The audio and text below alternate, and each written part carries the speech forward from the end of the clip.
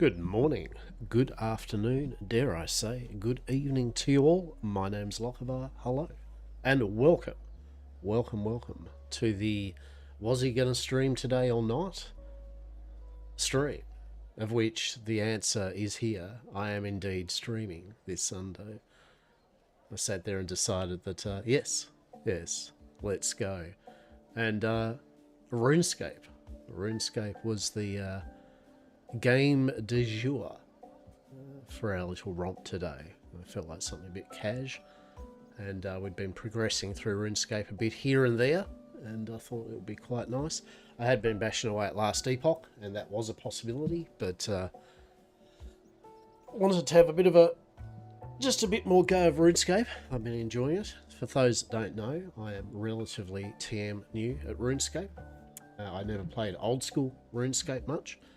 I actually do enjoy the new version of RuneScape. I like its look and feel and its quests and everything. And yeah, so I've begun pottering around with it so far. So this is a Iron... I think this is an Iron Man mode. So, you know, no trading or using the Grand Exchange or anything like that. Doing everything ourselves. And we have indeed been doing that. So where we're at the moment. You can see here our little skills. So at the moment we've got our attack at 30, our con at 30, got our mining to 41, strength at 30, agility at 5. So I was doing free to play, and agility I think 5 was max you can get as a free to player. Smithing 40, so you can see I kind of cranked out smithing and mining in tandem there. Defense 30, same thing with my... I've split, so you can actually choose to divvy up how your combat XP goes. So for example, if you really want to level up your ranged quick, you can say, hey, all my combat XP I want on ranged. But I've got it split between... Oh, sorry, I should say split between... defense and attack, and I think con. You can kind of weight them to one of them, but I've got them between all three, so it takes longer, but they all are leveling up around about the same level. So yeah, smithing at 40, defense at 30. You can see quite a few ones. Tiny bit of range just from pretty much some questing. 10 in cooking, 8 in prayer. That's just me burying bones. And then just some really nothing burger for things like crafting and fletching and all that. You can see there, nothing, and I know, right? Only 5 in necromancy. Necromancy's best combat skill ever, right? But I've just been running around hitting shit with a sword. So you can see here with my smithing. So I just actually, last sesh, I smithed up a full set of mithril +2. So I've got mithril, full helm, plate body, plate legs, armored boots, and gauntlets, all at +2. So what happens with the +2, +1 stuff is when you can craft the basic one, like mithril, say, helmet, and then you can spend more materials to make it a +1, and then you can spend even more materials to make it a +2. Honestly, just gives a tiny bit more stats, but good for if you're just leveling up your skills, right? No reason not to have those tiny bit of extra skills. I'm running around currently with a sword. I know a lot of guides and people like use the halberd. The halberd you can't craft though. You've got to get it, and I don't think yet again at the time I think it wasn't a free to play purchasable thing. Like you had to be a paid member to go to the in-game kind of place to be able to get it. And also I was like, well, you know what, I've been making my own stuff, I'm just going to use it. So I like the Power Fantasy big fucking mithril two-handed +2 sword. Let's go.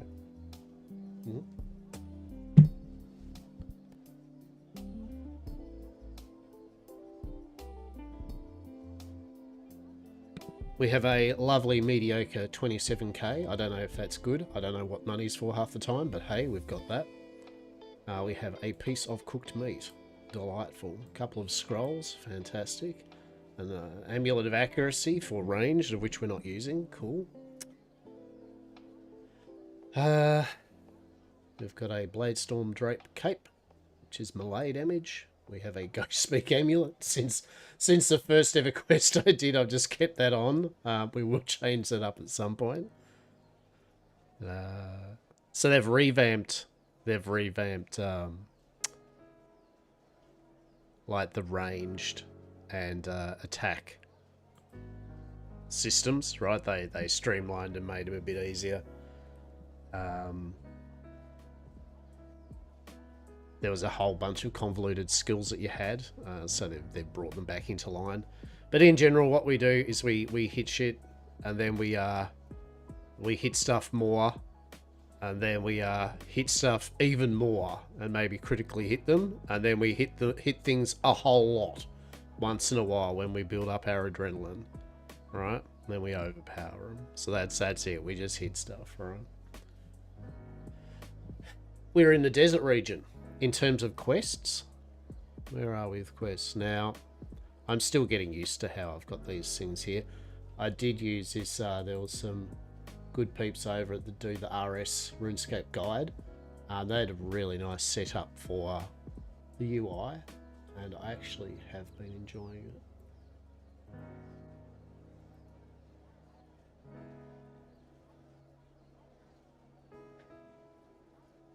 So you've got basically a lot of the buttons that kind of... I still can probably tweak with it, but in general there's a lot of mouse over and then more windows pop up.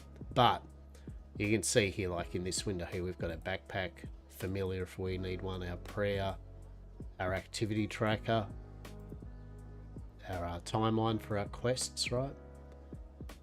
So in green are the quests that I've actually done. So I've done Cook's Assistant, Restless Ghost, the Sheep Shearer, Demon Slayer, Shield of Arav, Imp Catcher. So now we're doing Stolen Hearts. Now quest-wise, I'm doing it, you can set up how you want to do the quest. You can do it via alphabetical, the combat, free versus membership, how long it takes, right? I'm going the release date. I'm going the timeline. I think timeline's kind of a good way of doing it. I can't remember. Is it timeline versus release date, RuneScape quest? Because I like the timeline.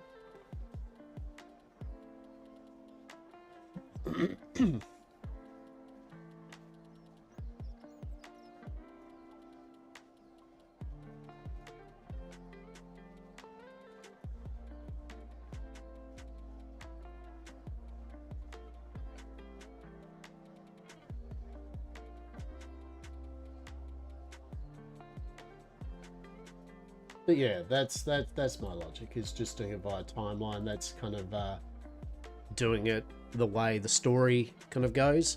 And if you do release date, I guess you can see. So, for example, if we did it via release date,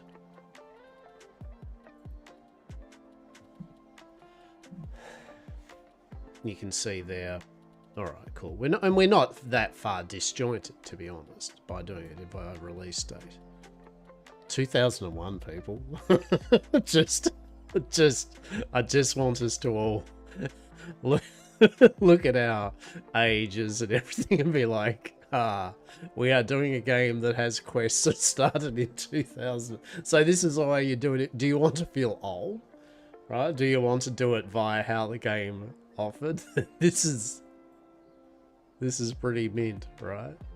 Holy shit. Kind of part of me wants to do it via release date, right? Just to be like, so we can go, oh god, now we've moved into 2002, right?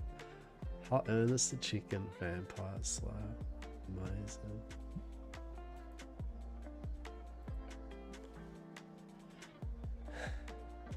Dear oh dear. Timeline. Alright.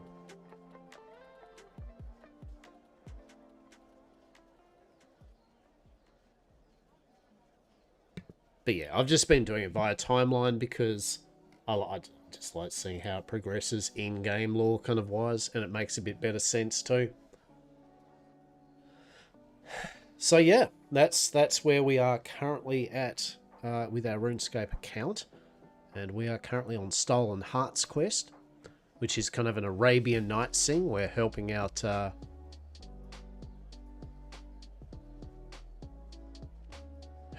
Azan, who's basically like definitely the Arabian Nights prince thief, right? And we're helping the princess, and her king's been poisoned or hurt, and you know, there's evil viziers, mystical crystals in the desert, right? Now, what do we need to do? Right.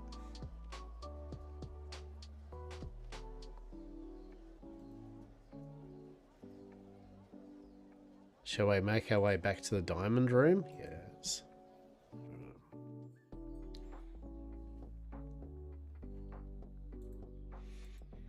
Oh.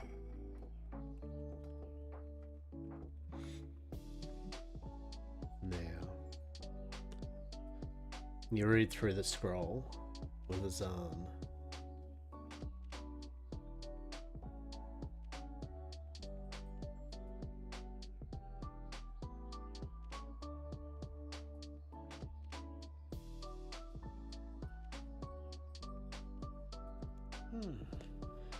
So, if this scroll relates to the head scales, it sounds like they all look identical, but one of them is heavier than the rest. It's the heavy one we need to put on the diamond pedestal.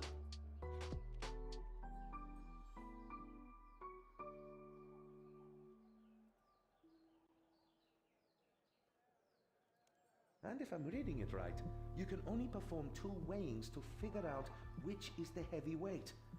The trick to that's got to be in the scroll too. Puzzle people. Oh my goodness. I've done this before. I can't remember the thing. I'm going to be honest. I'm going to do a thing where we'll have a look to see if we can figure it out. And then if we just sit there going, our brain is not braining, we'll totally just look it up, right? I have done this before on another account.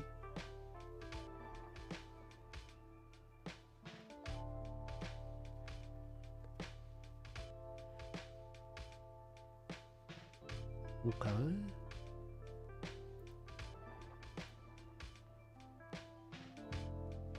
Oh ho ho.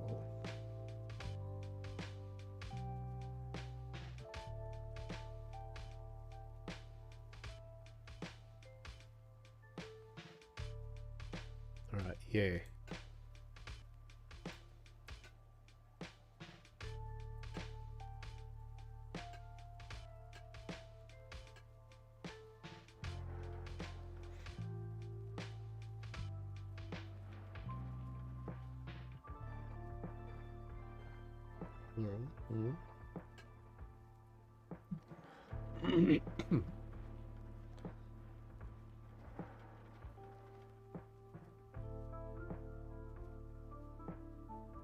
You've completed 2 weighings and the scales are locked in place. Drag the weight you believe to be the highest to the inventory icon. Oh, okay, alright, alright.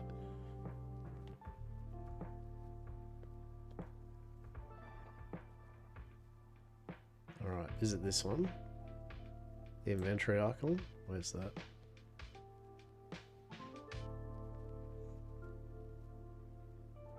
Oh. Is it the eyebrow? No.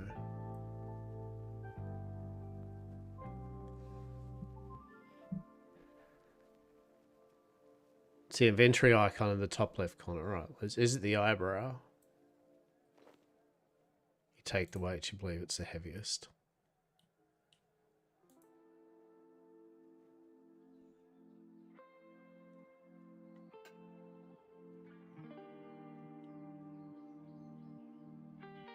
Scar's been reset, but you can't be sure all the weights. Okay. The knockout gas trap was a clue. I had to put all the weights back to reset it.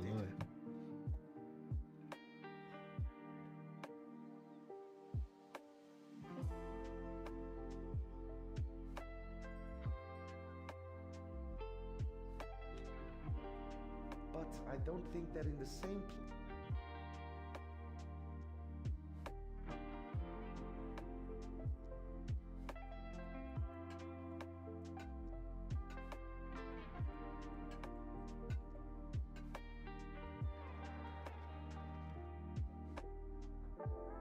Alright, so it's one of them. Alright. Well, I mean, maybe it's not one of them, right? Like, it totally could not be one of them. If we then put all these back, and we put all these up, what happens here? So it was one of them. So, arch eye, barbed wire, eyeball, Egyptian eyebrow, barbed wire.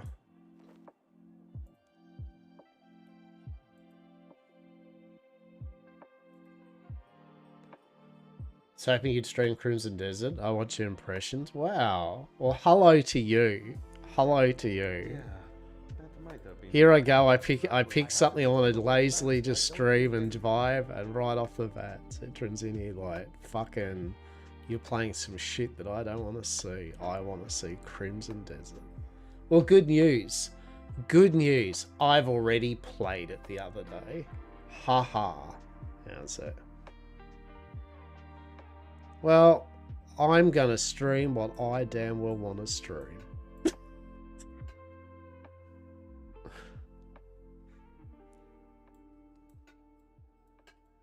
What do you think about it? Alright, I'll be very simple about what my first initial thought, because I haven't played much. I just played the intro.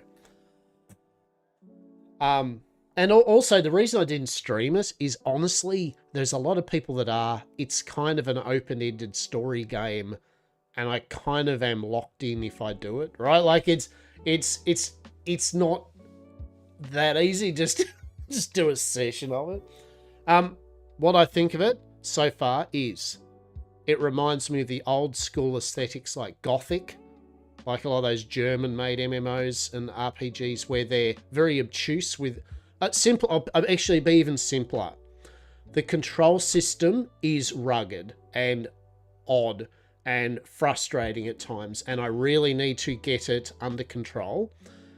But outside of that, the game is fucking mint. Like, it is literally Korean Witcher 3. It is Korean Gothic, right? It is an open-ended joy to behold of jank and kitchen sink thrown at it. I love it. I think it is excellent. It's just the control system is odd. There are a lot of odd choices, and I understand why they're like that, because they've thrown so many abilities in that it's very hard to map it to a controller, let alone a keyboard, right? You know what I mean? Like, I was saying, though, the other day, yesterday when I showed it to my mate, just little things like really they should have an option for double tap a direction to roll. That would free up a keyboard, right? Sprint should not be tapped to go faster. That's just weird. Don't do that. Just hold.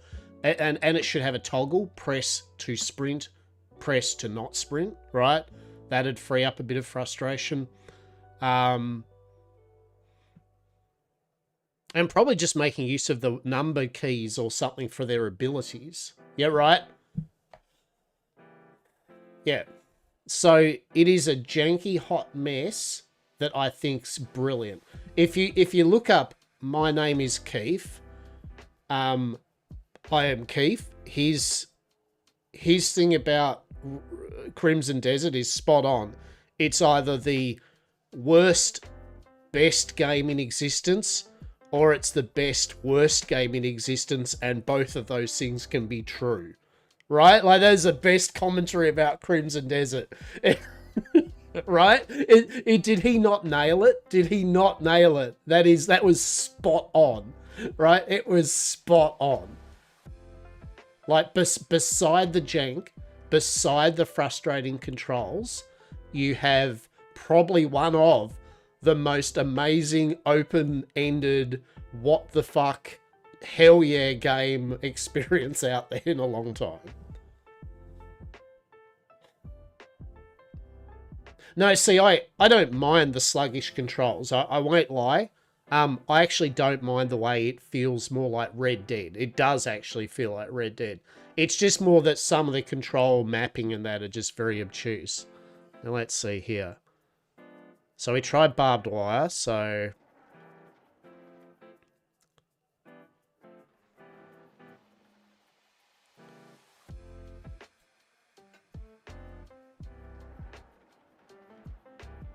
Oh, they're both the same. Oh, shit. Hang on. Okay, so therefore maybe it's diagonal barbed wire.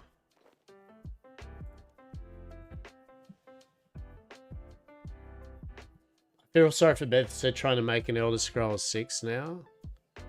Yeah, like, alright, it wasn't diagonal, diagonal barbed wire. It wasn't diagonal barbed wire, wasn't that?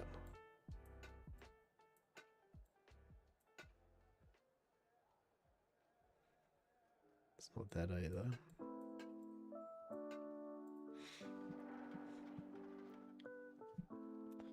Their poor origin just isn't up to the test. Yeah, I mean, yeah, I agree. Let's see if it's here.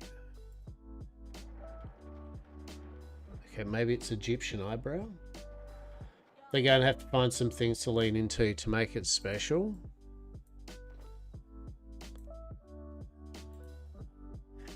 The thing I always found with... Fuck. That doesn't have to be tech. Yeah, that might I have been. feel... The trap was a clue. I had to put all the weight back to reset, but I don't think they're in the same place as they were before. Even just have good writing.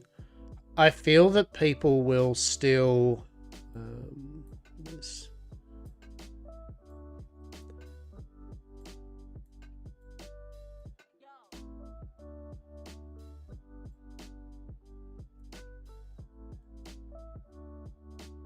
Hey Mascara, how are you? How are you doing? How's your leveling? Have you got there? How's it all in general? But yeah, Zetron, I feel... I think people are still going to play, right? Like, I mean, at the end of the day...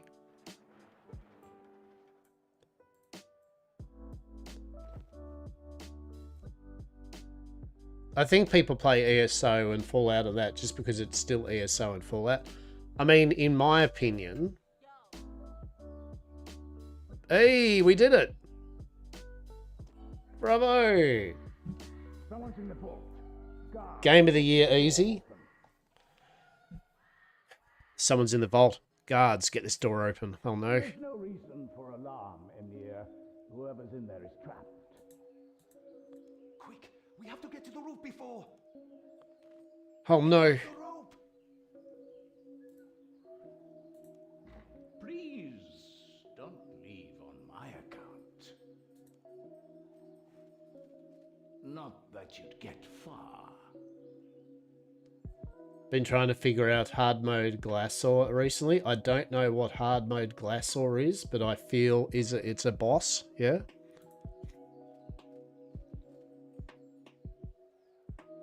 Osman, old buddy. Long time no see. This isn't what it looks like. Wow, the one that terrified me for a good while. Hey, yeah, well, I mean, you're practicing and you'll get it, right? You'll get it. Because what it looks Hell like yeah. is me catching the so-called master thief Ozan, who's attempting to steal the current Ib. For a second time.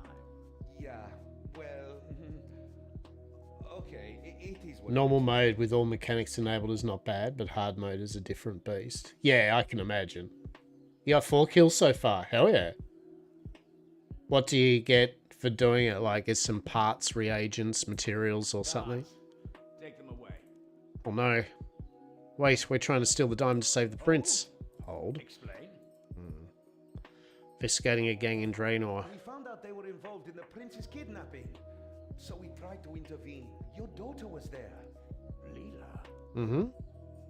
Just the kidnapper got away. Came straight here to warn you to pass on the ransom note. At the moment, the drops are not good, but we'll see in the future. Yeah, no, fair. And at least you'll know the fight, right? You'll know how to just easily get it. Yeah, good on you. Good on you. That's excellent. And yet I find you in here. And yeah, Zetron, I feel it'll be a number of people's game of the year, right? It's not going to be for everyone, but I am looking forward to having a good sit down to Crimson Desert and having just a romp, right, at my leisure. And I think that's kind of why I didn't want to stream it either.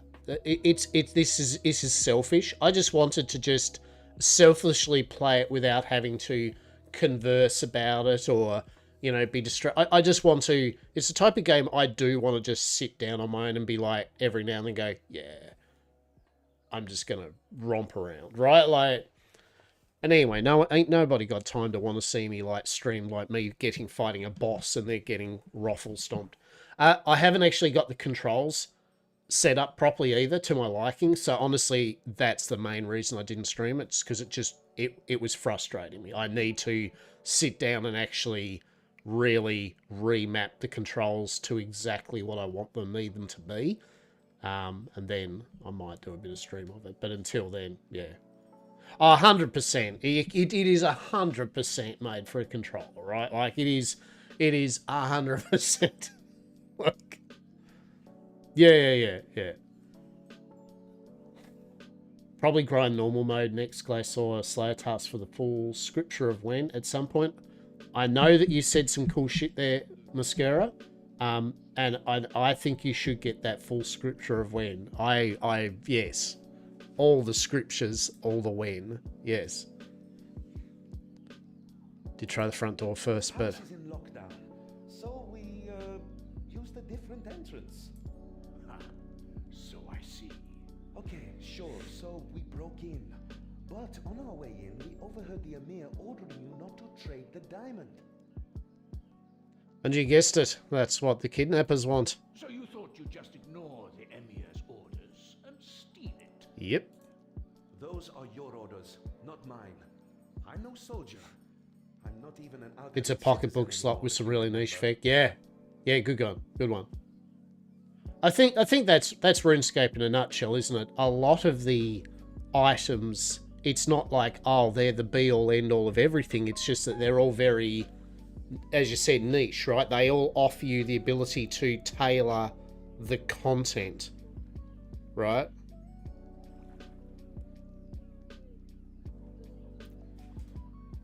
That you want to do. Yeah, right? Like, that's right. It's not that this item is just better than everything and makes everything. It's that this item allows you to do some weird shit with wood cutting. Right? This thing allows you to do a small incremental thing. Have you visited? No, I haven't. No, I haven't actually played RuneScape for a few weeks. So I might go down there and have a look. It's kind of a hard thing, right, for me, because I'm still relatively new to all this. I'm trying not to inundate myself with too much areas, if that makes sense. You know, I'm trying to just potter around, get to places. So things like Haven Heights, it's cool that it's a new area and all that, but I'll just kind of, I guess, go down there. I mean, I might have a look at it today. I might have a look at it today. We'll finish this quest off and have a go. But you know what I mean? Like, at the moment, all the areas are new to me. So a brand new area, yeah. Skilling is good, has good. All right, yeah, all right. Right, that makes sense then. I might actually go on down. Yeah. No Saldrum even now, I can see if you remember. And if you remember, that's due to a situation very much like this one. Do you have anything to... And it's part one. Part one of it, right? Like, it's the first stage of it. Yes. Leela gave us Yeah. the passphrase. It's I really enjoy the game. I am actually really starting to get into it. ally, and only in dire circumstances. Very well. If you can tell me my daughter's passphrase, I'll be more inclined to I thought about, look, real talk, I thought about playing old school again, right, to have it another go. I was like, yeah, come on, give it a go. I tried it, and it's just not, it's not vibing with me, right? Like, I just start playing it, and I go, I don't know. You know, there's no disrespect to people that love it, but I feel it's a vibe you've really got to enjoy.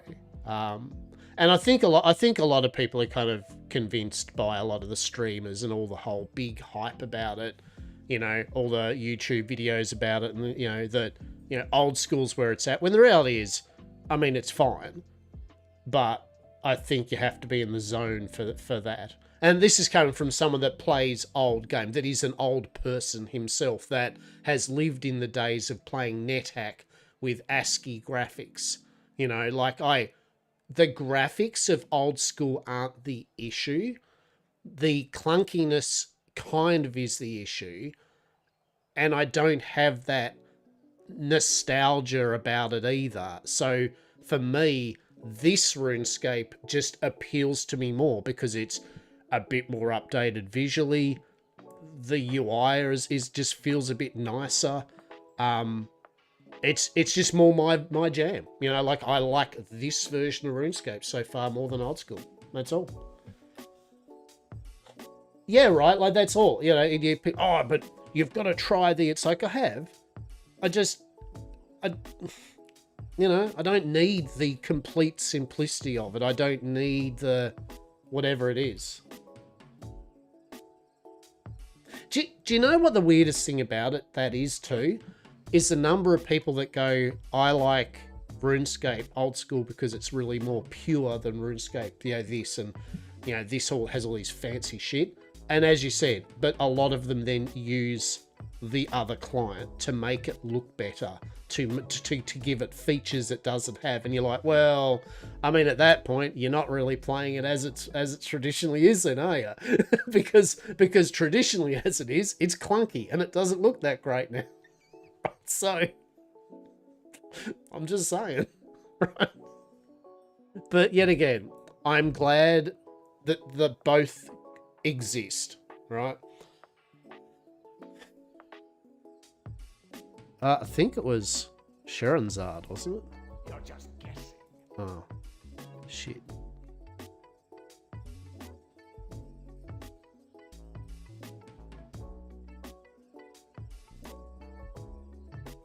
Okay, let's for a moment say I believe you. Why did Leela not return with you? She has stayed to track the kidnappers. Pretty much ordered us here to get some aid. That certainly sounds like her. But you must know my orders mean I cannot allow you to leave with the diamonds. Hand it over. Now follow me. And I also, with RuneScape, well, I get it, right? The joke is, yeah, well, old school RuneScape has thousands of people in each world. I mean, the Australian Realm 50 I'm on only has 100 people on it at the moment, right? It's like, yeah, but also X amount of the people that, even if I was on a server full of people, most of the conversation is fucking odd or literally I shouldn't stream it, right? Like there are going to be statements that I cannot show probably.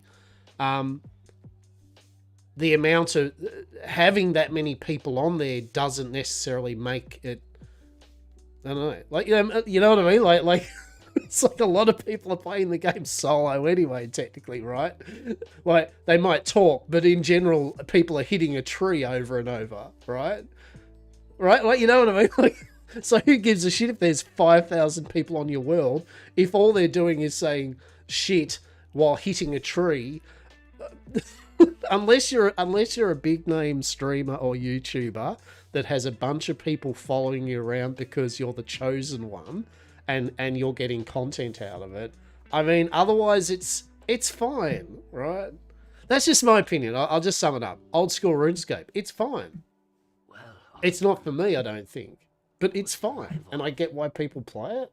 But I just... And this has more quests. And that's what I like. Right? This has more quests. My son, this him? Is he returned? Come, closer, boy. I can't. Now, I am sorry, Amir. I am not your son. But I do believe... but the thing I definitely will say is that it's funny the amount of almost hate old school RuneScape players have for RuneScape. Not all, obviously not, you know. But a big commentary I find from a lot of old school RuneScapers is, oh, you're playing RuneScape, you know. It's like, you know.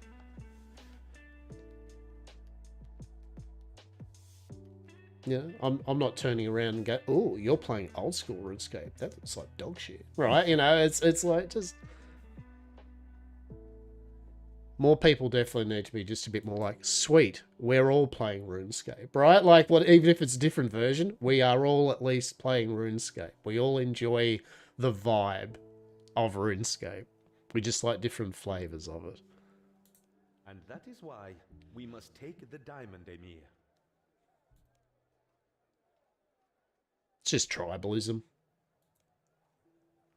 You like Magic the Gathering? Ooh, I play Pokemon, right? You know, you play Pokemon? Ooh, I play Yu-Gi-Oh! Right? I gave you your orders. Did you think these two might convince me where you did not? I am not one of your assets to manipulate. The guardian stays here. No exceptions. I am sorry, Emir. That was not my intention. But you agreed with us, Osman. You said yourself it is just a diamond. The Emir's word is law. Come, let us leave him to his rest. No!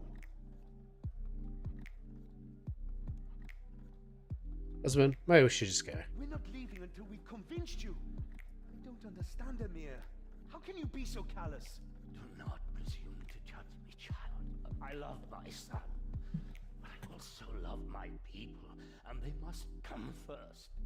It is not for you to understand. Be back in a moment. I'll just go delivery order.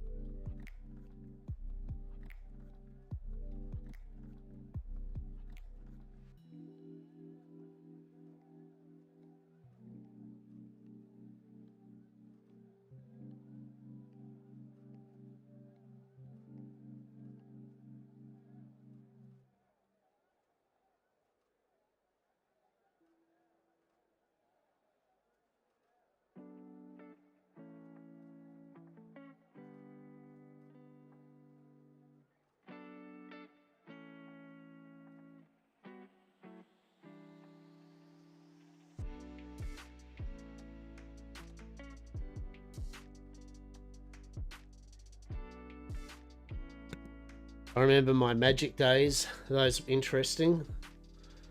Yeah. You dabbled in Magic. I played Magic since 1993, 1994, when it first came out. And I've been playing it for many, many years. I have stopped many, many years as well because I,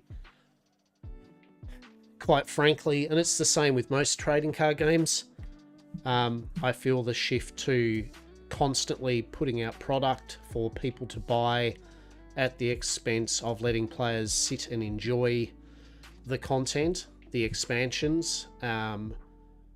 It's just become money, right? I mean, it's the game was made to be money, but now it's just corporate greed. Like, I'm not usually going too deep about, but I find it disgusting that literally the moment a new set for any of these trading card games come out, or any of them, Magic, Pokemon, Grand Archive, any of them, half of them now, they go, here's the new set with all these cool cards and features. You go, cool. And then within a week, there's content creators and the companies themselves going, hey, Guess what's coming in another month? This new set. And you're like, you just literally released a set. You know what I mean? They're just throwing it, and scalpers, investor bros and gals, right? Like just it's not made for players anymore, really. It's not sold for players. They don't want almost players to be able to get into it anymore. Even collectors are fucked. You dabbled. Some people tried teaching the basics in high school, never really got it. Yeah, I mean, that's fair. I love card games.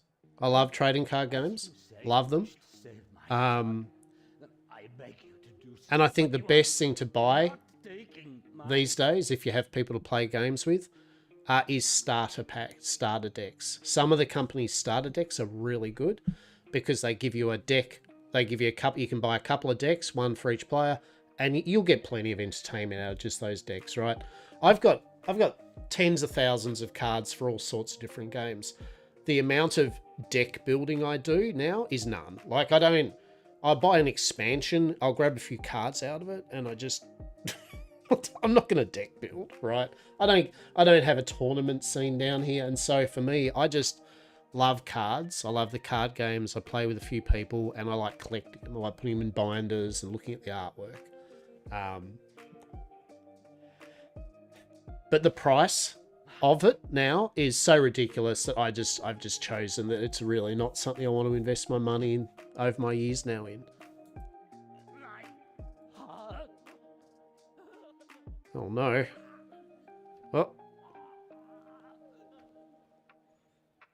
Well, that's the Emir dead. But yeah. Hassan, do something. There is nothing to be done. The Emir has passed. But I very, very much enjoyed Magic the Gathering. Truly. Loved it. And I said, and all trading card games. And all of them. No, I didn't mean for... Did I do this? Don't be absurd, Ozan. You heard yourself. He was dying. I know, but I... Dramatic, sad moment that the Emir has died. Meanwhile, we've got some just boppy, light fucking... fucking lo-fi music playing. Really set the scene. In fact, you should all... It's just like a Disney fucking cartoon, right? He's just got to attend to the Emir's last rites. We'll do it in song. Oh, Emir, you died of a heart attack. And now we fear we must take the diamond. Dun, dun, dun, dun, dun. For the Emir's death. He has been ill for a long time. The player character's a sociopath. Oh, 100%. 100%. Where did Ozan go anyway? I think he went out to get some fresh air. Emir was a direct man, and yours were words he needed to hear. In light of the situation, I am also ignoring your attempted theft, but don't get any ideas. I am the spy master here, and it I'm the spy master now. rescue. Although I may have need of you and Ozan once I have done so, please tell Ozan that his past deeds are forgiven. He is free to return as a citizen of Al-Kharid. And as for your part in this, the city of Al-Kharid rewards you. Hey, there we go. We completed Stolen Hearts. Another quest done. So we got 3 quest points, 250 combat XP lamp, 250 agility, love it, for members, 250 thieving XP for members. Good thing we've got a membership thing at the moment. 250 coins, and we can get 4 thief titles. The ransom message the kidnappers gave you concerns me. Diamond in the Rough is a fully voiced and feature atmospheric music and effects, which just you turn the sound on to get the most out of it.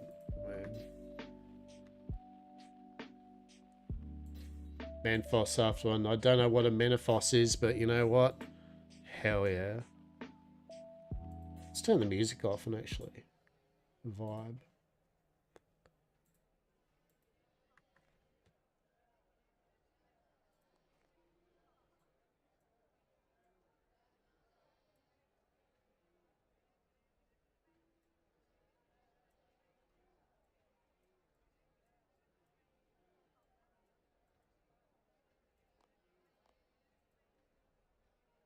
Do we get some music?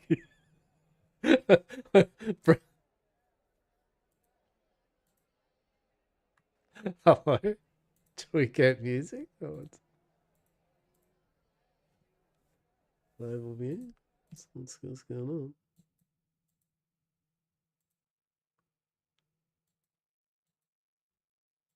Maybe we have to go out and trigger it or something.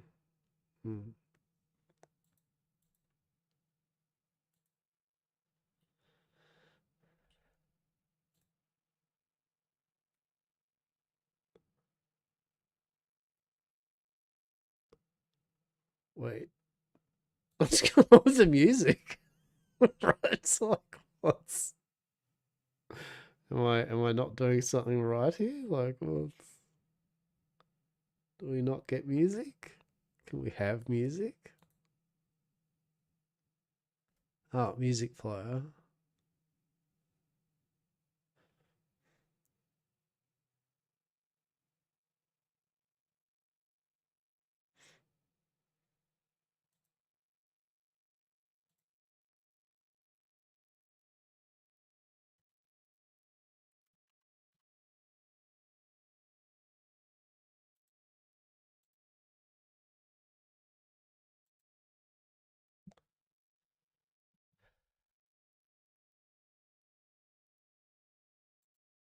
Like, is there music? Am I going insane here? Like, it's like, hello? Options?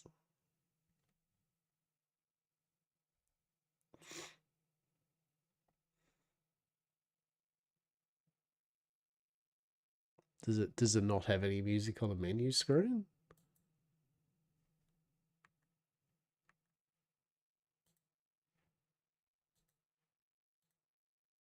Oh, let's see.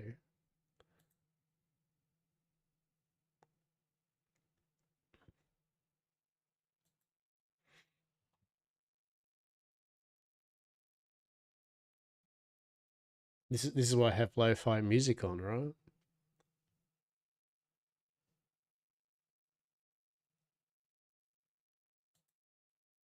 All right, maybe it doesn't have any. Oh no, not world 12. No, we want a world 50. We want to keep a consistent. Fuck, hang on.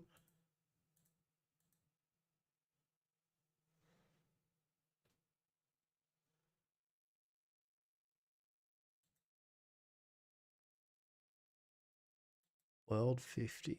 Let's go.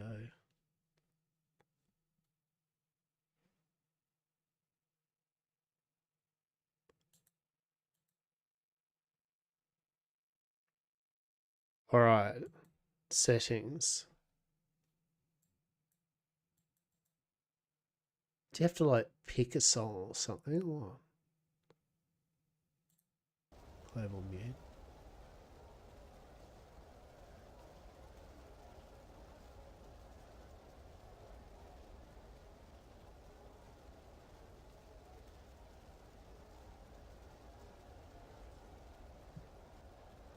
Interesting.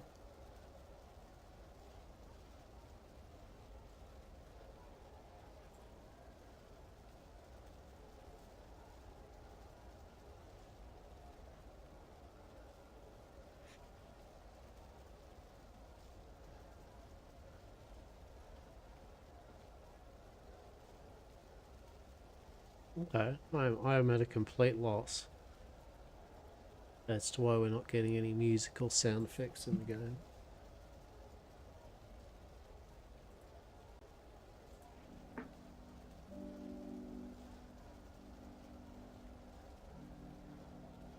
So let's look this up. RuneScape. RuneScape. No music playing.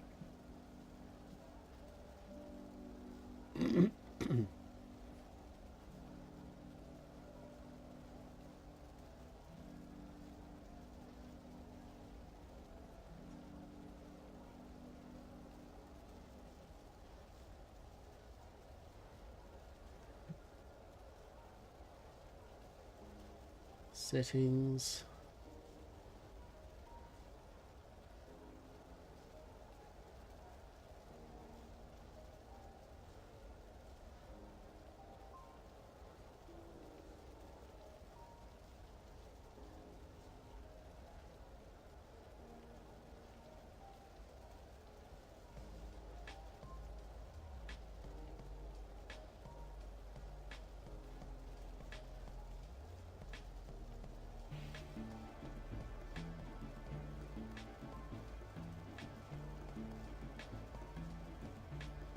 Okay.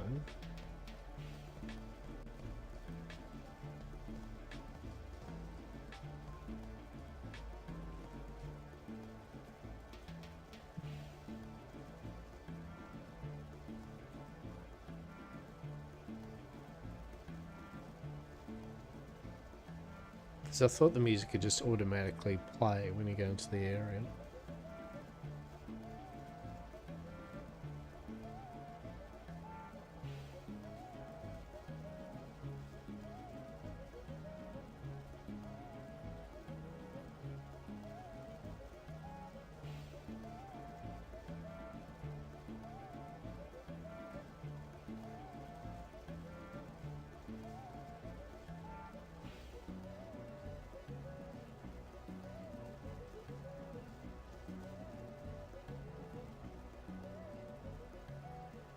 Alright, let's have a look here.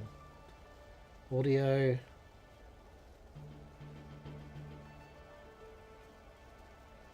Yeah, audio tab. Live or mute, sound effects, ambient voiceover. Yeah.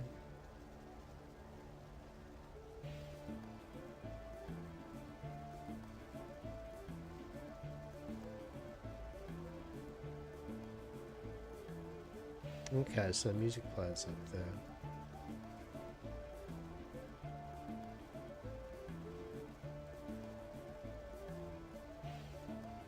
Okay.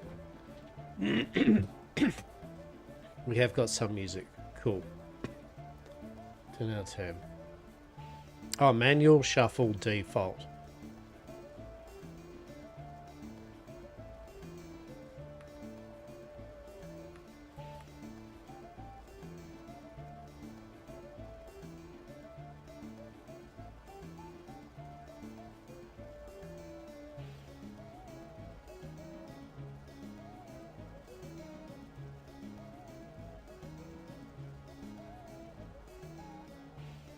Alrighty, so look what we got here. We got these XP. So rub Constitution XP lamp. So okay, we've got 14,000. Need 400.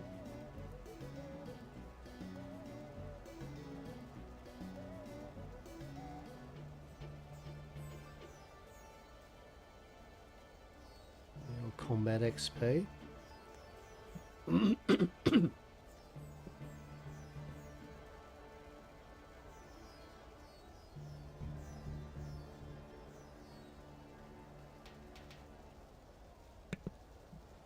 Honestly, what do we do to combat XP? Maybe... let's go prayer, actually. Okay. Yeah. The agility. Got a level from that. And thieving. Okay, level 3 thieving. Ho ho ho. How delectable. Okay. So, what's the next kind of quest here we've got? Okay, so it does go diamond in the rough, then Ernest the chicken, alright.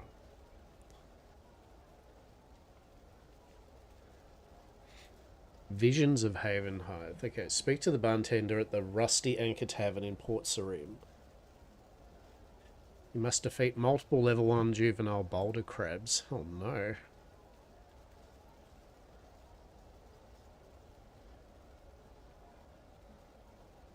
Right, we'll do that. The ads are going to start in a couple of minutes. So what we'll do is we'll check out Haven Heights, which is the first new region or something they've added in a long time, I believe. Something like that. So we are here. Start of the Visions of Haven Heights, so we basically just gotta teleport over to Port Sarim. Beautiful. I do agree with one thing about the teleports. I think the teleports are cool, right? But also, for a game like this, I feel that they could remove these and still make them linked to magic and runes, and maybe make it so players can make teleports for you or something, because it encourages people to move around the regions, in my humble opinion.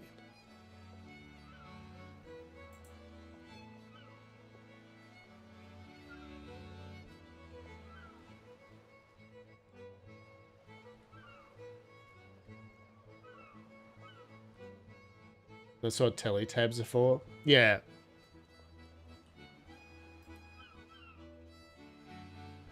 Yeah, you know what I'm saying. You get what I'm saying though. It's kind of like maybe it is the convenience did make the world of this size maybe even a bit too small. Like just the ease that you can just for no real cost go teleport, teleport, teleport, teleport, teleport.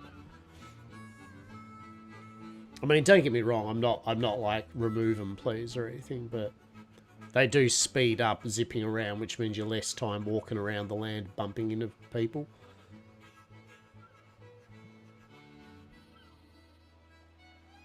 All right, ads are going to kick off now, so I'll just vibe here, and then when the ads finish, we'll start the quest.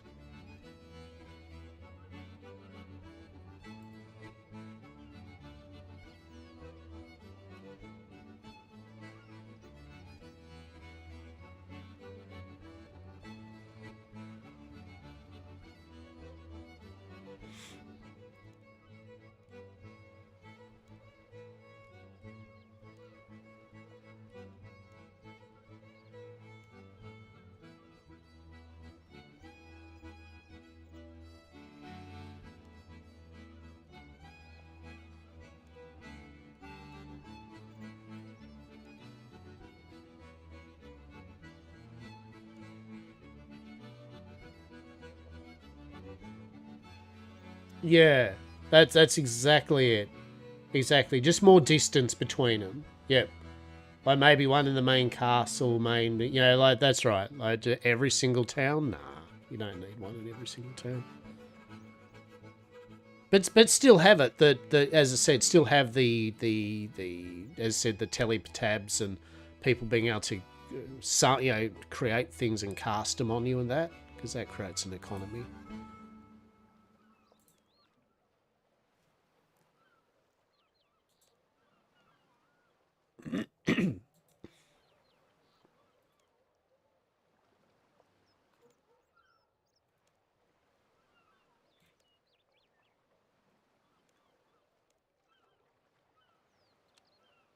Interesting.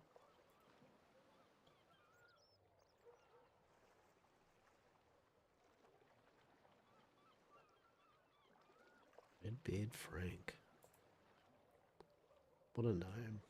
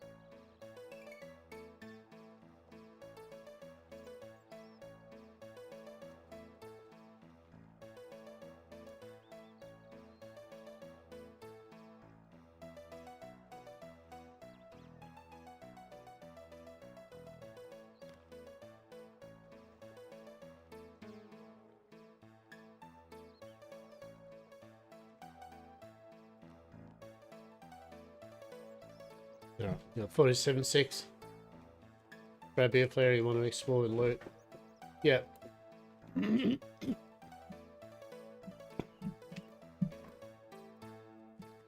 I'll teleport everywhere. Hell yeah.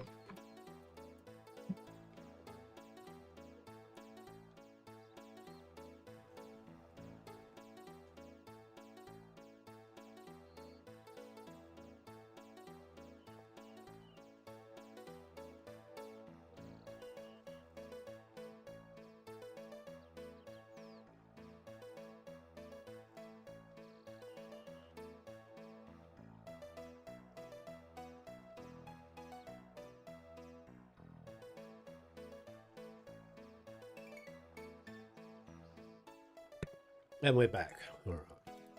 Talk to the bartender. These visions of Haven Heights. Good day to you. Hello. So about the creation of our new signature mead, we're offering a mug to all patrons. Hell yeah. Would you like one? I would. Tell me more about your signature drink. My finest creation, a mead brewed with hot honey. How hot are we talking about? Extra hot honey, made with dragonfire chili peppers from across the sea. Oh, shit. Don't worry, you shouldn't need to drink an anti-fire potion first, I think. Nobody's taken me up on the offer yet. You could be the first to try it. This is a terrible idea. I mean, wonderful. Here you go. The bartender hands you a mug of dragonfire mead. Well, let's go. What could go wrong? Drink it. Mmm, delicious. Huh, that tastes quite nice, actually. Sounds like a drink I would actually buy, right? Oh, that's delightful. Is it just me, or is it getting hot in here? Old Stanky Morgan's like, you are pretty hot. Curse you, hot honey. Oh no. Sound of the bartender and other patrons rushing aside fades to silence as their vision darkens. When you stir, the amber haze of a village set ablaze appears before you. Piercing screams and the crackling of fire ring in the ears, followed by a woman's voice.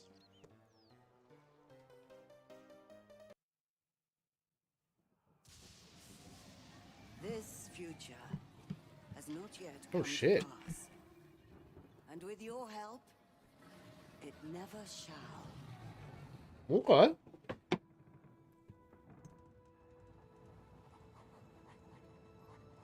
Havenhide is a peaceful place. The people here are simple, good-hearted folk.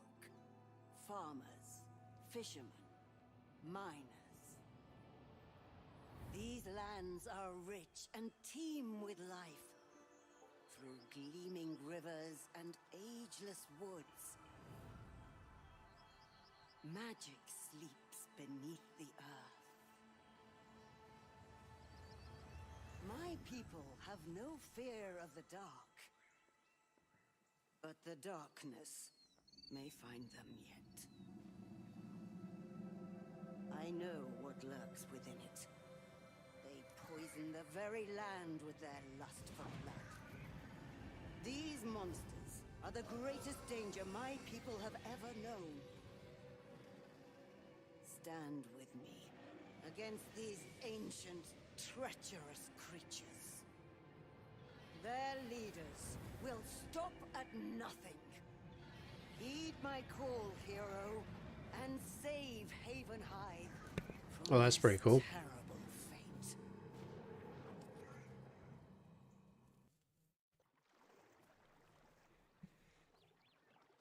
Ugh, my head. Was that a dream? Some kind of premonition? What on Gillenor did I drink? I need to have words with that bartender. So, I feel also with Dragon Wilds out and their revamp of a lot of RuneScape, I would be not surprised to think that bit by bit they will... I feel they might use Havenhide as their basis of maybe bit by bit redoing the rest of the map, right? Start giving each town has its own identity from what I can see, but connecting it all probably a bit better.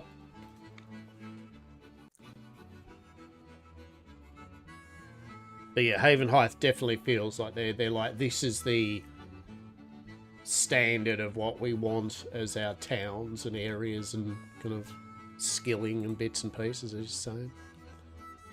Let's go. I'm intrigued.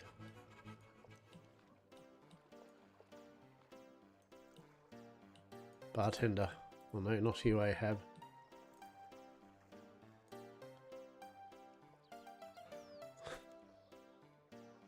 Glad to see you alive and well. After you collapsed, I had the boys drag you up the ladder and put you in the bed in one of our rooms. Drag me up a ladder. No wonder the back of my head is sore. The room fee is on the house if you promise never to speak of this again. You feeling alright? Felt better, what with the headache and ominous visions. Ominous visions? Yeah, you have a lot of sales and travellers coming through here, right? Have you heard of somewhere called Havenhearth? Havenhearth. Rings a bell, I suppose, but nothing comes to mind. I hear that all sorts of places from our patrons. I see. Guess I'll have to ask around then. Psst, you. Shady Solomon. Me? Yeah, you. Come speak to me at the entrance to the tavern. I have a feeling we can help each other out. Alright. Alright, Shady Sullivan. What up? What's happening?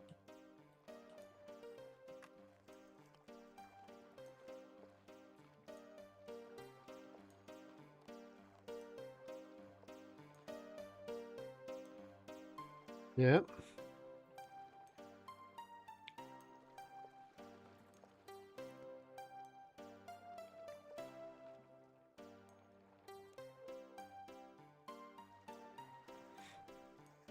Sounds like you're a perfectly sane and put together individual. I would say they are words that in some way form a meaning towards what I am. Yes. Alright, trader, tell me about some news. Mark the location on the map. If interested, we might better help each other out. Okay.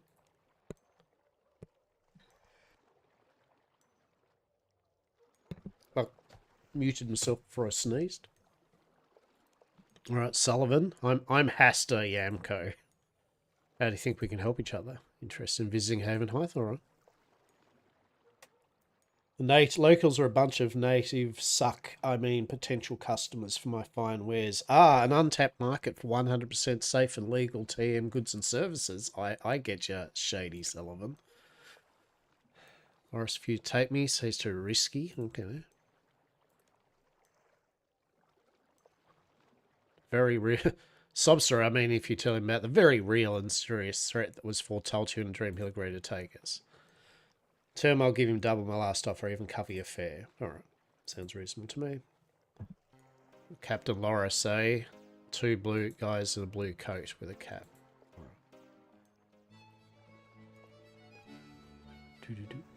I also love the fact about this game that everything, all the NPCs that have stuff, right? Like, they're all reasonably fleshed out characters. There's nothing... There's not too many NPCs that are literally just nothing burgers, right? There's always something of note. I think that's pretty neat. Seagulls. We can attack those seagulls if we want. We could. Captain Loris.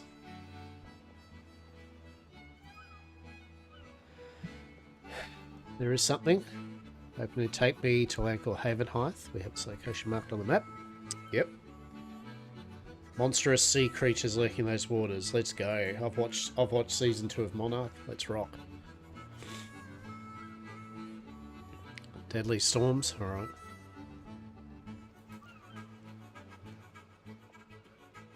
Yeah, Sullivan did. Double his offer. Yeah, it was the people of the Havenhearth are in grave danger. I want to help them. Alright. I do seem genuine in my conviction. Yep, Sullivan's going to pay you double. Alright, we're going. Alright. We're ready to head off now. The ship are ready to depart. Yeah, I am actually. Let's go. Let's rock. Alright. We're onwards. Onwards to Havenhearth. New region.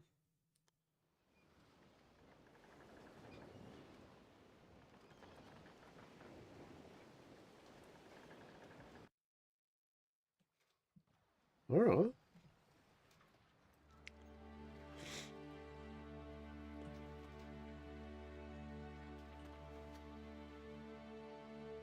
You are here. Okay.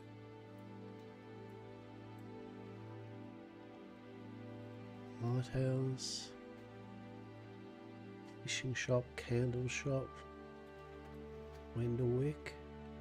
Tailoring. Food.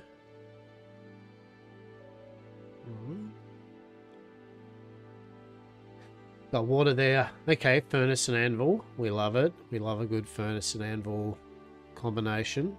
Good stuff.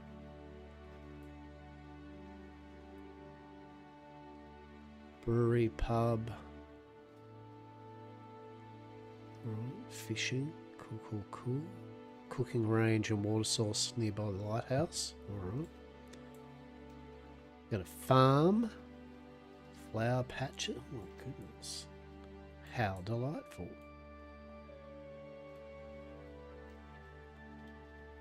It's kind of mining. Is there mining around here? Don't know. Silver and coal. Yeah, okay, okay. Then you got platinum. Haven silver. Interesting.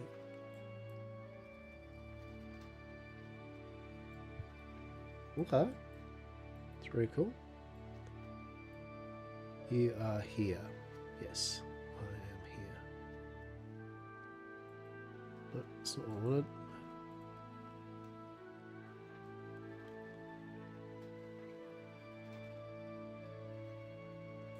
Quests.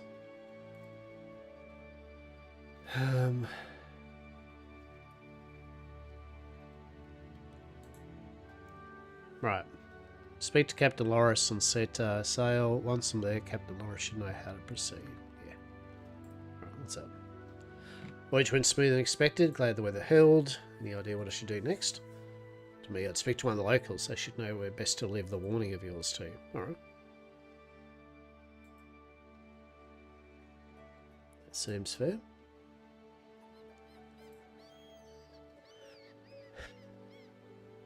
Old man Jocko. Hello. Good day. Don't see me your kind around here. Anything I can help you with? Yeah, these strange visions. Do you have a leader? Don't have a leader as such. It's not our way. Alright. Small council that handles our affairs organised by Adam. Used to be on it myself for a child. Okay. Go path up the village and take a left towards the marketplace. Adam's house is a big one on the end. Alright. Tell me more about this place. Wenderwick, largest settlement this side of Havenheim. We're fishermen and craftsmen mostly. It's a nice place. Say, not that I have much to compare it to. Well, you don't often get visited by Outlanders by yourself. Get treated right as long as you choose to stay. Alright. Are we talking, is there a Wickerman kind of thing happening here? Like, are we welcome to come here, but we're going to be bundled up into a giant effigy towards the bee gods or something? Right. I hope so. I genuinely hope so. That would be amazing. Oh, this is cute. Isn't it? This is cute. Right, what have we got here? Candlemaker Ziva. Hello. Who'd be the best person to speak to about a potential threat to your village? Hypothetically speaking, of course. Yeah. Alright, so in essence, they're going to be like, hey, Adam, go see Adam. Adam's got the big house at the end of the thing. Alright, cool.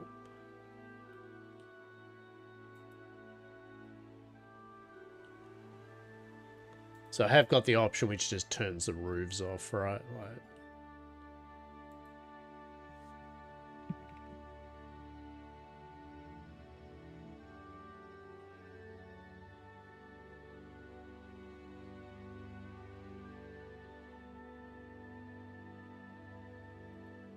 that's the big house.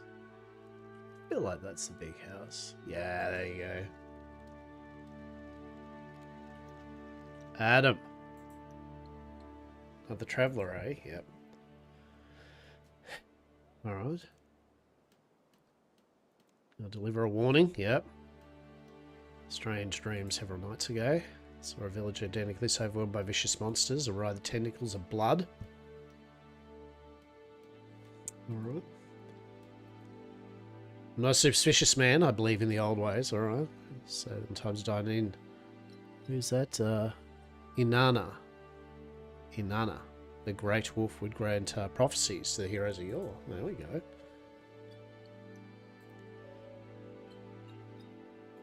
Perhaps it is a sign. Last few harvests have been poor and the fish aren't biting. Yeah, so you're going to do a totally human sacrifice.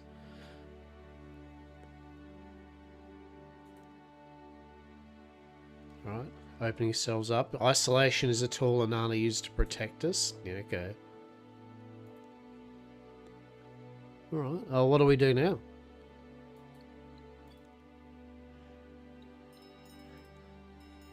Speak of Joanna at the shrine of Anana. If you are granted a vision by a great wolf, she'll know.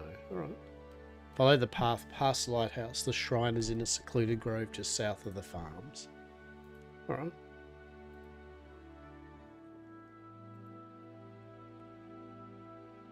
So what are we looking at? We're looking at the shrine of Anana. Alright.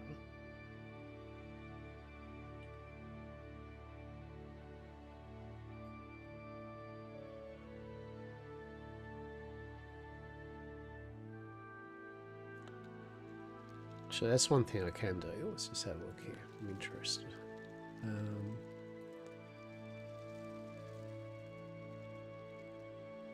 You can live happily in, right? I think that's what they're going for, right? They wanted to make a nice and cozy place.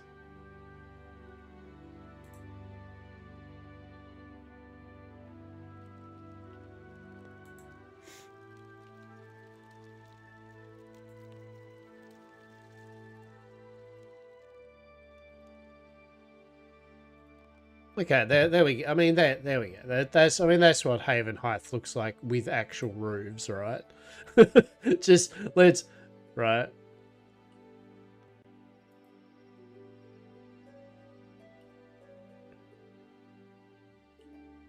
I don't know whether selectively. I like it selectively roof things a bit like.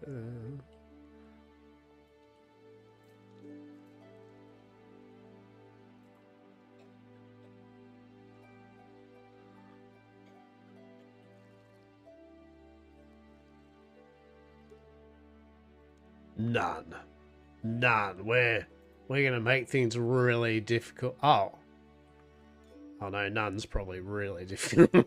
Look, why would you ever do just none? Selectively, always. Oh. You'd have to do it selectively, right?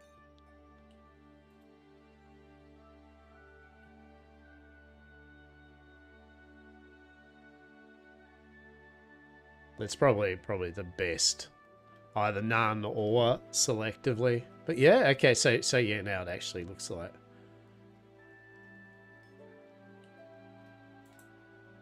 a town, right?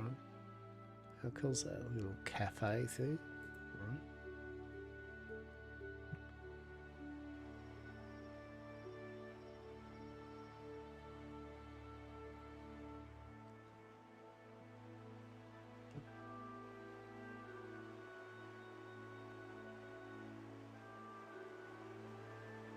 Oh shit, look, a person. Oh my goodness.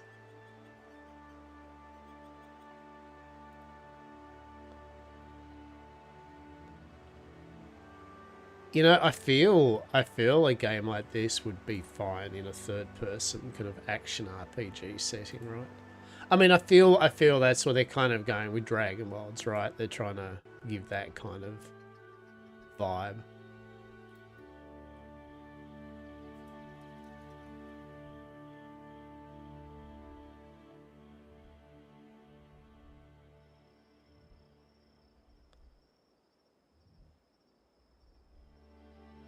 Taylor didn't pick up the lodestone. It's actually pretty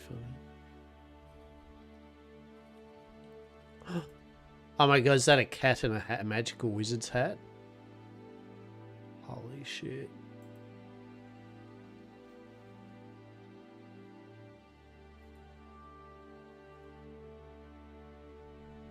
Amazing. I need it. Onyx the Black. Ben. When I grow up, I want to be a wizard. I can't wait to travel the world, invent new spells, and duel powerful demons. Okay, I'll be the best. You do that, Ben. You do that. Alright. Master Farmer David. Let's go.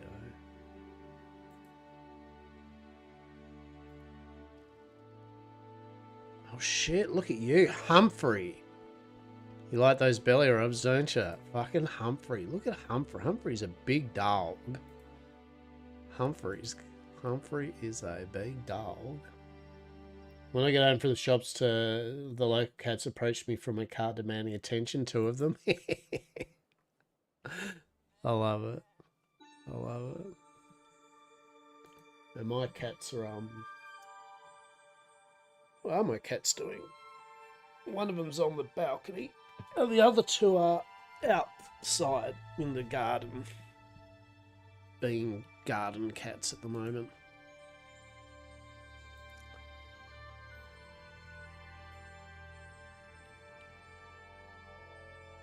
Pick and flicks. Like pick and flicks. Damn, he zipped, didn't he? And he zipped hard. Alright. Is this the shrine?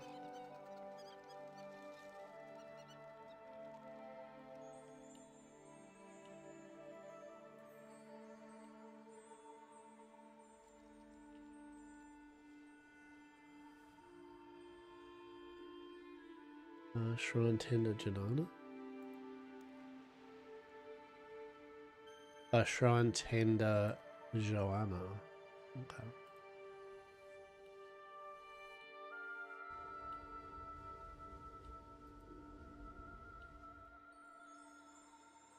Hello, Joanna. Are you Joanna? I am. It's wonderful to see an outsider. Travellers seldom come to pay respect to the Great Wolf.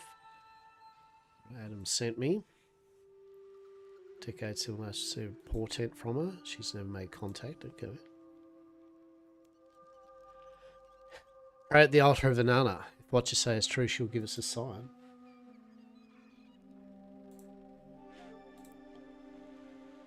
Let us pray.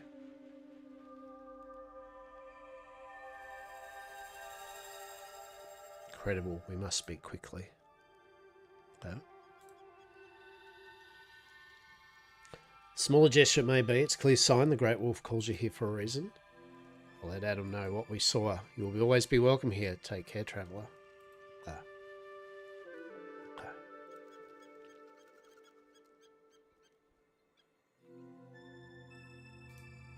Onwards.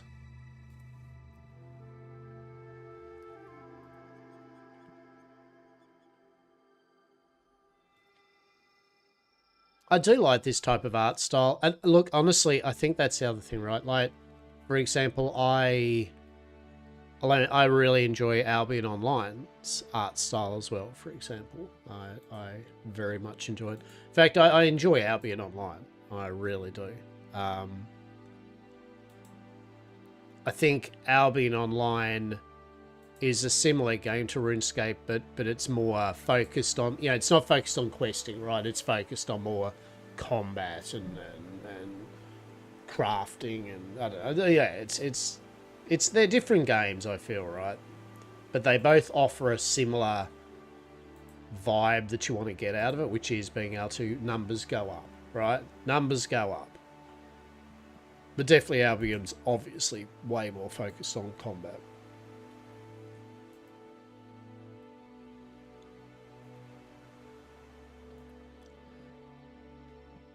I might jump back into Albion when the next proper season kind of starts back up. I've got like I've got 3 islands all completely maxed out with plots that I was vaguely upgrading to reasonably high tier. But by God, it'll take a while for me to remember where I was up to. That game is a spreadsheet game, that's for sure. Welcome back, adventurer.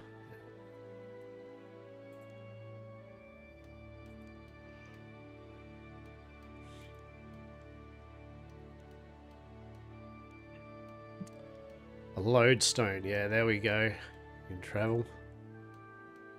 Yeah. Limestone bricks, yeah. Next door on the eastern side of the square. Sure.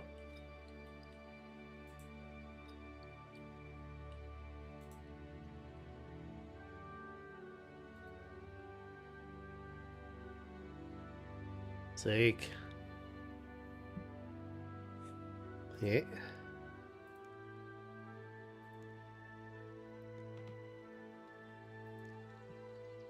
Limestone, mate.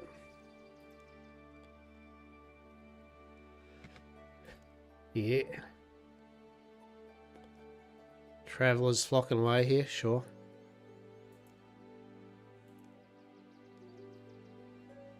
Boulder crabs, there we go. Taking life to limestone deposits on the beach. Alright. What do you want me to do? Cull their numbers and bring me 10 chunks of limestone so we can get started on that lodestone. Alright. Alright. We get our first little thing.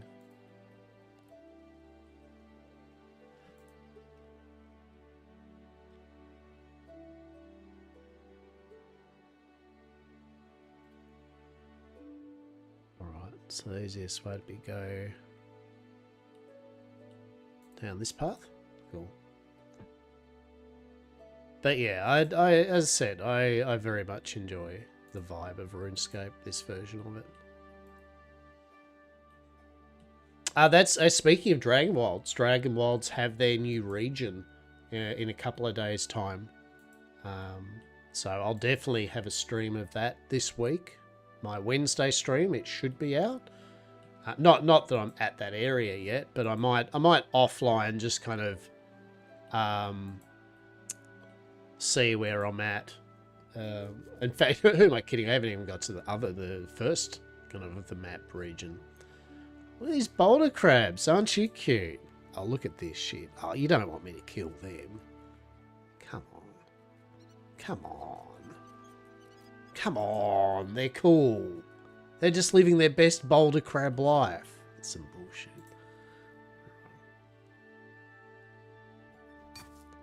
Raw 355 has achieved 99 thieving. Holy shit.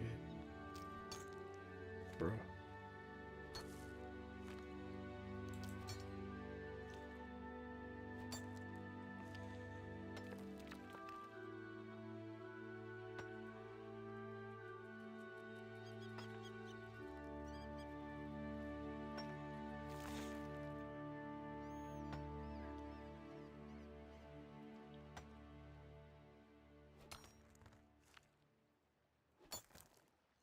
We will need 10 pieces of limestone. Hell yeah. That's what I'm talking about.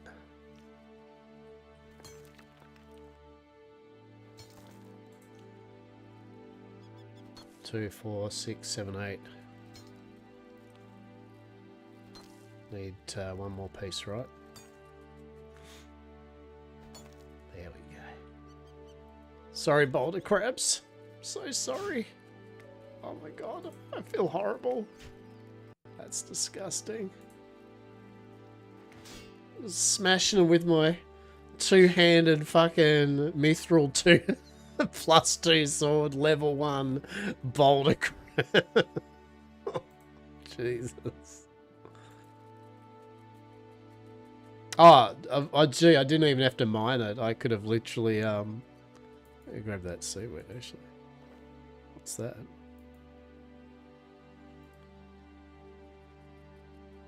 Slightly damp seaweed.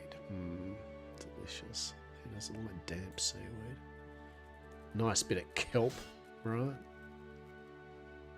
Better than me with my tier 1. Oh, that would have just... That's horrible.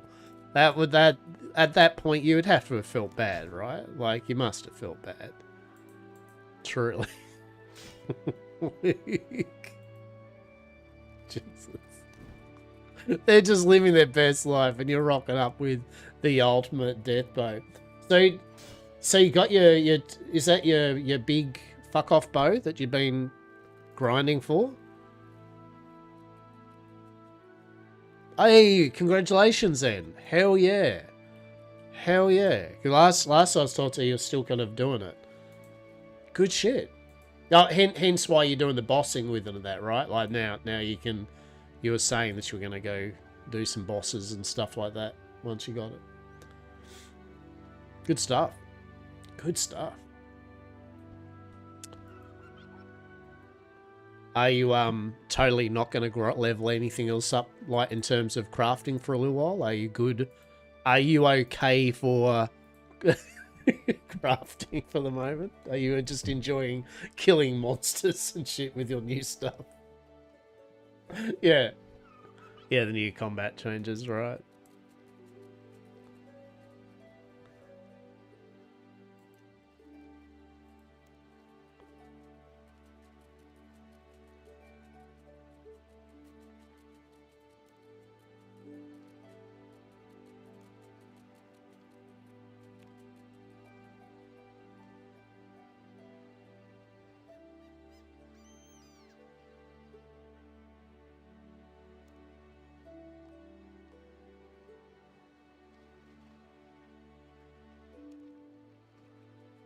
Crafting up the Masterwork range armor. Yeah, yeah, yeah.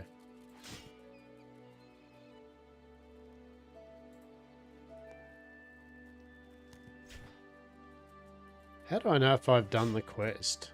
Or have I...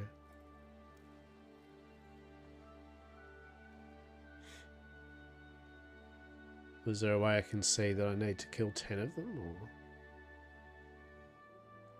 I guess I have. I mean, I guess I've done it.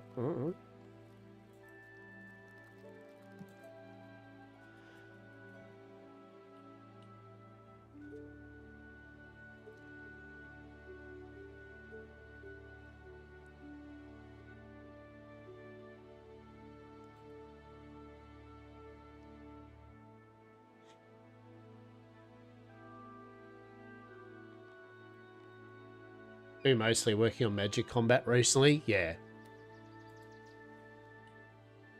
Like I was saying, I can definitely see the... I can see the vibe of RuneScape why people enjoy number go up, right? Like at the end of the day, number go up. Because you can always get a sense of like, hey, in this session I did, number did indeed go up. Oh. Zeke, mate. Boulder Crab's been dealt with, got the limestone. You need to chisel the limestone to bricks, okay.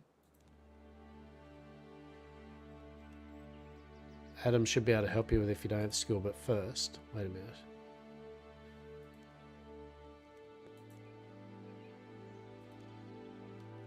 Where's Esther? She lives in the old lighthouse.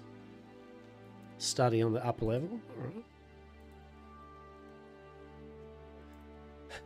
Okay.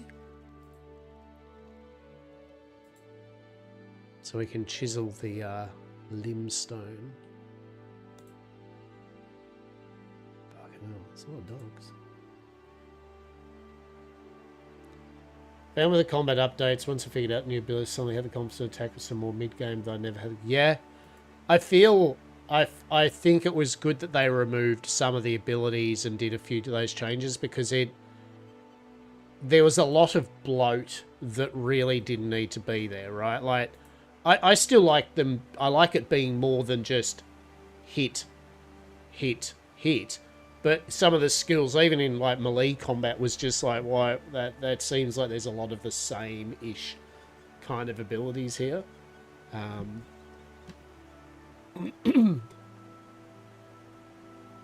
So I think they found a good mix of a bit of customization without too much complexity. I think they did good. Well, shit! Oh, isn't this a delightful little study? What is this? That's not even the study. Oh, this is just her little fucking... That's cute. That's a cute one. Where is she? The only bit that really is the melee ability, the defense layering and multi-target are still missed. Yeah. Esther. I mean, to be fair, I didn't play it enough that I kind of know, you know what I mean? Like, but I feel in the time I have played it, this feels better. I touch not to interrupt when I'm a traveller. A bothersome neighbour, keep telling you not to interrupt me when I'm busy in the research. Okay. Yet they insist. Village alchemist. Alright. Where are we going to put the lodestone? Is he mentally well? I don't know. Eat any turquoise spotted mushrooms? Have you been bitten by a rapid chin chomper? Maybe I have. It's really just the one ability that's missing. Yeah.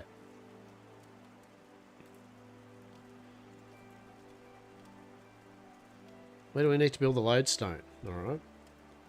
There is irritation, which isn't an abnormal outcome from conversation with oneself. Yes, Esther. If Inanna... Where's the lodestone? Esther, where do we need to put the lodestone? Yeah, charming man, had invigorating about the runes, yes. Cliff just north Lias, an ideal situation. Alright. Alright. Alright.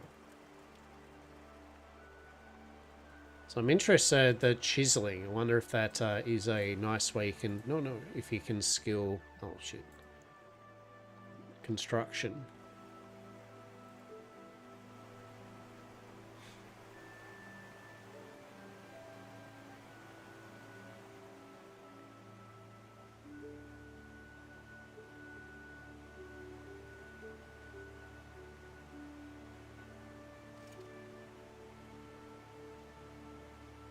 Limestone brick. Ah, crafting. Ah, level 12. Right, okay. So I haven't really leveled. Oh, shit. It's all the way down there. That's not what I wanted. Yeah, I noticed this. Yeah, I was just seeing if maybe this was a way that I could, yeah,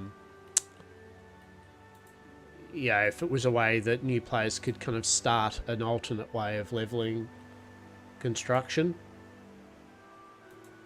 But construction's like a... I guess not, because construction's a membership one, isn't it?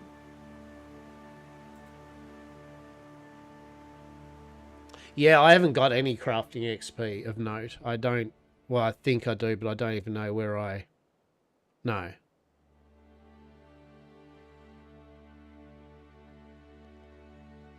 Yeah, I've got 3 crafting XP.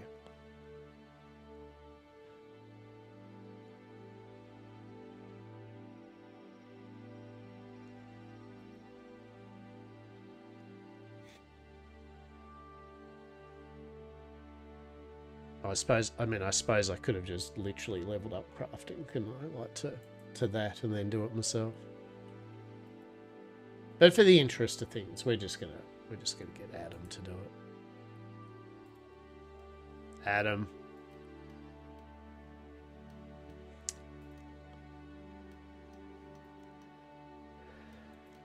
Yeah, there we go. Here you go.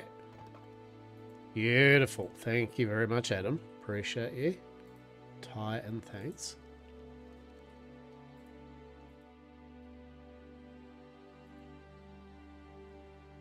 That's one place that I want to start work on. Will be that fort place that you build up over time and get all the crafting benches and all the cool shit. That's something I definitely on the quests I'd like to work on. Here we go. Lodestone hotspot. Hey, we made our lodestone. Cool, cool, cool.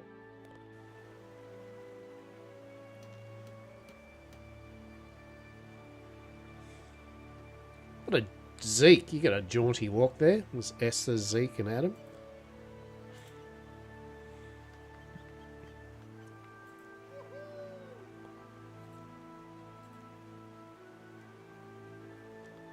That's alright, mate. Yeah, there is the whole, you know, the whole town's going to get destroyed.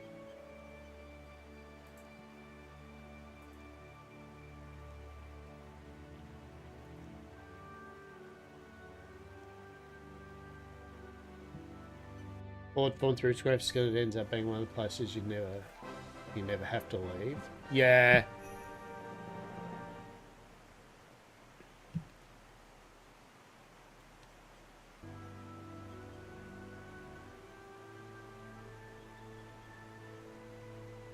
Kind of gives you everything, but at the same time now you have everything right.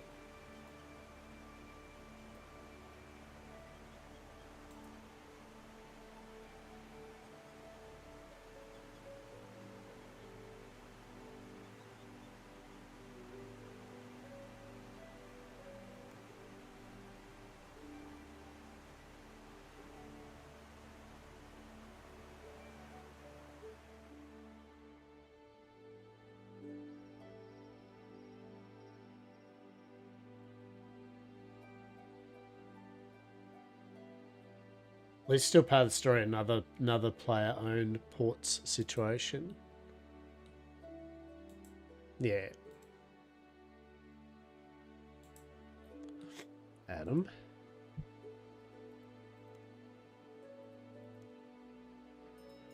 People in danger? What the Great Wolf show you? Okay.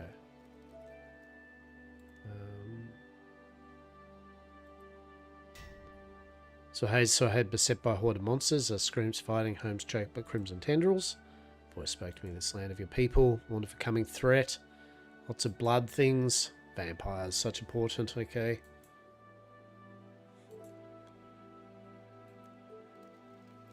I will investigate them. Raz and Jeffin. Raz in the cabin to the northeast at the foot of the rapid. She has ears all over the world, alright. Geffen is the Burnt Lobster Tavern. Alright. You say that you've been grading ports more so I can make a set of sea slinger gear for magic.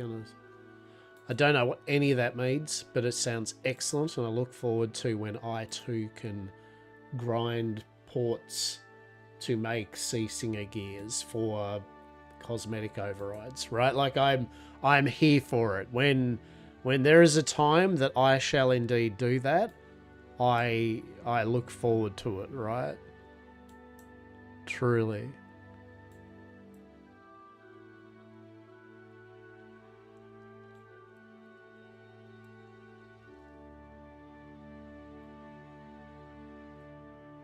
Good tanky, I just don't need tanky, I just love the way... Yeah, no, fair.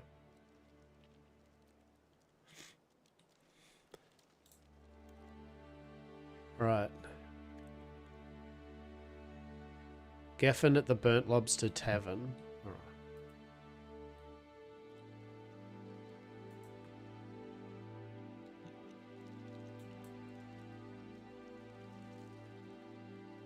I believe this is the Burnt Lobster.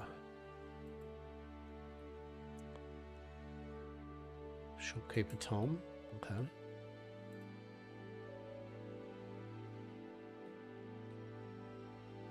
Miriam.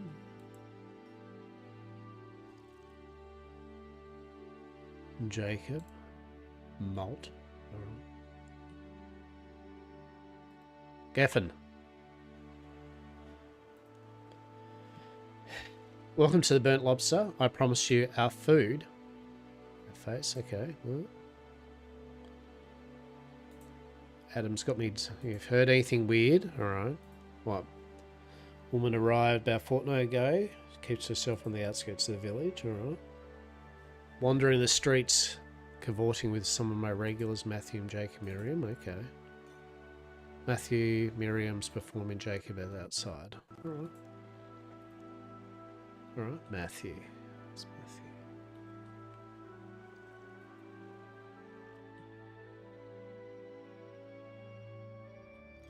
There's old Shady Sullivan. Right.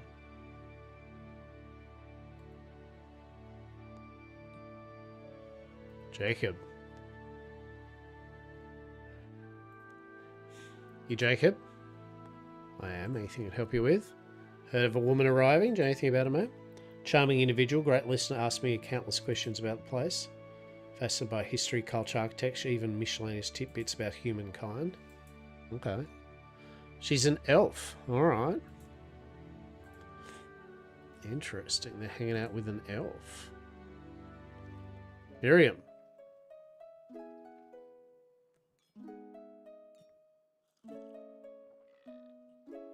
Rocket, Miriam. Rocket. I need to talk to you, Miriam. Hear anything about the elf lady? Your muse. She's wonderful. I'm currently composing a song inspired by her beauty. Soft skin, the shade of lavender in the sunshine, with each velvet laugh a glimmer of delicate pointed canine. Right? Delicate pointed canines. That line isn't too peculiar, I hope. Right. It looks like an elf. Delicate pointed canines. Hanging out at night. Okay, entrancing people. This sounds great. There's nothing gonna go wrong here. Do you need help with brewing? How do I brew ales? Fill the vats with water, 2 buckets, alright. 2 handfuls of barley malt, that's barley cooked on a range, alright.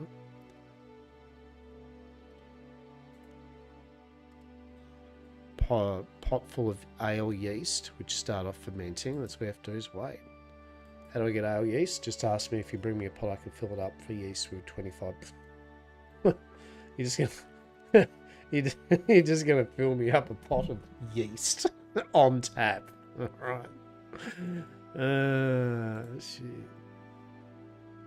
Hey Solomon, how you finding it, mate? Not gonna lie, buddy, it's rough. The locals are shrewd, I was expecting. Banker described it as a trade-based community where necessities are widely shared. It's peaceful, at least, unless guarding guards aren't least with 5 me. Might as well hang around here. That works out for you, mate.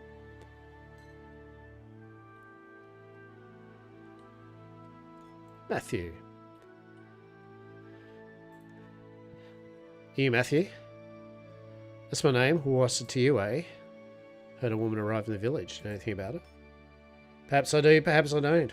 Who can say? You can, surely. Another Wenderwick ale from Geffen might help refresh my memory. That's the only way to get you talking, I suppose.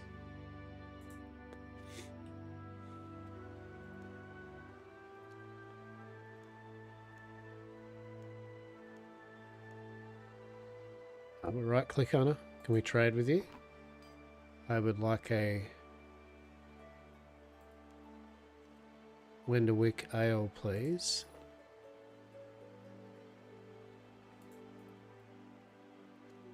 Thank you, and cheers. Alright, Matthew, here's your ale.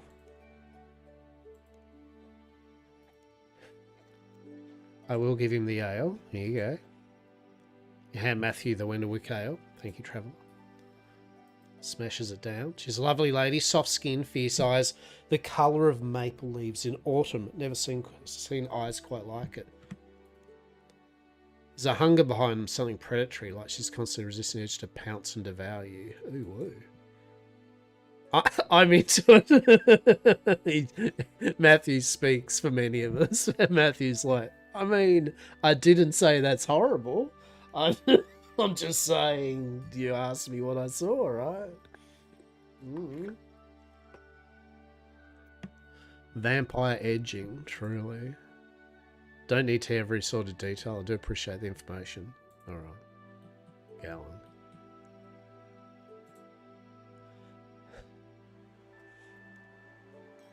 I spoke to him. They gave me a rather poetic description. Long pointy ears, pale skin, silver hair, sharp canines, red hungry eyes. Her tails are creatures who match that description. I suppose we're dealing with a vampire. Yeah, of course we are. Let's not jump to conclusions. Maybe she's just a pale elf with unusually sharp teeth and a bad case of conjunctivitis. Yeah. What should we do? Adam recommended I speak to Raz. Lives in a cabin in the high world forest at the foot of the rapids. Good friend of mine. Her insight would be valuable. Alright. Let's go check out Raz. Yeah, let's go check out Raz.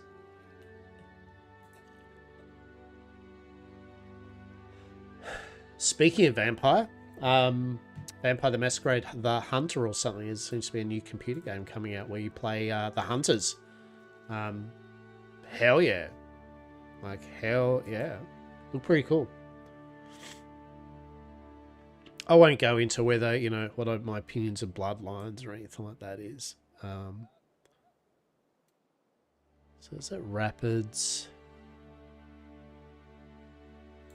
Well, that's High World Forest, foot of the Rapids. I mean, I'm guessing it's there.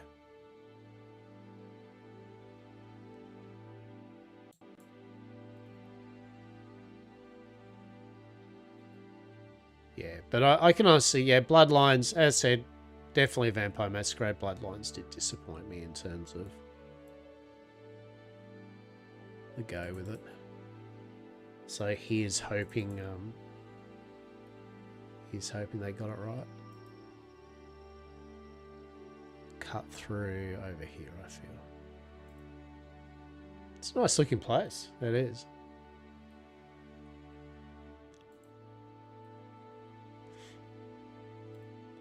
as I said, I'll be interested to see if over time, I believe they did mention in there, what they're going to be doing with RuneScape over the time or something is there is going to be graphical updates and changes to the map in general, I believe. Yeah, there we go. That was right, Rapids. So yet again, I feel that they're gonna start keeping it in line with Haven Hive as their basis, I reckon. Hello? Raz.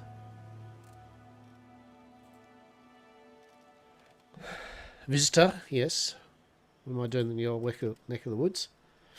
Rumours of a strange happening at Adam's request. You mentioned it. Around a fortnight, some peculiar animal carcass. Desiccated yet freshly slain. Okay. There's got another one just this morning. It's laying on the bank of the river upstream from here. Have a look yourself. All right. Maybe Vampire Lady is, though, trying to feed off animals. Right? She's doing her best. And maybe she's trying to tell us that, indeed, her vampire kin are going to be coming on down to Havenhearth. And she's trying to warn us, right?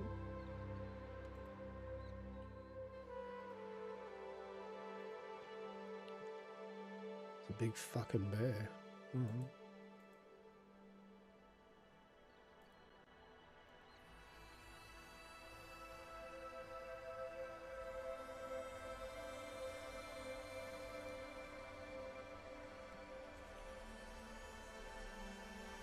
Giant crayfish. Let's go. Does she have a cooking range here? Just out of interest? No. So what'd you say? She said up the river or something, right? Up along the river?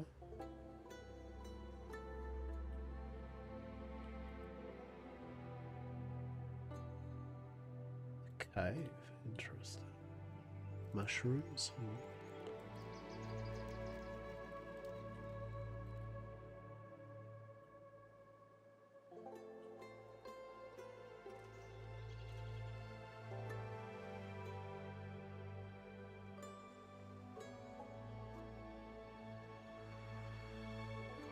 It is quite a pleasant place. Ah, there we go. We were right. Dead bear. Dead bear. Dead bear. It's a bear that is dead. Inspect the dead bear. Ad's going to kick off in 3 minutes. The bear appears to be killed recently. Body is bone dry. Okay, puncture marks. Oh, looky here. We have a Saint Denis inhabitant.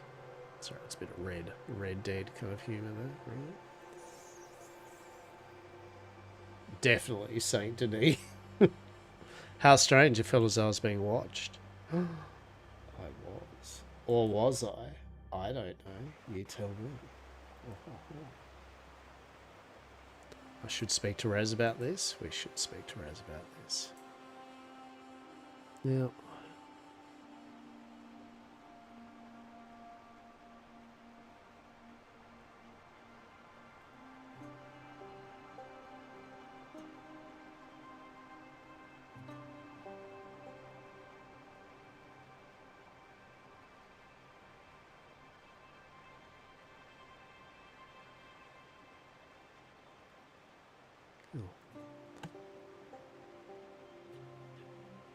That's the wrong way.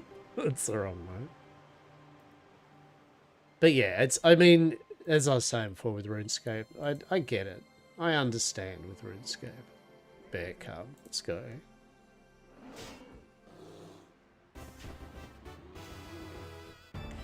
The wrecked get.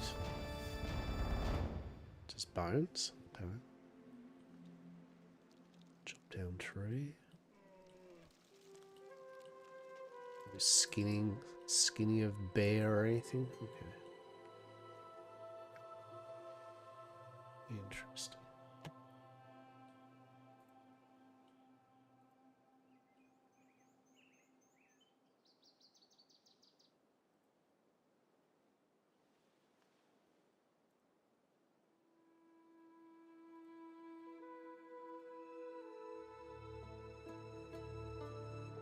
But yeah, you can see, as it goes on Runescape, where number go up, right? Just with that free-form ability to whimsically decide, I shall chop this tree down. I shall do a quest. I shall hang out here and do a thing. I shall do the auction house, right? It's definitely a good vibe. Talk about it. You're right. There was a freshly slain bear. Punch marks, drained of blood. Yep. Mysterious woman. Yep. Described red hair and all that. Geffen was concerned a vampire. Description of vampire, right? Cast confirms it. Cruel, duplicitous creatures. Disguised selves as humans revel in our torment. A threat our ancestors are all too familiar with. What do we do? Need to speak to Adam at once, my dear. He'll know what to do. Alright. That seems fair. Let's go back and go, Adam. Adam. You've got a vampire problem, champ. That's what we got going on, buddy. We got a vampire problem. That ain't good. That's a 0 out of 10 experience, my friend. I really should go to the bank and put some of this shit away too. Where is the bank? Where is the bank? Is the little bank? Here's the little bank. Where is the bank? General store. Creeping up. Look, there is a bank. Okay. Trying to remember it from visual, right? Trying to remember it all visually, rather than just relying on map constantly. It's the grocer. That's Adam. It's my eye needing to be rubbed because it's felt really dry. I need some eye drops. I do. I need some eye drops. Oh. Alright.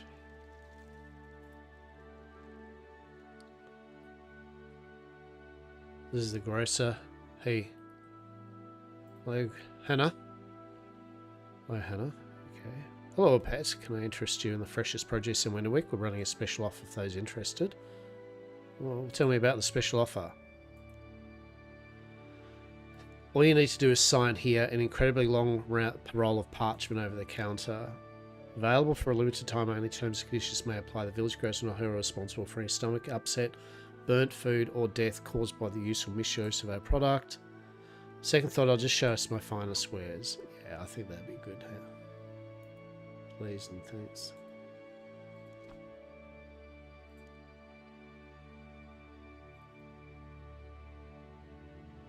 Oh, you don't not even going to buy seaweed from me? Okay, you know what?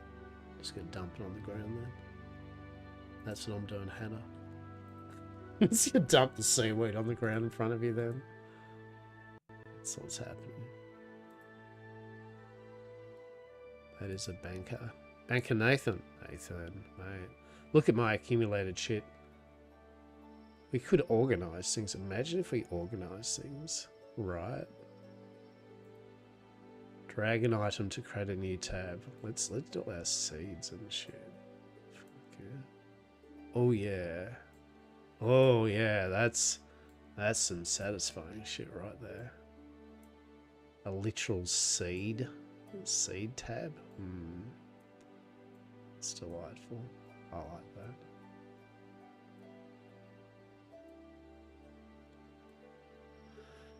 that. Right. Shit, a food tab? Dare I dream?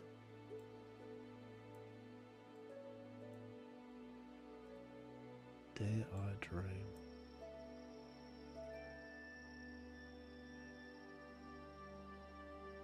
I suppose that's where you basically do your magic tab and right, like, yeah, that's actually pretty cool.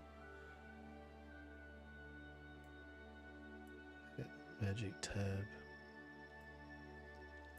Oh, that's nice, actually. You're back. Welcome back. I just found the power of the tab system. Right? I'm just like, oh, that's nice. Right? Yeah, that's that good shit. Mm-mm.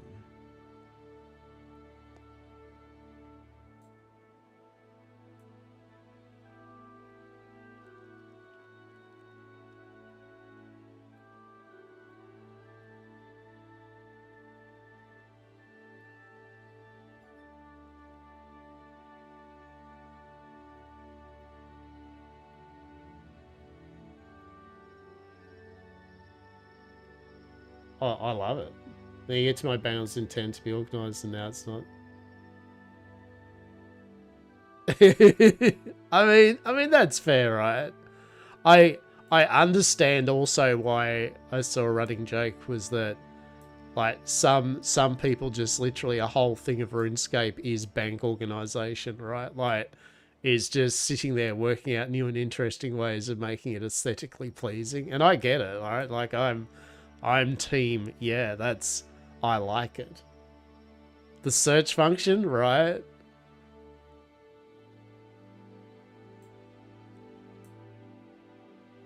Oh, that's just too good. That's delightful. That's just utterly delightful. And you can customize it. Oh my god, you can choose a name. Oh, you can put. Oh, that's just. Oh, that's delightful. Yeah, yeah, that's. I can see how that would indeed be kind of similar to what I would for sure do.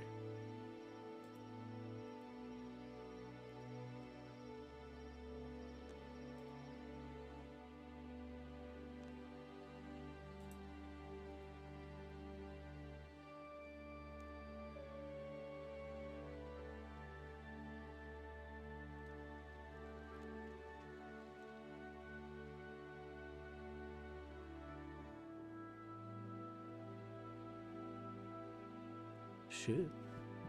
Yeah, Malay, range. So you got basic kind of things there.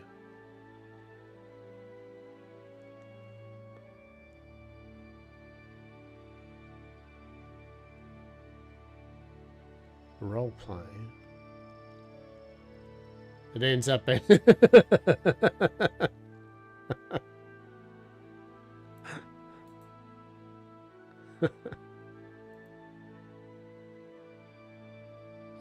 That's glorious.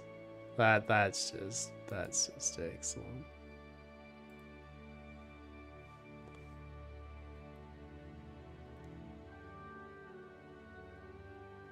Yeah.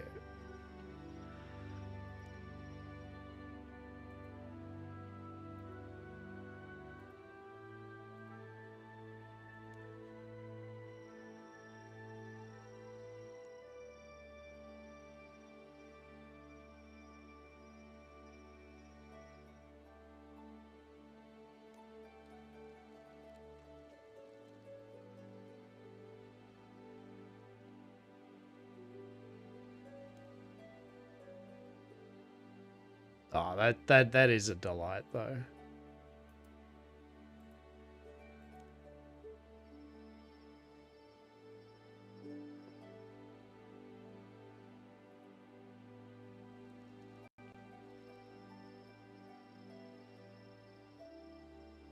What is farming? Ah, there's that. Oh, look at that. Oh, that is just amazing. I love it.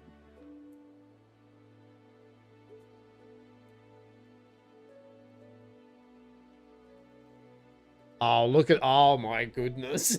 It's like, oh my goodness. Yes. Yes. That's fantastic. Looking good. It's definitely it's getting there, right?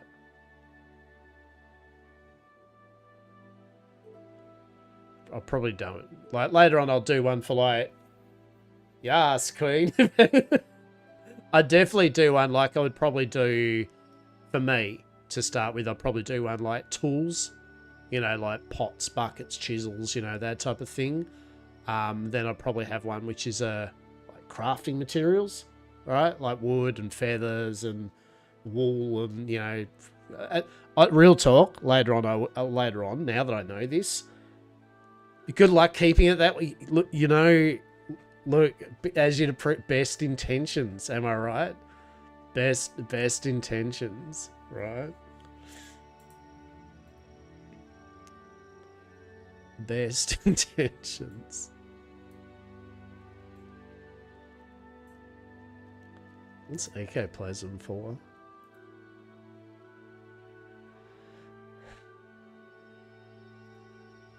I'm just gonna put that in there for the moment.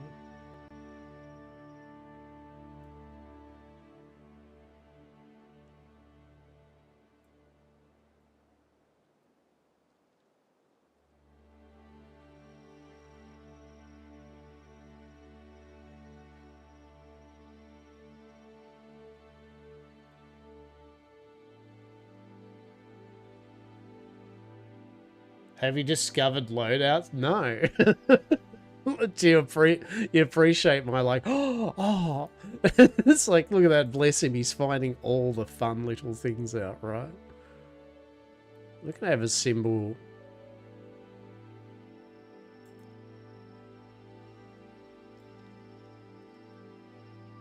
I know what the name of it I want it to be. I think the name of it will just be like,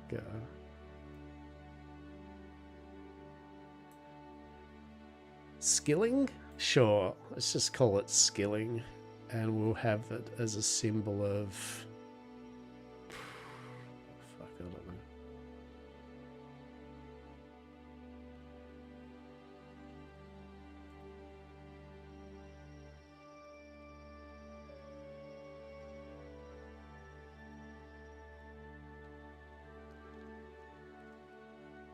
Very handy for skilling, or rather presets. Yeah.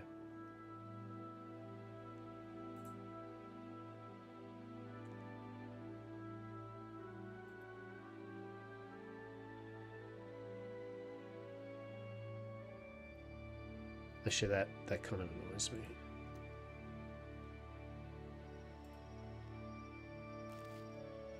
I'll have that as wood. That's like how pedantic, right? I want it as the wood symbol. Right.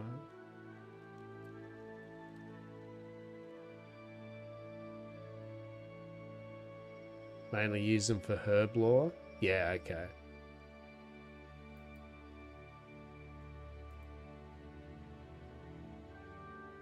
Charm used to summon familiars. Okay.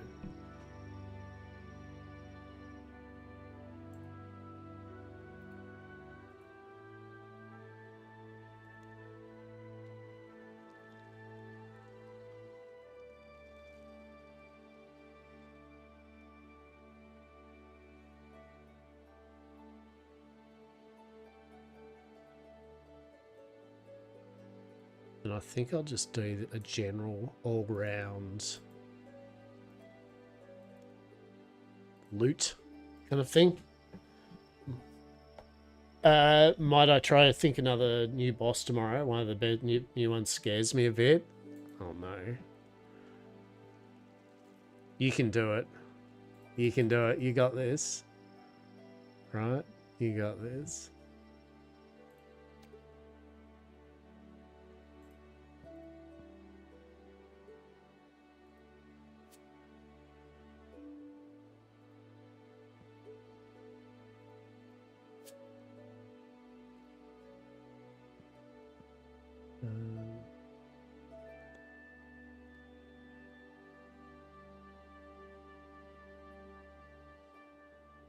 Yeah, give it a go. You know, I'd definitely give it a go. We've emptied that. Well, I'm happy I figured out that Rex, Metras, or Capac. There's quite a few bosses, right? And I've got to talk to Adam.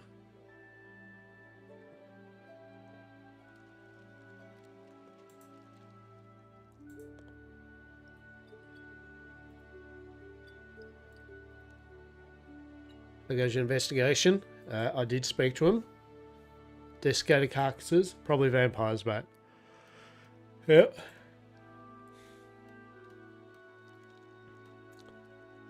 They are not the words I ever wanted to hear. Truly. Grab Zeke and the Rangers, make sure we're prepared. Rachel, one of our farmers, sent word. Her sheep have been going missing. Could be related. Would you mind looking into this? I'll be happy to. It's at Eastfold Farm, just southeast. Alright. So, I'm hazarding a guess, as I said. I mean, this vampire lady, I believe, she's feeding off animals because she doesn't want to feed off people. And she's trying to tell people, hey, bad news. My kin that don't give a shit about you are coming, and please and thanks.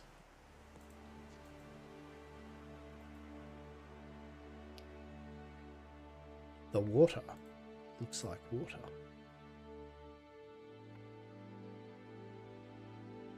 So is that Marigold? Oh no, Eastfold Farm's all the way over there. Okay, so we go through.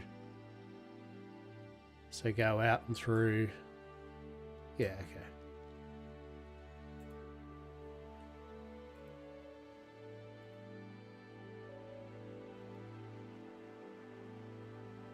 Onwards.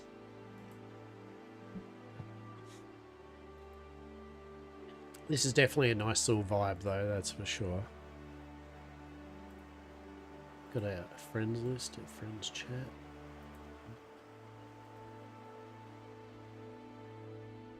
See, I'm looking forward to having I haven't, like, in games, like, I love cooking and I love farming and things like that. So, I mean, I'm definitely looking forward to that aspect, right? It's just sit down and just going to follow the road. I don't have to follow the road, but I'm going to follow the road.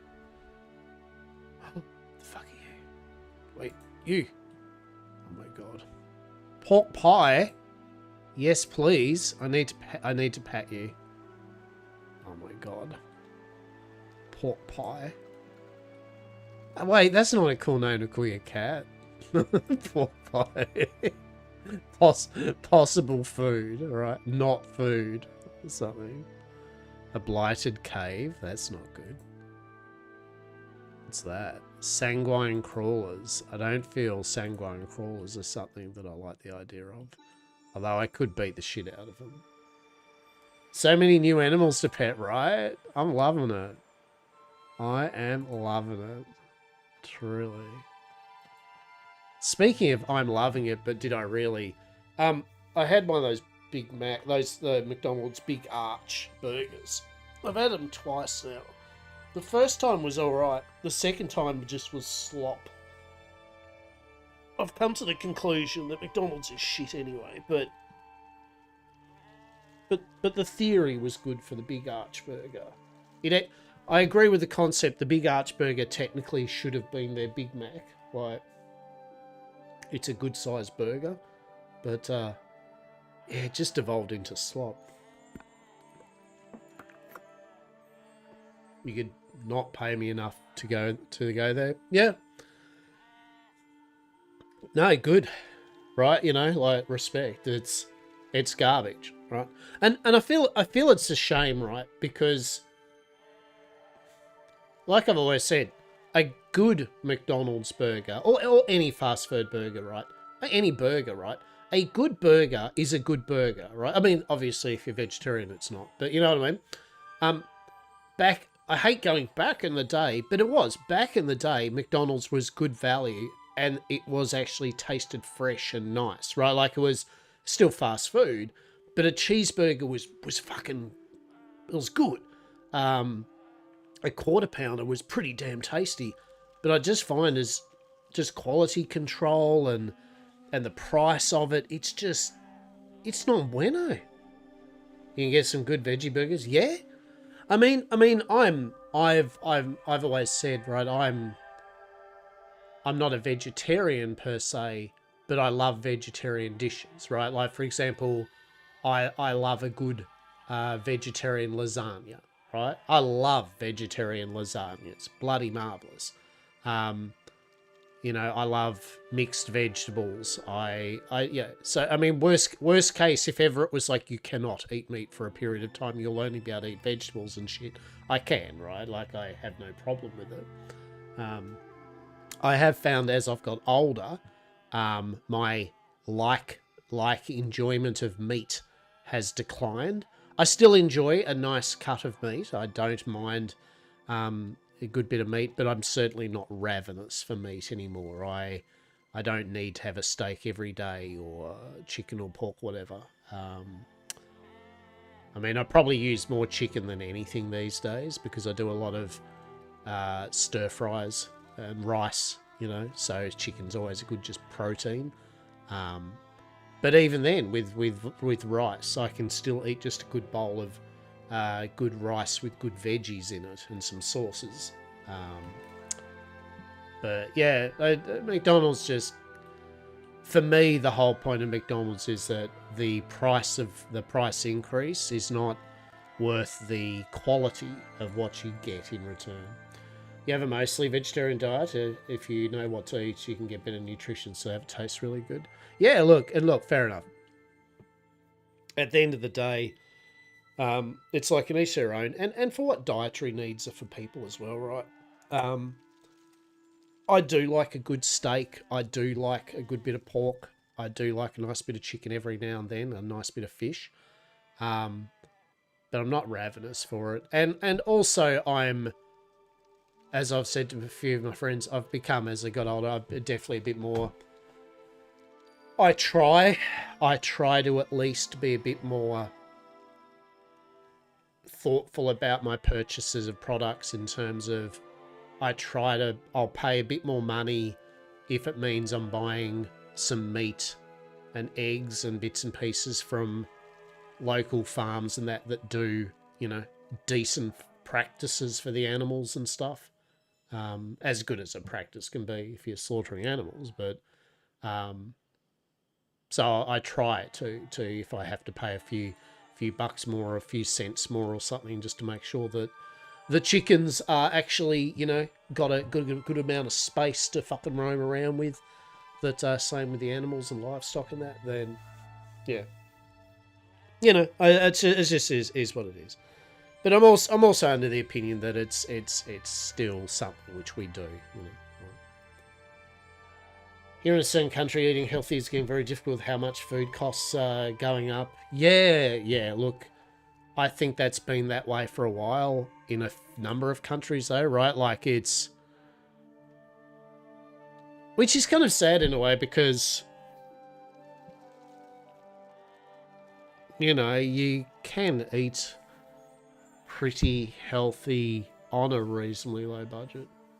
Yeah.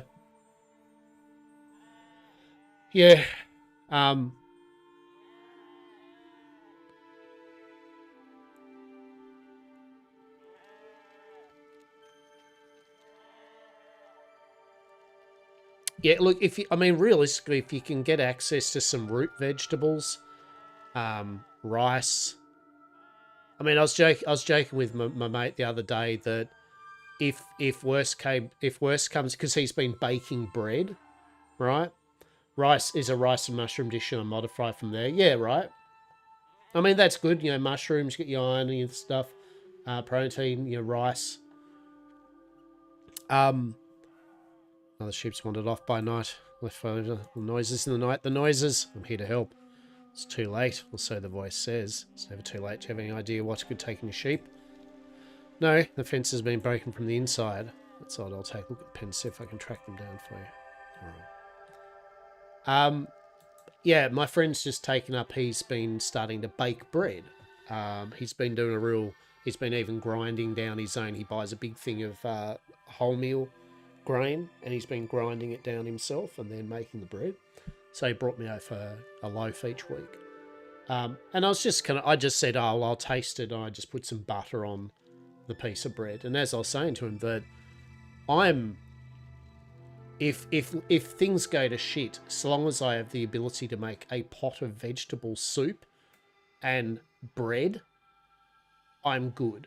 Right? I mean, it's maybe not be exciting, but I can literally live off vegetable soup and bread, right? Like I thankfully, I was brought up with, when my mother was a chef and my grandmother was not a chef, but she was a traditional kind of, you know, cook, you know, in the kitchen. You know, she made a lot of traditional English kind of hearty fare, an Australian fare.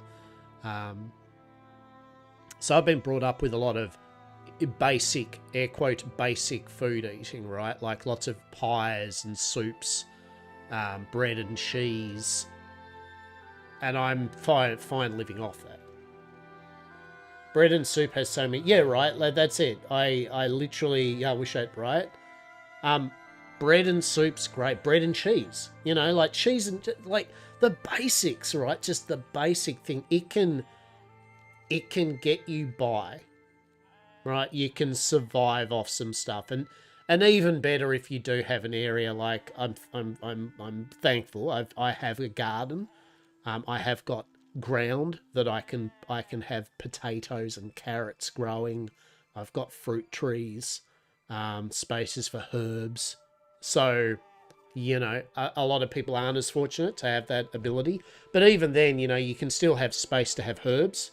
Yeah, you can still always grow herbs are really easy. So that adds at least some flavour to rice dishes and to soups and stuff.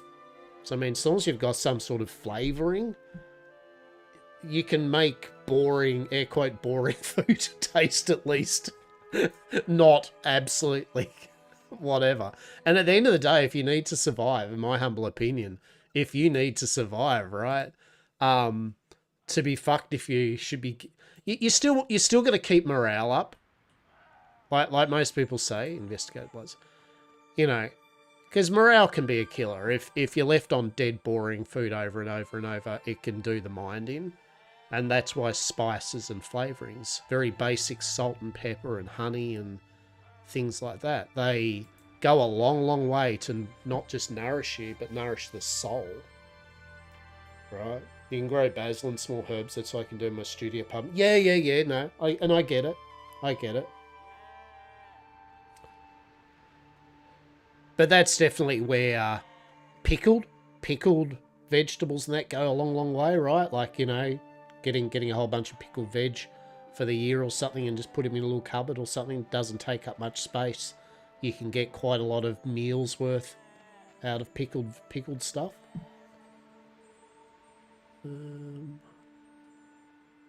Look, we shear the sheep. Let's go. Actually, does just out of interest, have you got a birdhouse plot? I don't know what that means.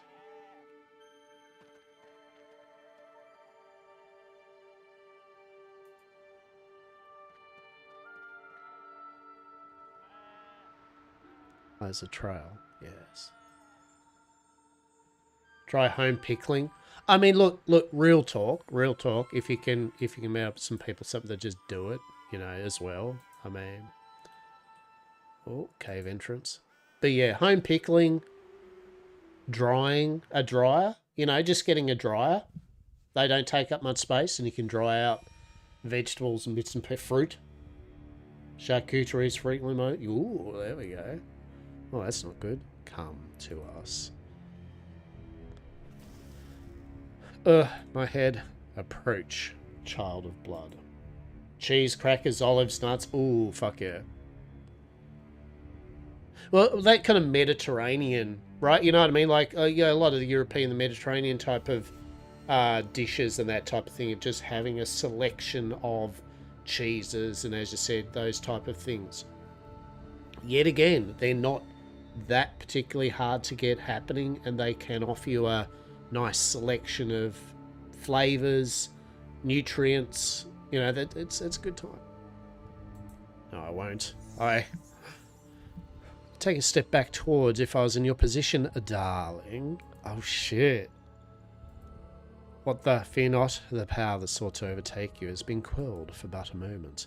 Now to whom do I owe the pleasure? I am Hasta, an adventurer on a quest to save this land from the dark forces at work here. A quest? Oh my, how adorable. It is a delight to make your acquaintance, Hast. Oh my, she's pretty cute. she's pretty cute. Alright, 10 out of 10. Well done, Runescape. Well done, Jagex. You may call me Anya. Step on me, right? Anya. What a beautiful name. Anything salty, really? Yeah. No, I get you. You're the vampire who's been stalking out the village. You are correct. I am a vampire, and I have been familiarized with the village and those who call it home, as have you. But I mean them no harm, that I swear on the name of my father and of my house. How am I supposed to believe that? Look at all this. I assure you, it is by no will of mine that this blight has taken root here. One could say that combating its horrid influence, as well as that of the architect behind it, is my life's work. That is why I'm here, you see. As someone of equal moral standing, you must agree that such a threat cannot be allowed to spread unchecked. I'm hungry again. 10 fish is all the rage. Yeah. I mean, I do eat tuna. Yeah, I do actually enjoy tuna. Very much so. So I can happily use tuna, like tuna mornay, in tuna pasta dishes and stuff like that. You've been scaring. Your choice of disguise is interesting. You vampires have full control over your disguise, don't you? Why chose someone so human yet still vampiric? The disguise. That's what you believe this to be. Perhaps this to be expected of one with such limited control over their form.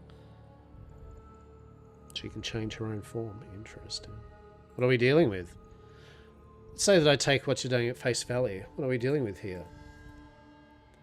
What you can see in this cave and the surroundings here we call the Sanguine, a beautiful name for a phenomenon that is anything but.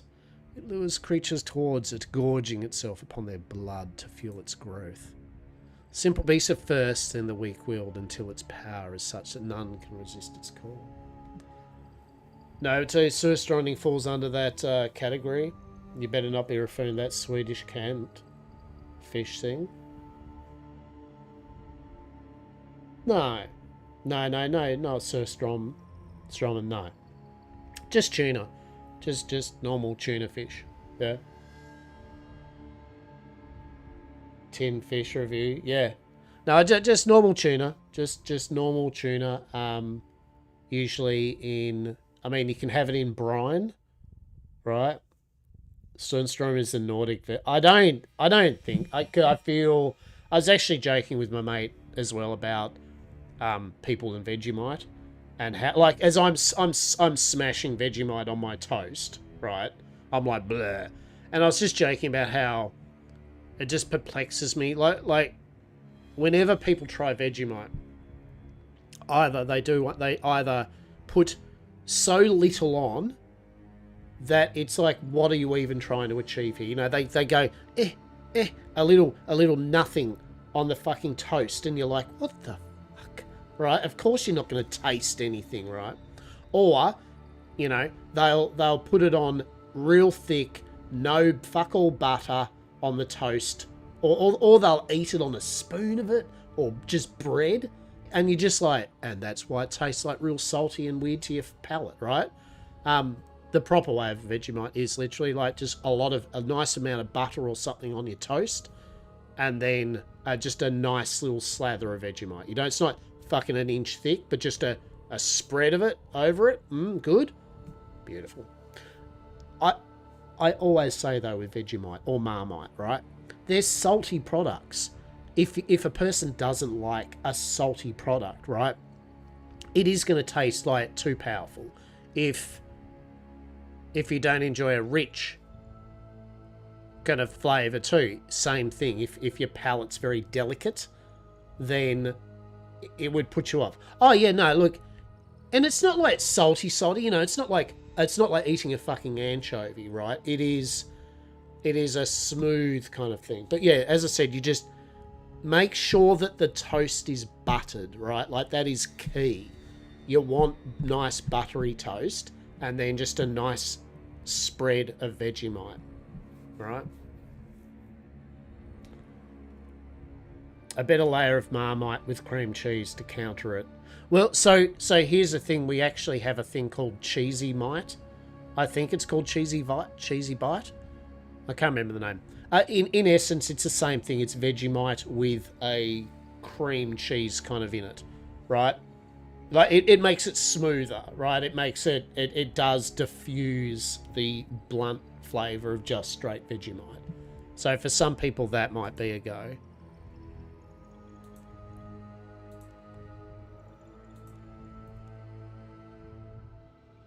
Right, I'm going to lay low the Sanguine Heart. All right. What do I need to do? Weapon of purest silver can pierce. Before we can discuss the procurement of such a weapon, a greater challenge yet remains. The sway of sanguine heart, yes, I have. I can't naturally resist, and you find yourself less than fortunate, alright. If you know of an alchemist or apothecary who lives nearby, they may be able to assist in brewing a protective elixir. Alright, Esther, there we go. Bring me to this Esther and we will begin. Alright. Does Vegemite have a soy sauce taste?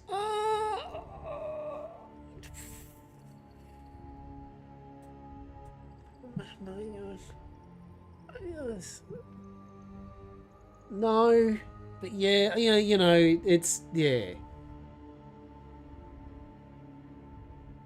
No, but yeah, like, it doesn't, but it's certainly, it's a stronger salty flavour, right?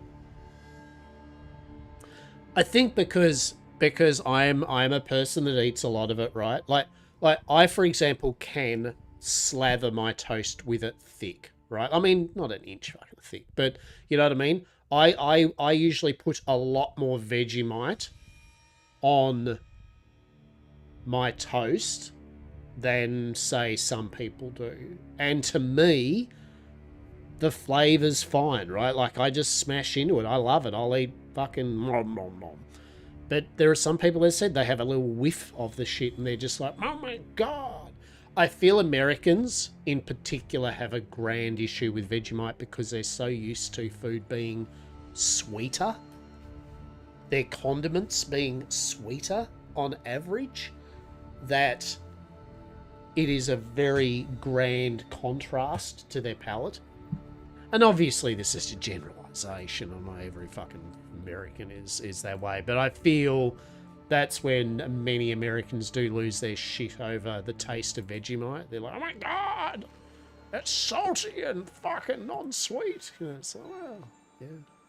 It's yeast extract, bro. that's right.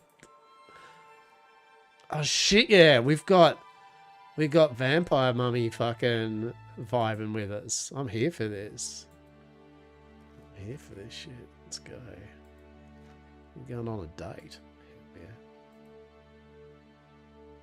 I hope it doesn't end up like the Castlevania kind of date. I'm disappointed. 0 out of 10. Is she not burning herself? Oh. But, yeah, so come from the northwest and most live fruits are fish and salt base. Hopefully it gives me a better chance. Yeah, look, and I mean, as I say to most people with shit like Vegemite and that, right? It's not like people have to enjoy it, right? Like, it's not like some sort of weird, like, oh my God, if you don't like Vegemite, like something's wrong with you. It's like, it just means your palate doesn't enjoy yeasty, salty extract, right? Like, that's all it means. But for me, as I said, I think nothing of it, right? Like, for me, it is the same as putting honey or on toast, the same as jam on toast, peanut butter, right? It's just another thing that we put on toast. Yeah. But like I said, the key is to make sure you have buttery toast. Make sure the toast is nice and buttery, right? Because that really diffuses the flavour, really just adds a nice, well, butteriness taste to it. And don't go too hard with it, but also don't go too little, right? The whole point is there's no point trying it if it's just like the barest whiff of it on the toast. Just a nice amount so it covers the whole piece of toast, but lightly, you know, enough that you can see it, but it's there. Mint. There you go. Just by a small jar. Butter. Zax, how are we? How are we? You came for the butter, stayed for the Vegemite. Hell yeah. Hell yeah. How have you been? What you up to? Are you going to get some Vegemite, Zax? You going to get in a bit of Vegemite? Fuck, now I want some Vegemite. Right? Now I want some fucking Vegemite. Shit. Shit. All right. Yeah. Hold. I'm sorry. I'm having a be right back break for a few minutes. I'm cutting a piece of. I'm going to make me a couple of pieces of toast and put some Vegemite on it. Right. I'll be back. All right. I shall be back.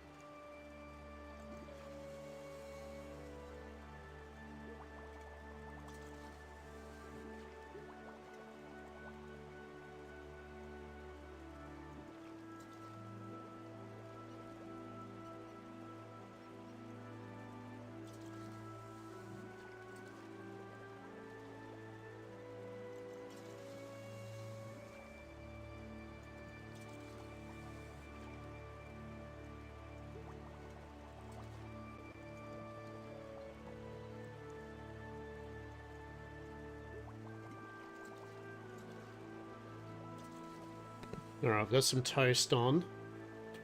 I've got some toast on at the moment. Yeah. Hi, hello, how are we? Just showing you. That's what we're going with. All right.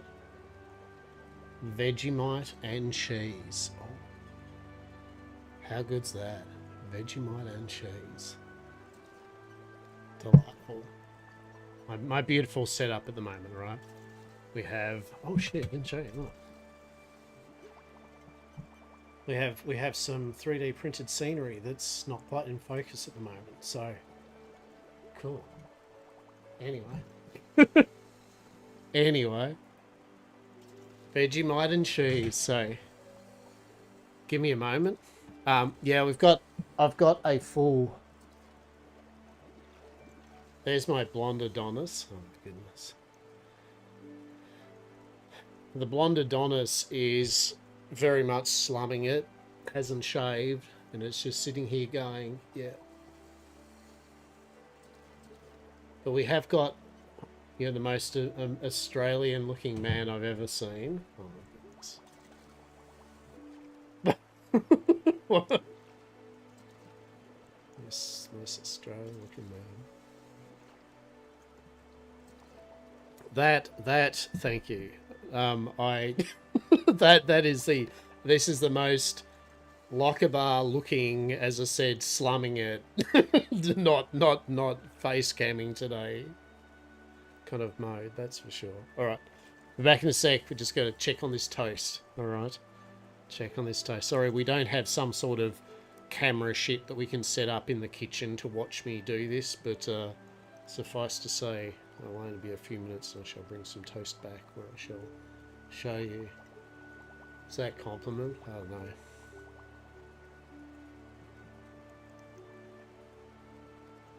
I feel there's a lot more Australians that indeed mean that look more Australian men than I, but yes. Be right back.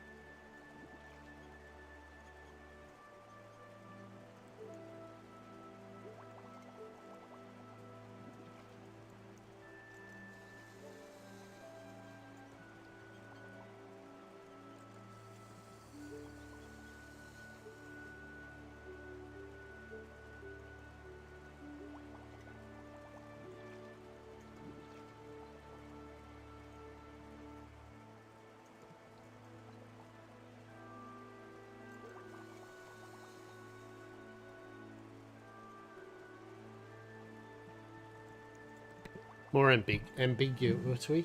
Yes. Ambiguity. Exactly. You bought Planet Crafter and so far it's been great. So eerie on the planet. Right. Good stuff. Well done. Planet Crafter is amazing. Yeah, I was just going to show you something here. Yeah. This is the level of Vegemite you should put on your toast. Real buttery. So it's a smear of it, but not too thick, so it's just black, but also not the, you know, you can still see the Vegemite. Alright? Alright?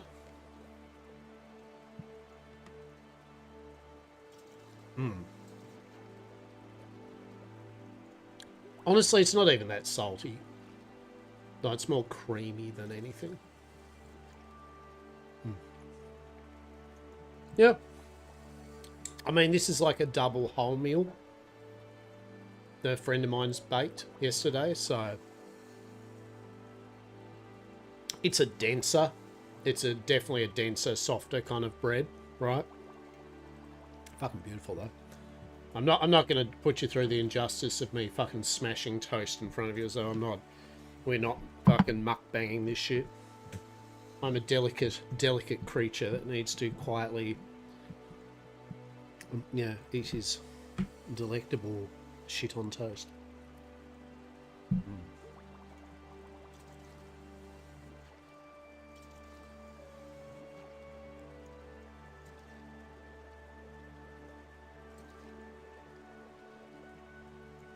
Mixed Vegemite and mayo? Yeah, probably.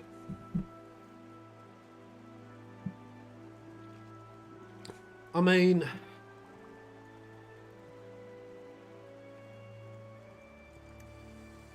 like I'm eating this now, the cheese and Vegemite mix, and honestly, it really isn't that salty.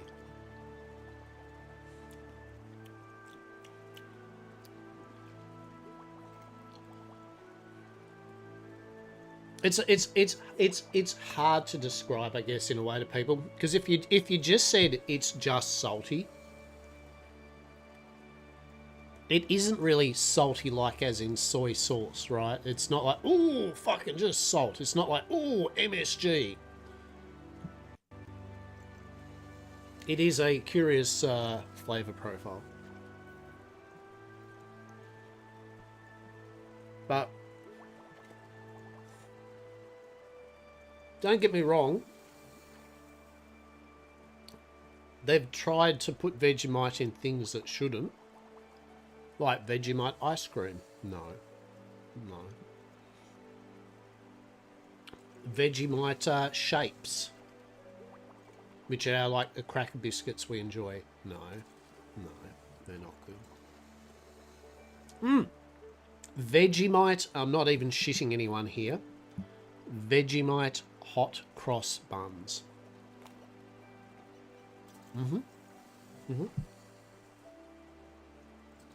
Nothing says you hate a person than giving them Vegemite hot cross buns at Easter. Like that is your middle finger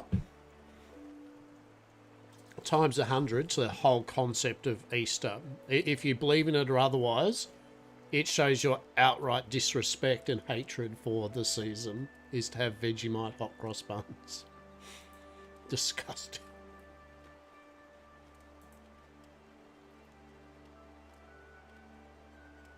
All right, we've got a bit of Esther X Vampire.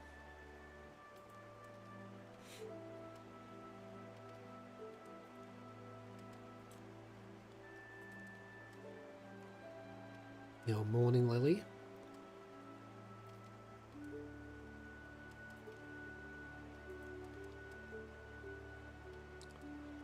Create a potion, help to resist it. All right. You have a sample of the blight. All right. It's toxic. Come up with the recipe. All right. Very cool.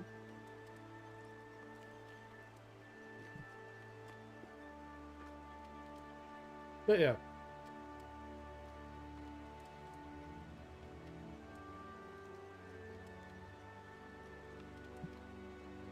Hedgehog spines. Oh, that's pretty brutal.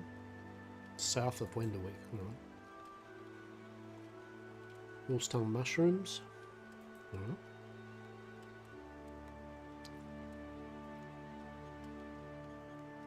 Let's do it. Alright.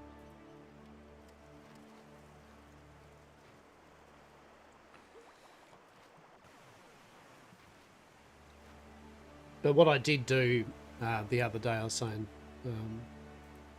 shopping wise, like I said, I don't talk about completely RL kind of politics and state of the world and all that, because you know, I get away from it all.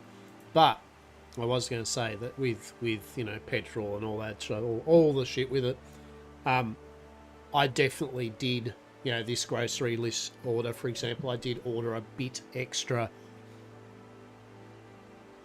to put in the pantry, right? Like I've got a bit more rice, pasta, tinned tomatoes, veg, sugar, honey, you know, but basically in essence, right, I stocked up the larder with at least enough basics, powdered milk, that if things go still a bit shit over the next few weeks and the supermarkets start to get a bit dry, at least there is some stuff and things to make an ample amount of food. And same with thing is, you got to think of too is like your pets too, right? As if you've got fucking pets, you got to make sure those fuckers have food and that. So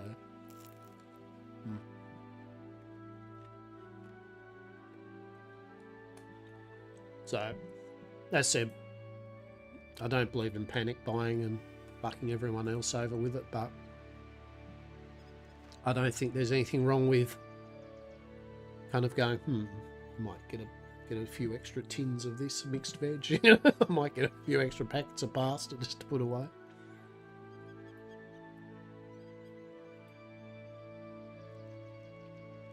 Now, what do you say? Hedgehogs.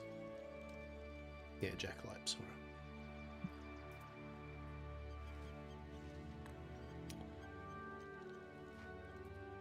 Let's go down here.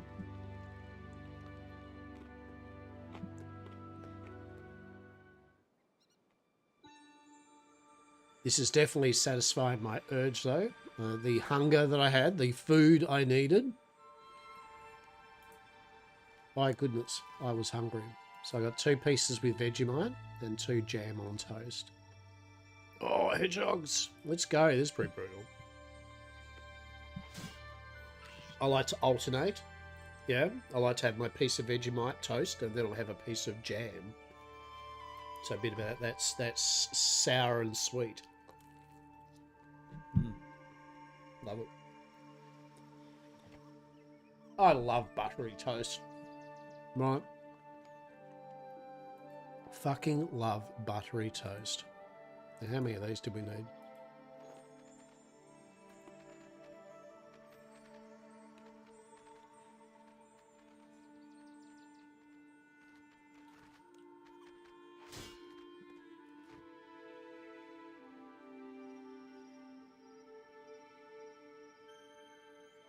I guess we can find out how many we need, right?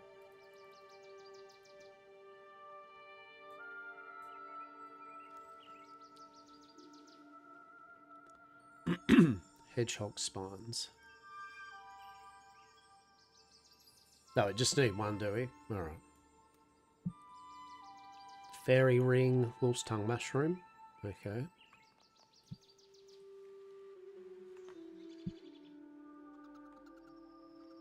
Cut through here. Ba-dum-ba.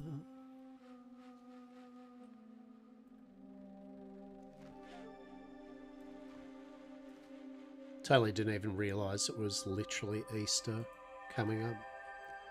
Don't really celebrate much of Easter. It's not really a big thing or anything.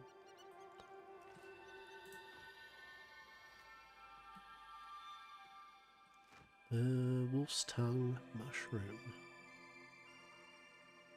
Wolf's tongue mushroom. Hanging out near the fairy ring, eh?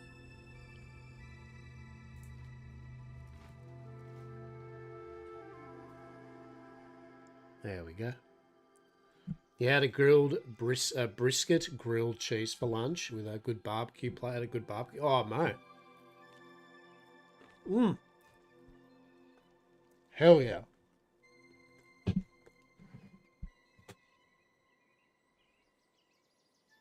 See, that's another thing. Brisket or corned beef. Like, corned beef is a good one to go to last quite a while. Right? Corned beef, definitely. I very much enjoy a good corned beef.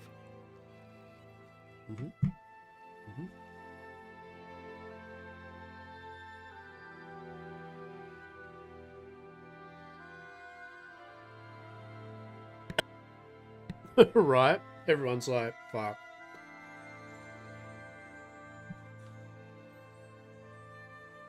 Came here to check out RuneScape and to have a hello to Lockabar. Stayed for the Jesus, I'm hungry now.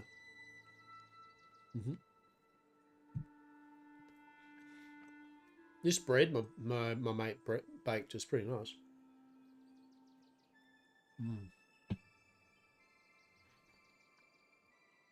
It's a sourdough. It's really good.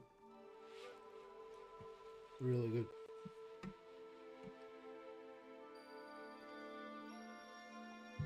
Reasonably dense.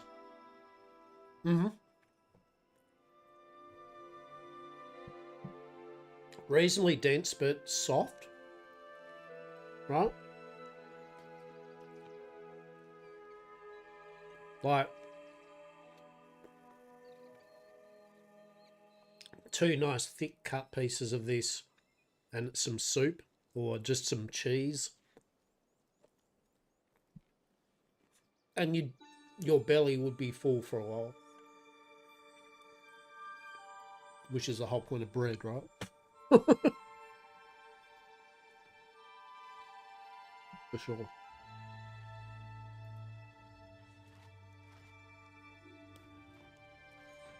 now we're going to need to go to Poppy's. Sorry, one moment.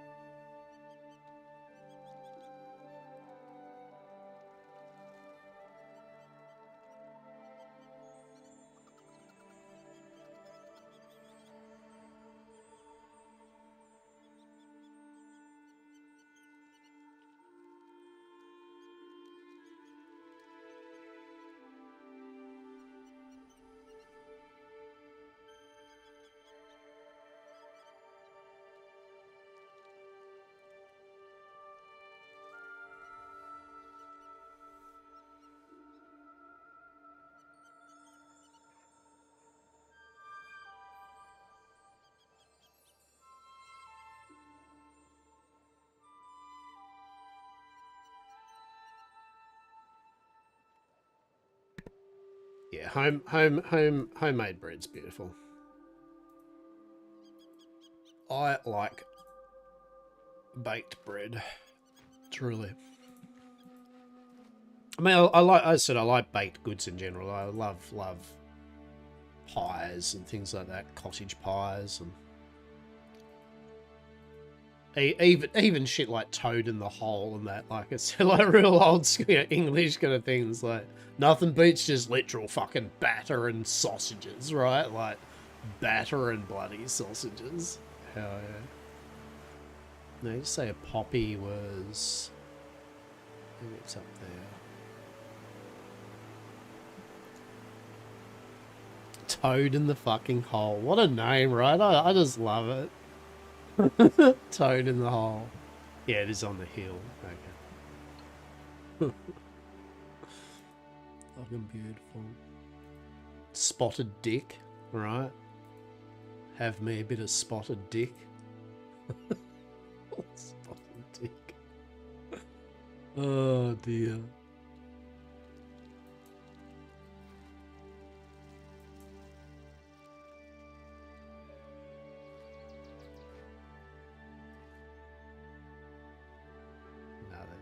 is. Cool.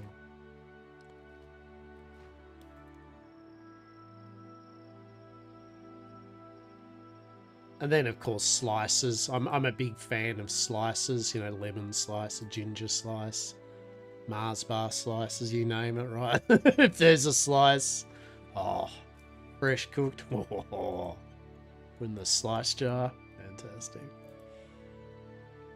10 out of fucking 10.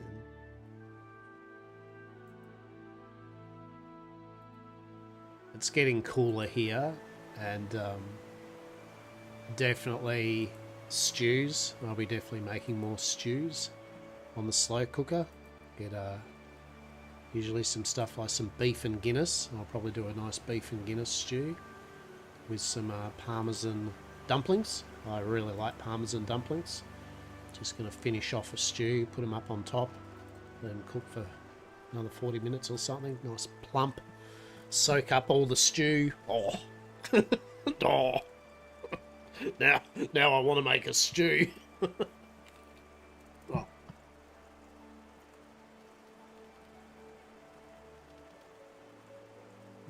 Why am I like this, Ron?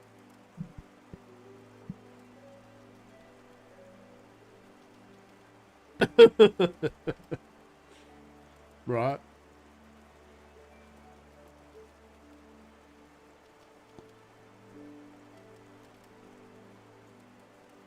What do you reckon? Do you like beef and Guinness stew? Anyone here love beef and Guinness stew? Oh. Obviously, if you don't like the beef side of it or the meat side of it, you can still have beef and veg. Beef and potato. Oh. I mean potato and Guinness. Oh.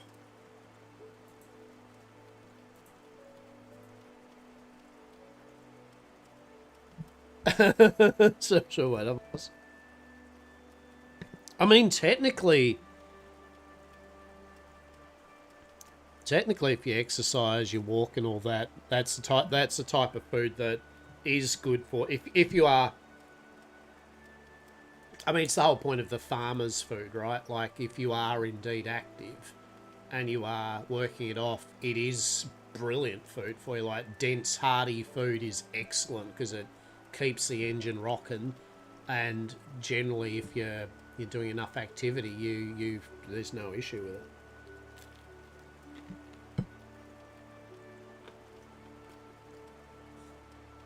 Beans on toast. Oh, I fucking love beans on toast. With a side of bacon. And fried tomatoes. Some black pudding. Fucking brilliant.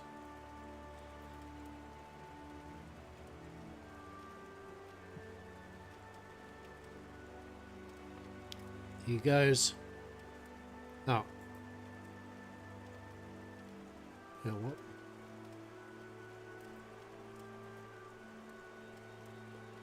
Right.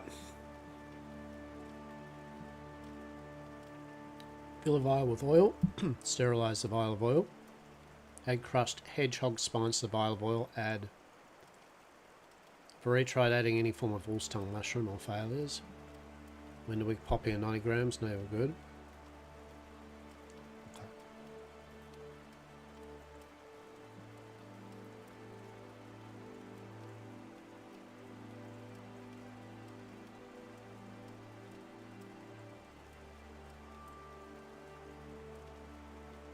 What am I meant to do?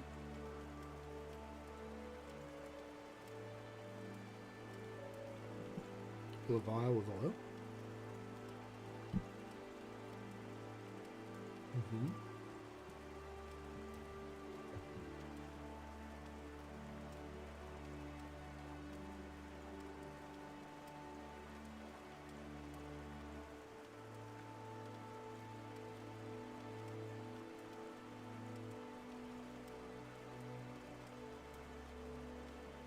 Oh, okay. So we got to try some sort of different type of mushroom, and maybe I've tried adding poppy and 90 grams of wolf's tongue.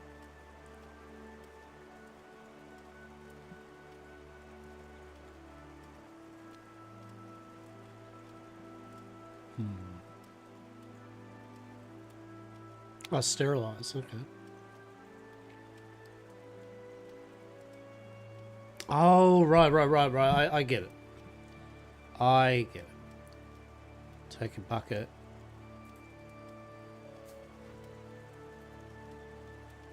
So we need some oil, don't we? Take a vial.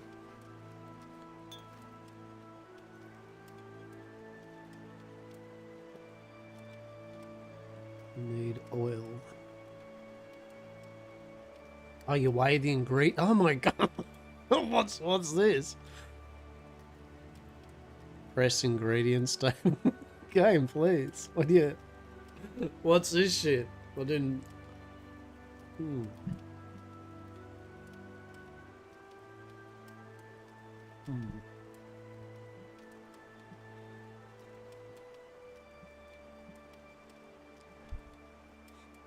Where's the oil?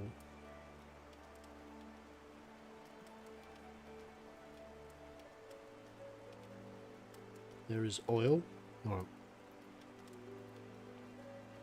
Use the vial on that on the oil. Beautiful. Then we need to sterilize it.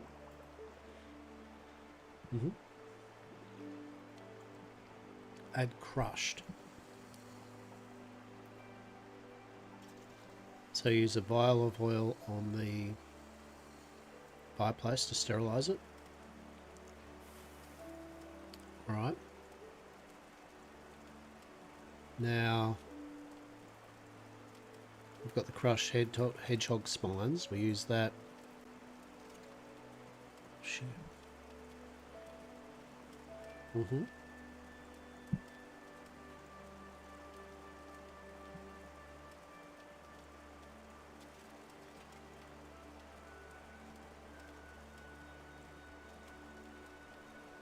Alright.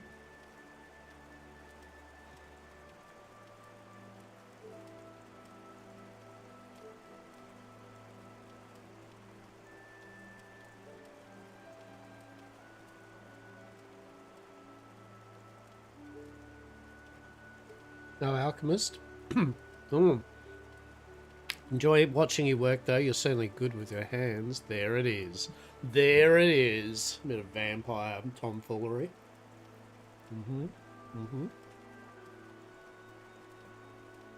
Alright.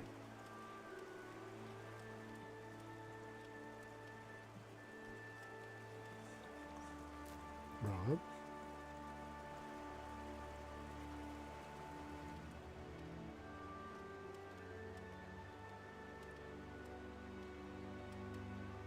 Let's go 30. 30 grams of that.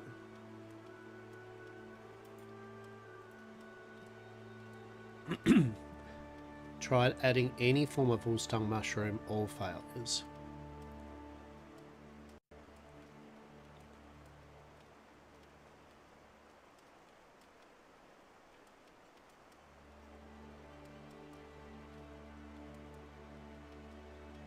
So the poppy.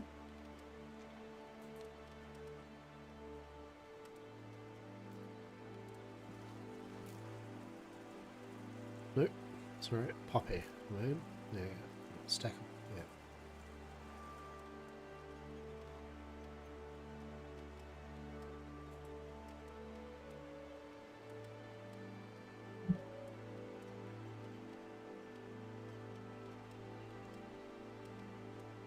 So you can't smash up the poppy, but you can press it.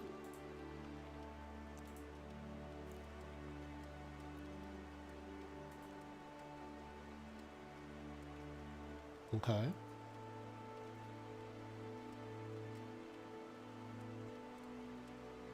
We tried adding any form of wolf's tongue. So let's see if let's see if adding this does the job. Use on this.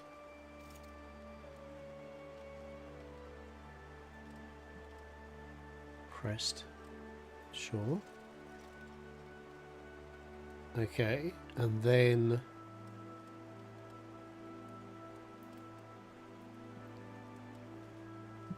tried adding a poppy at 90 grams of tongue. So let's try 30 grams.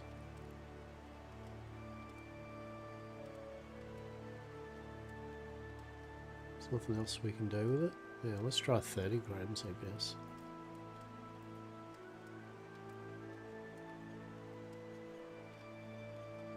Use that on this.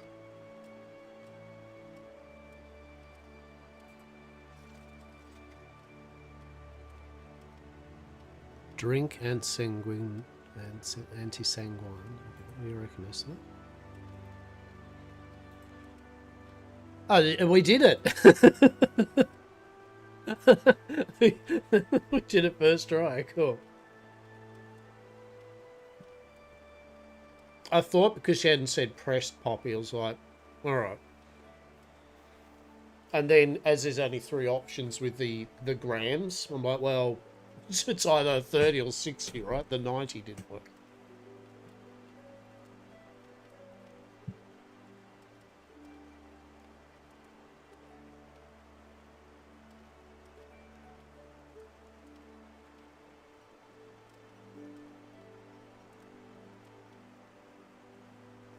Alright, now we're going to feed small furry animals experimental sanguine potions. What could go wrong, right? Hammett and Ezingwary would like to know your location, truly.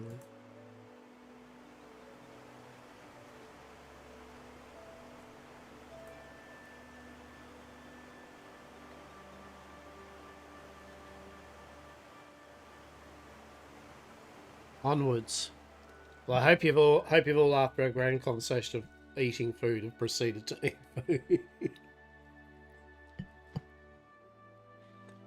I've got one more piece of toast and jam that I'm working my way through. True.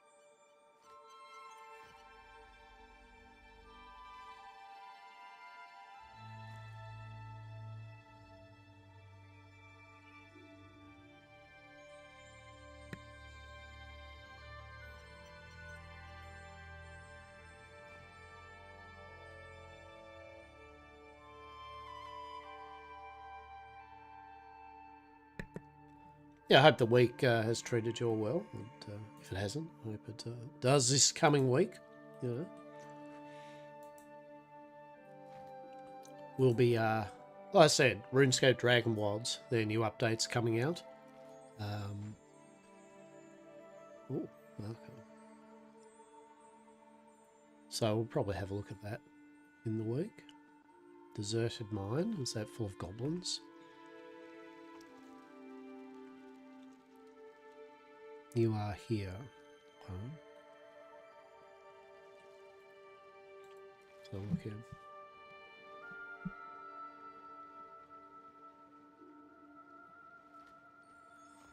We did pick up Crimson Desert. Pretty cool. Very, very, very open-ended, open-worldy, Jesus kind of game. What the hell? There's a lot going on with it. Can find one by the small lake west of the deserted mine. Oh, okay, here.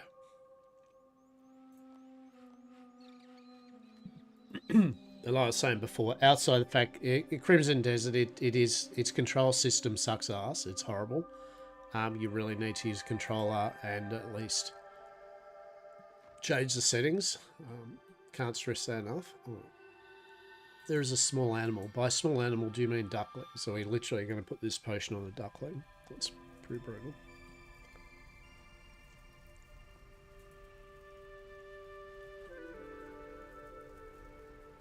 Oh, well. Oh, no, there is a hedgehog. What do we do then? Let's go.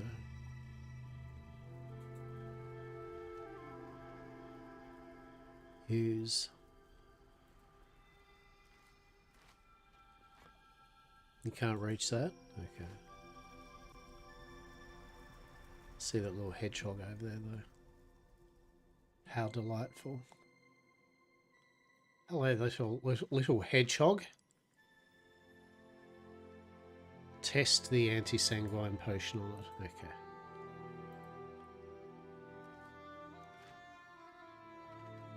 That adorably prickly creature, a hedgehog, if I recall Ether's words correctly, should be ideal for testing the anti-sanguine. A hedgehog. Interesting. A good old hedgehog, yes. Let's start with a small dose. There you go. Squeak. Oh shit. The hedgehog went violent. Hedgehog's gone wild, truly. Okay. Look around for something else to use it on. Okay. Fucking unicorn.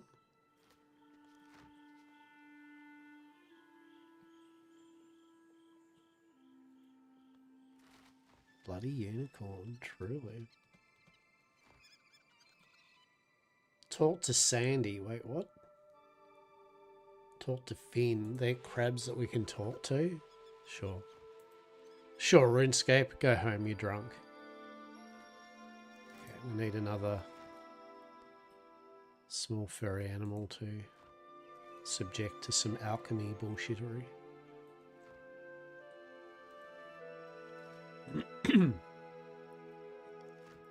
It's not the ducks. Okay.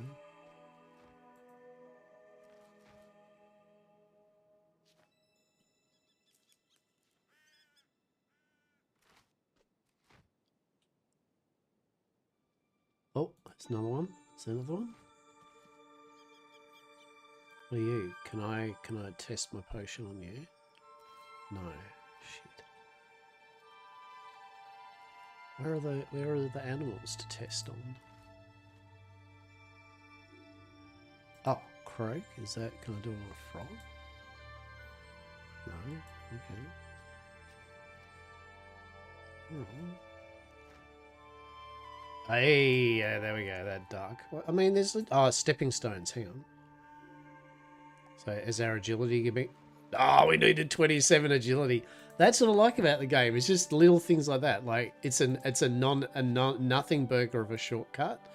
But if you did have 27 agility, you could have just went straight over there, right? And it isn't actually not a shortcut. It is quite because I have to go all the way around. And I like how they've designed the map based around little things like that. That's cool.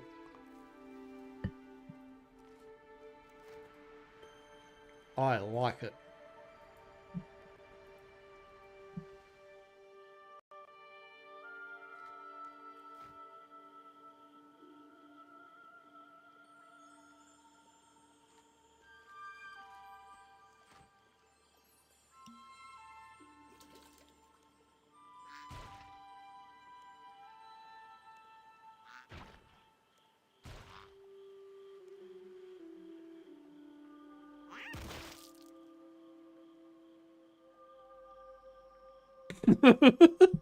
Well, it just exploded that duck.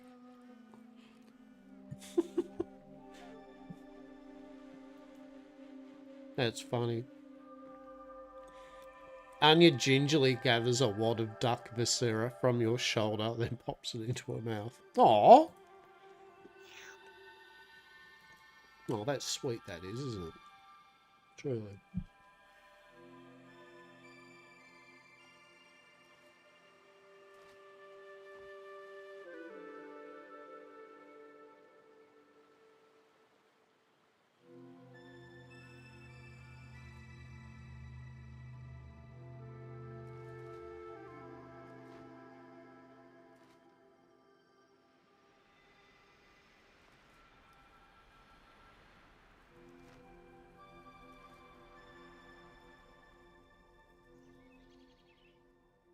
Guess we'll have to find another animal.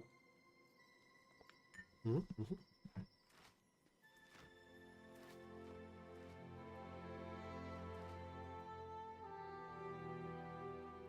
I reckon it's that weasel or whatever that was a stoat. No? Okay. Frog? No? Okay. Interesting.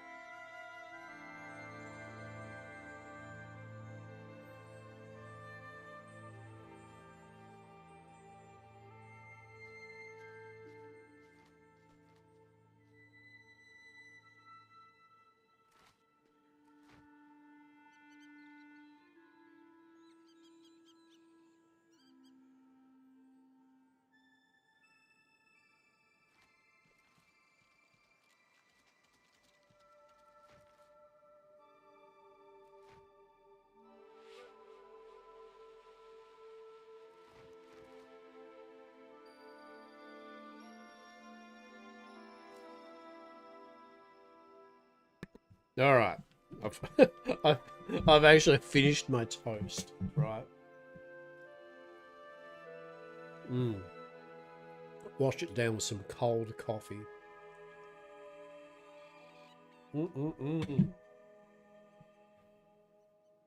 I mean, really, cold coffee is just like, it's a treat.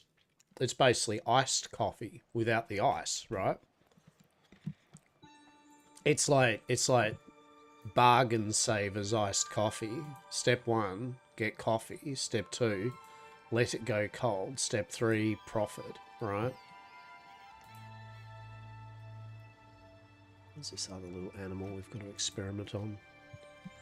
If it's sensible, that it's nowhere near where I am. You know, so our last experiment involved duck. We've already done the ducks. So ducks a no-go. Okay. Frog.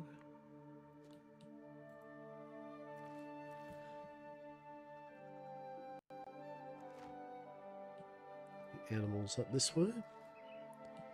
Seems very particular about it being around the lake, right? Unless there's some extra to the quest now.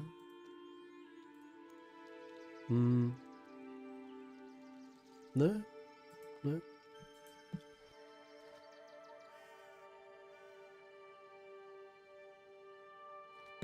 There is a animal somewhere around here.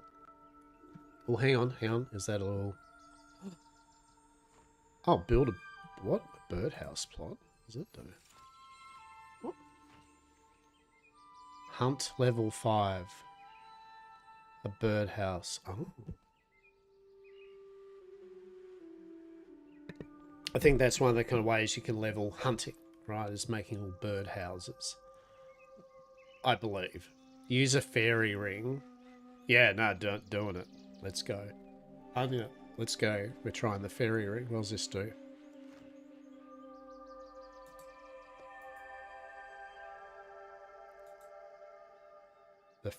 The fairy ring does not respond. Alright, we'll improve this more on that. Oh, there we go. Oh my god. Anti-sanguine badger. Let's go. That delightful black and white creature seems like a good choice. Yes.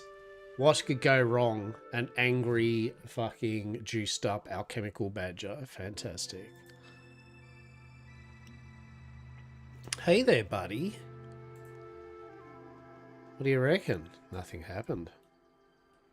Stricken success. The creature holds some resistance to the sanguine. I can sense it. It did not explode, as with some of the prior attempts. Okay. We need a silver weapon. Yes. Would any of the weapons I possess work? Unlikely. Okay. Weapon be fitting in might, such as a sword from a freshly mined silver. Okay. Meet me outside the cave when you have procured what we need. I shall be await your return. Must be a smith in Wenderwick. I can speak about forging this weapon. Alright. Hell yeah. Let's fucking go. Alright, so that's clay rock.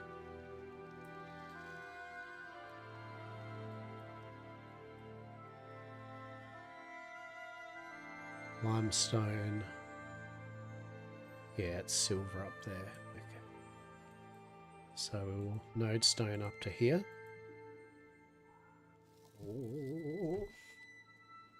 Oh, how delightful. I'm feeling pretty good, peeps. That toast was the money shot. That is what was required to put vim and vigor in one step, and then I proceed to sit here and play RuneScape. Right, like all that newfound energy into going click, click, click. Yeah. Hell yeah, let's fucking go. There's the blacksmith. I reckon the blacksmith will be down here. That's what I reckon.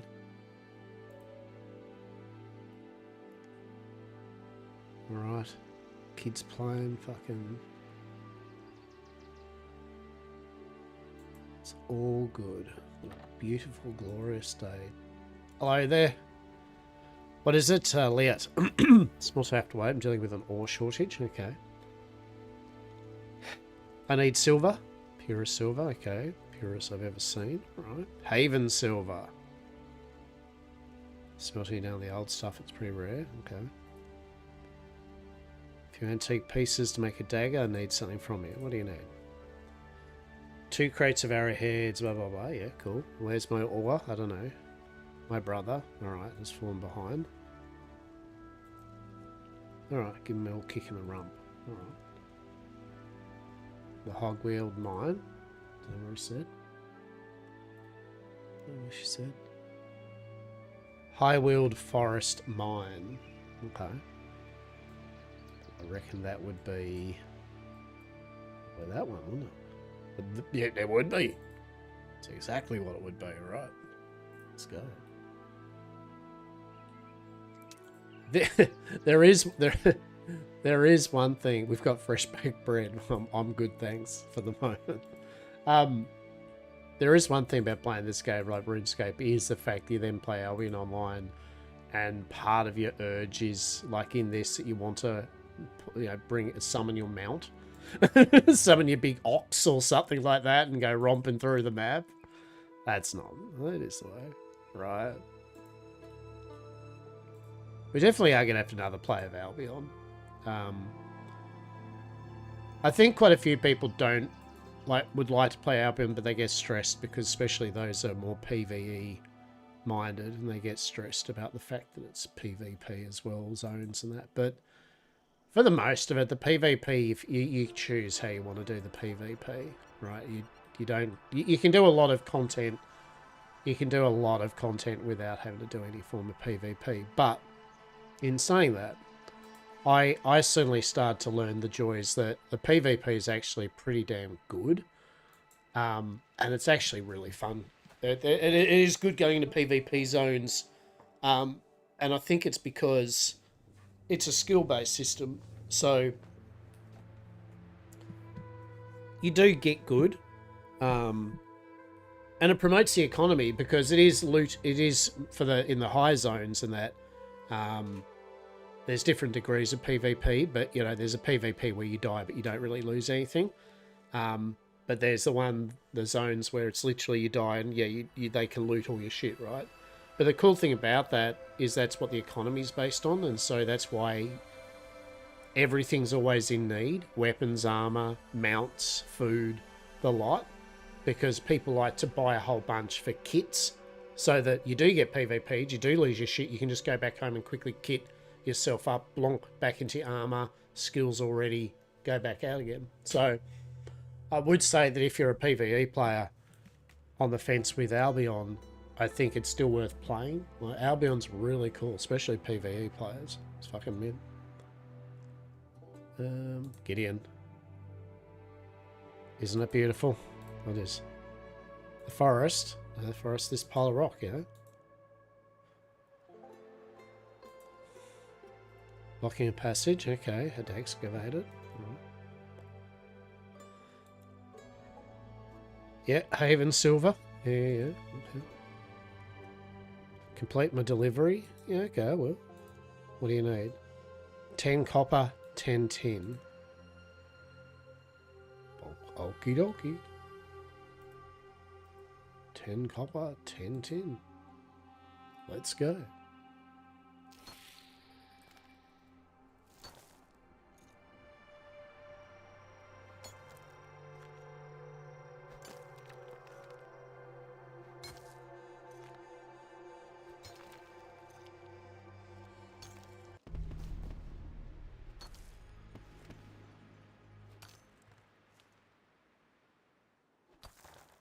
Is that enough?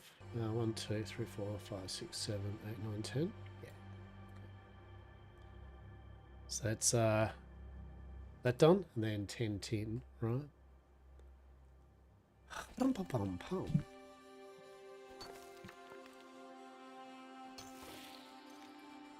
Ho ho ho. I do like the mining with the kind of little critical thing and how it flashes up and you go to the next rock. 2 more. Right, now did you want me to give it to you or to your sister?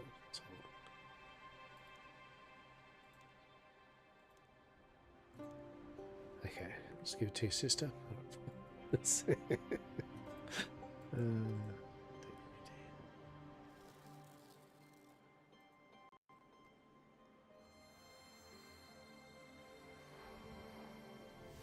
I shall present to your sister, friend, the copper ore and tin ore in the quantities of which she would desire. Yes.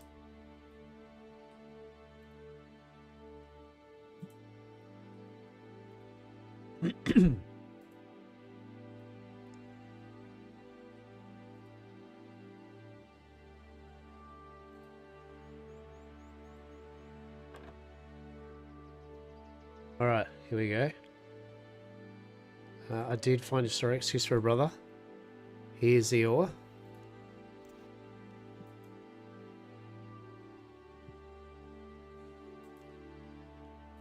Alright, we'll check on Gideon. Hell yeah.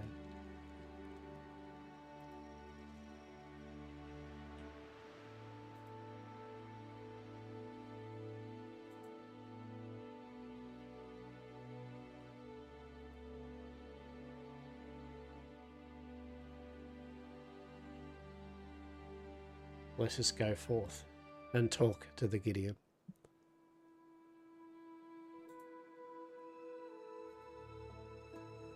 Yeah, so I have got membership in this too. Because I have been playing around with it enough to worth I mean, real talk, there's some member skills like agility and shit that I want up so I get the shortcuts and shit like that. So, you know, in the scheme of things, compared to my WoW subscription, of which I haven't even finished midnight yet, which I should do before my WoW subscription runs out. Oh shit! All right, what do we got for mining? Havenite, Necrite, Phantasmite, Platinum. Yeah, all right.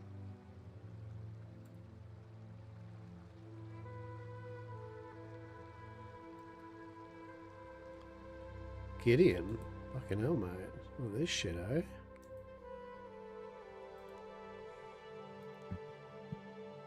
Yeah. So the old blood cult. Yeah, okay. Supposed to be incredible untap Haven Silver. Excellent. Just wait till another fight finds it. Yep. I'll mine 4 chunks and bring them back. Should be enough for my weapon. All yours, friend. Right. Necrite. Cheeky bit of necrite. Am I right? How delightful.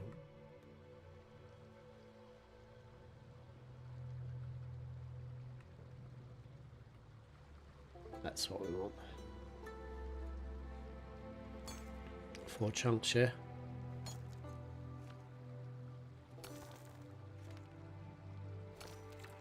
Beautiful. You know, I don't know. I don't know if we're going to need more. So I kind of, you know what I'm saying here? I mean, I'm a decent at mining, so I may as well, I feel, mine a full inventory loadout while I'm here, just in case, yeah. Actually, I can easily tell, right? I can tell. Smithing.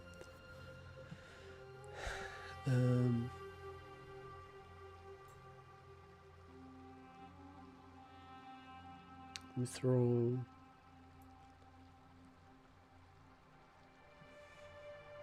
Oh, Haven Silver Equipment's level 30, right? Can further upgrade it.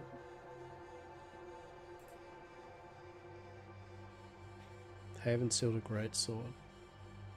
There we go.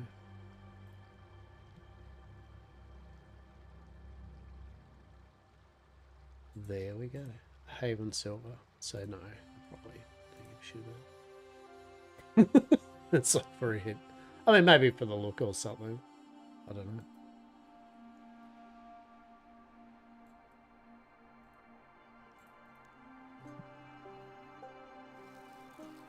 Oh, teleport back there.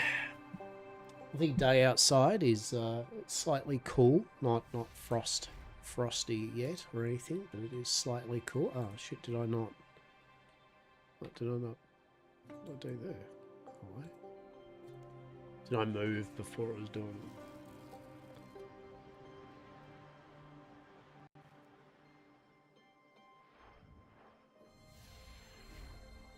Yes, I did move before I finished. Got the old doves are outside eating their bird of seed, living their best dove life. Minnie Cat is also lounging around. Oh, the doves love Minnie Cat because Minnie has zero want nor interest in trying to get the doves. So they literally just fucking hang out over near her head and shit. That's how they do not give a shit about her. To be fair though, doves and pigeons are pretty, unfortunately, dense, and so they'll actually just stare at a bird that is going to eat them anyway. But Minnie just looks at it and goes, "Meh." It's like just sleeps in the sun. Diego, on the other hand, no, he's just they know, even by dense standards, that those pigeons now know. They're like they even get a wisp of Diego in the area, and they're like, no, fuck this shit out.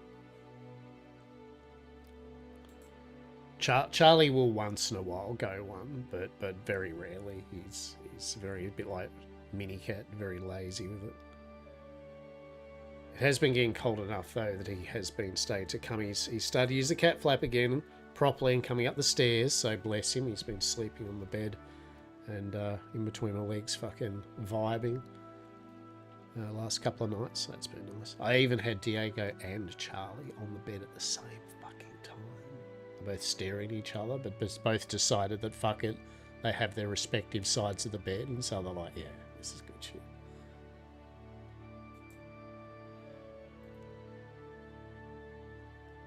Should we teach how to forge a traditional greatsword? Now listen closely. Okay. I think I've got it. Feel free to use my forge as long as you don't get in my way. Yeah, yeah.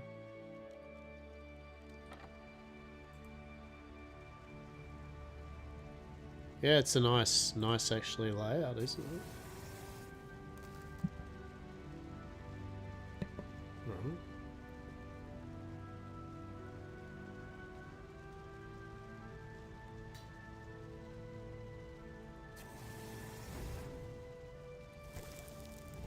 There we go.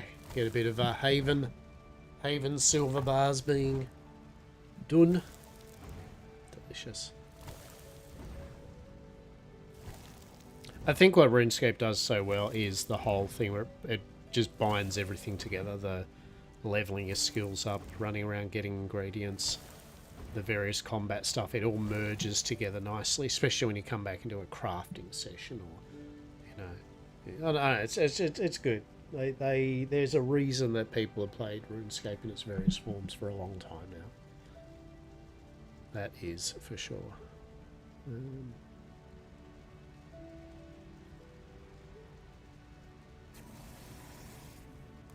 Now, quest-wise...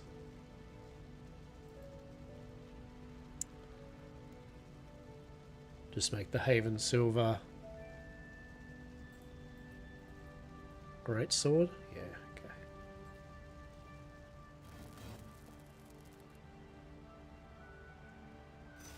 Oh shit, I can make adamant. Oh fuck. Oh shit. Oh, I forgot that. We can make adamantium. Oh, let's fucking go. Oh.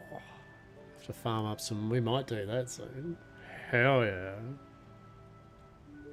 Adamant. Adamant. Darn, it's an 80s humour thing. I'll be here all week. Adamant. Yeah, right. We're gonna need to get some adamantium. What do I need for adamantium? Wait, eyes on the prize. Anyway, eyes on the bloody prize. We want to go Haven Silver, Great Sword. One of them. Begin said project. The items run out of heat. Oh, that's pretty bizarre. I would have thought my skilling is firmly past 30, but anyway.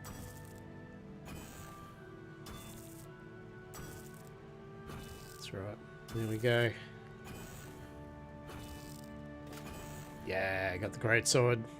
Impressive weapon. I shall return to the blighted cave. Anya shall be waiting for me.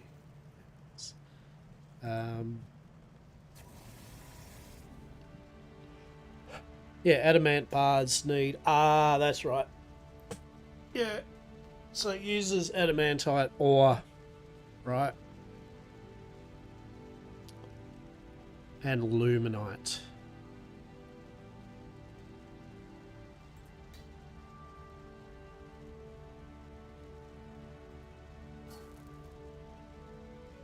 Alright, and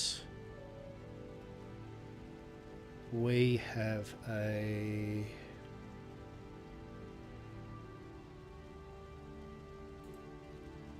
Worn equipment. So we got a mithril pickaxe. So the first things we need to... Yeah, we'd need to go do the adamantite. Then we would need to get an adamantite pickaxe. Which is just 2 bars. Then we want our adamant ore box. That's 2 bars. That's 4.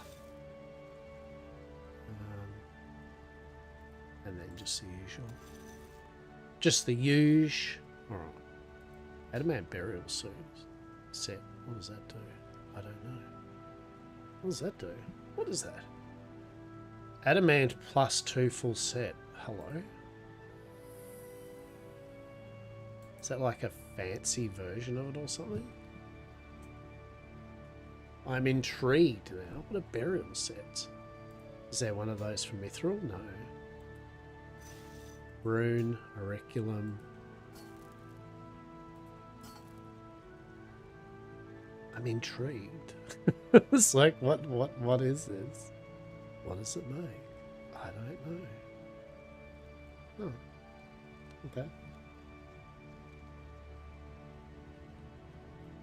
Anyway, the main point is we need luminite and adamantite. Blighted cave. Yes, let's go there. I don't think this place has anything that we need mining-wise. Excavation sites, limestone. Yeah, I mean, this is all kind of lower level type stuff, right? We've got our Haven Silver Greatsword. Beautiful. We're getting there, peeps. We're getting there. I got myself 6 kilograms of FDM filament. We've got some more filament to do some more 3D of printing, of which I'm going to be finishing off the ruined town that I've been working on. Is this going to be what level is this? 20 something. 14. Oh, goddamn. I really got to build up my agility. I'm really tempted to build my agility up. ASAP. Get them shortcuts happening. But yes, we've got a lot of filament. And as I said, we have costed up the new computer. Well, most of the new computer anyway. So I might next try to get some of said computer ordered. So at least we'll have the motherboard, CPU, case, power supply, RAM, all there. And then what I'm going to do is, honestly, then I'm going to use one of my hard drives from this computer and my graphics card from this computer and just get it up and running. And then once I get myself another card, that later on then I can get another card and hard drive, and I'll put it back into this older system and have that as my second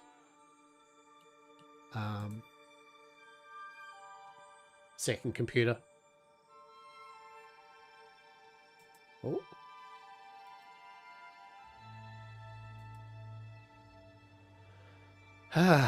So this is a blight you spoke of, yeah? Rotting fish and iron. Delicious. I have.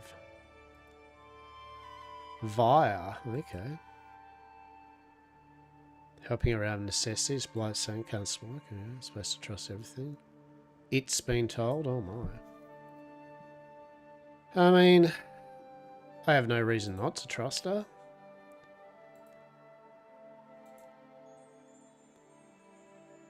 Yeah, your goddess of wolves trusted me, so let's go. Prepare for combating. We need silver weapons. Yep. Stay here and come live Sevilla. It's a bit of a slur, actually, mate. Come on now. Be better. Should join you inside. Remember to consume the antidote before engaging the heart, or your death will be swift. Oh. I feel that's not good then, is it?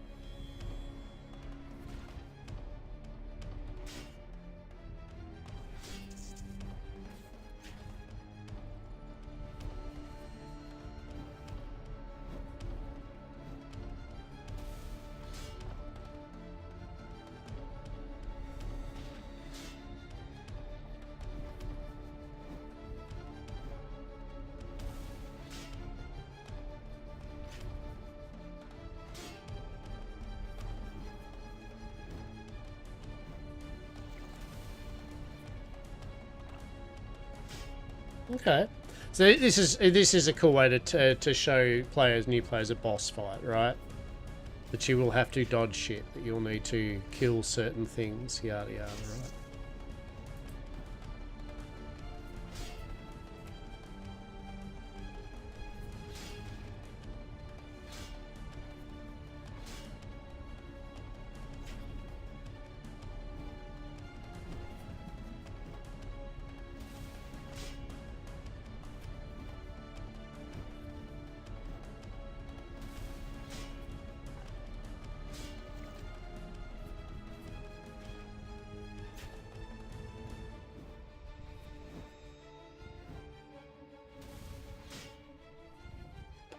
Bum, bum, bum.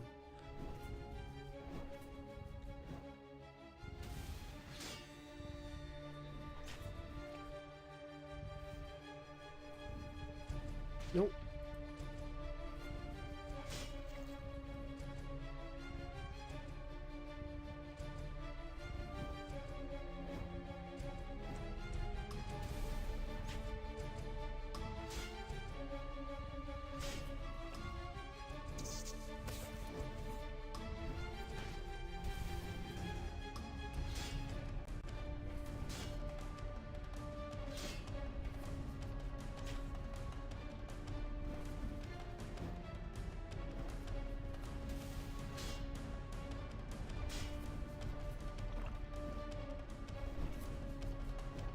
pretty cool though. I mean, yeah, it might not look much, but it's like it's actually pretty cool.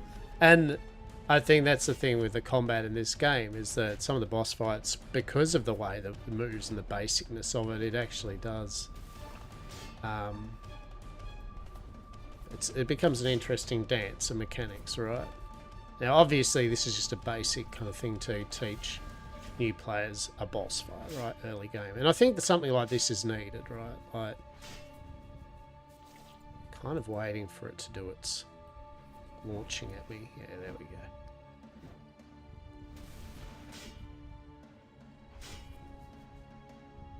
So I'll just move around the side and then do another thing of it. But yeah, like bossing is a whole thing. And I like that. I like the dungeoneering bossing and all that's a whole thing, right? We get him this time.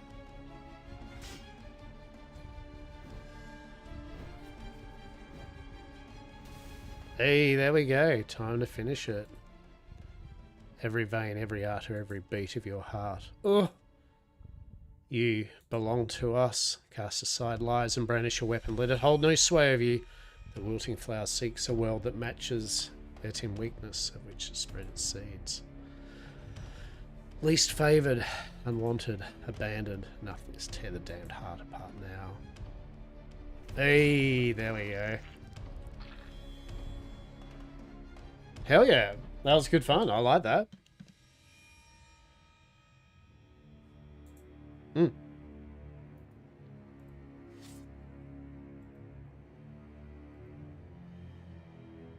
Very cool. More will come, truly. Ooh, fucking ooh.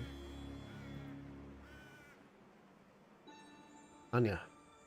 Well, it's over. We did it. You did it, darling. It was your blade that felled the wretched heart and saved this village from a gruesome fate. For the moment at least. Praise and honour. Battle may be won, but this conflict has merely begun. For now I must return to my encampment. It has been a considerable amount of time since I last sated my thirst. I'm very weary. Oh, you could have some of my blood. Only a small amount, though. Oh my, quite forward, aren't we? Very most appreciated, truly, but I couldn't possibly impose on you, not when we have so recently met. Perhaps if I'm fortunate, I'll find another of those small birds, so that my meal may evoke memories of our time together. What, a small bird? Interesting. Should report back to Adam, adventurer. Alright. I shall. Top tab. What's going on up there? I'm curious. I wanna see what's going up here. Is this place to be? Like what's fuck yeah. What's going on here?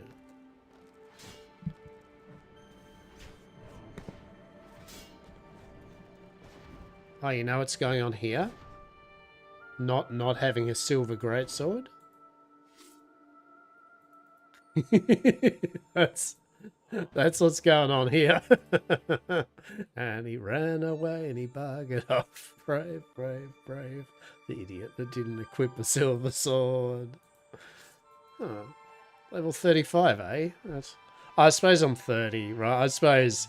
I don't know what... Yeah, like... although my armor and weapons is level 40 or something. But anyway. Alright, no, I suppose my weapons and armor are 30. So technically it was higher level than me. So... Huh. Oh dear.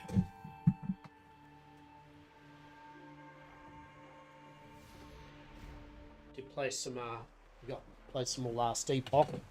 I got to end game with my Necromancer. It's a bit of fun. That's good. Let's go to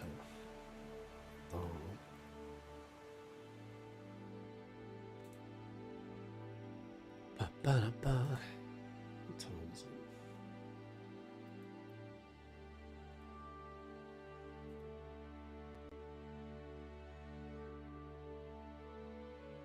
it? Wonder if Yorkshire's grabbed their beans on toast. Truly. Fucking A. Bloody A. Ads are going to go in about 3 minutes or so. Sanguine heart lies dead. Okay. Return to a camp. Okay. Allowed to remain. Shaded us. Yeah, yeah. Thank you. Okay. Hey, there we go. We did it. We completed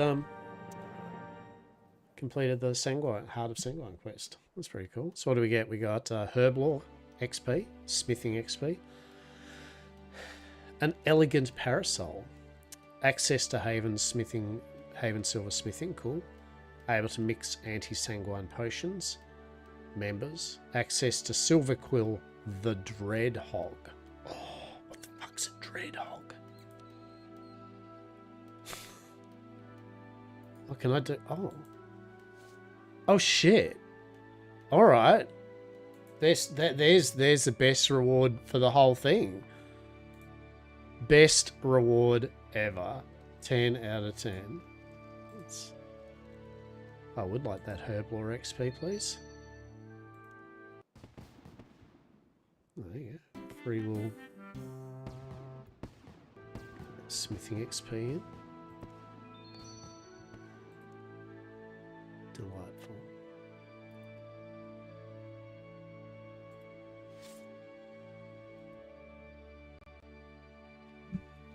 Alright, so the parasols, yeah, weaponry thing. That's cool. Alright. That is fun, and I do like it. Now.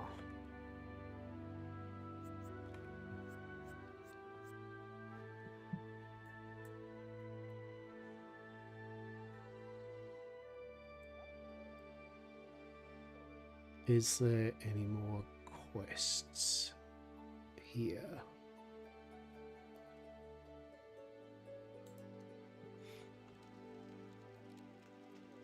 No, not yet. All right, that's cool.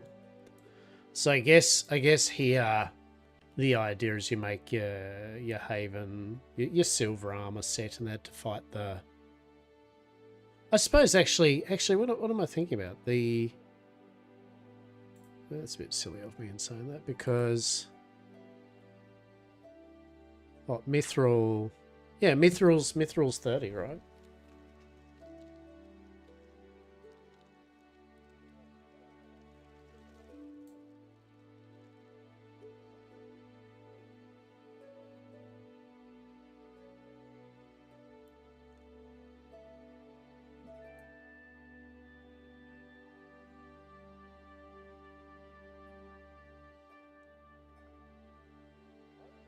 Yeah, mithril smelting and smithing's at 30. And so, right, okay, so Haven Silver is the same kind of hurrah, is it? Damage 715. Oh, that's a +2. Oh, shit.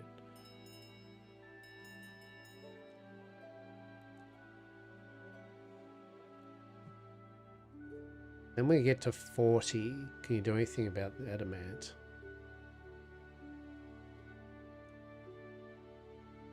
Yeah, so I suppose you do the Haven Silver stuff still anyway, right? Like, you do that so you can probably kill some of the stuff later on that needs Haven Silver, I guess, maybe.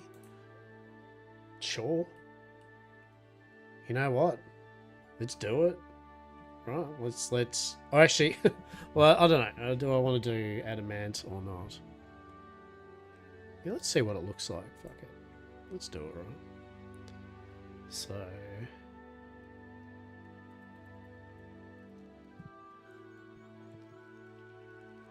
So I've got the Greats, Haven's Greats, so it wasn't only damage 111. Is that because it's like the quest or something?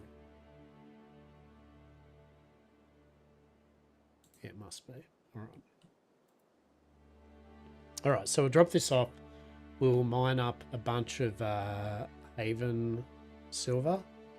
And then we'll make a set of Haven Silver up. Because, why not? Actually, we'll keep... No, we won't do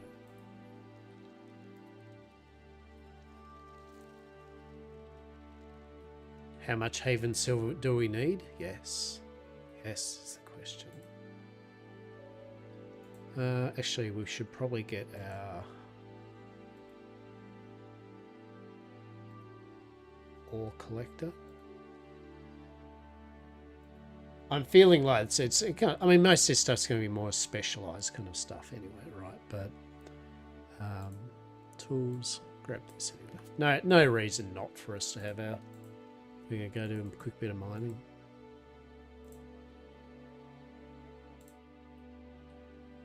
But we're going to need at least... Oh, what are we going to need? 5, 6, 7, 8, 9, 10, 11, 12, 13, 15 ingots or something like that, right? At least to make a full set. Then we'll need to make a two-handed sword.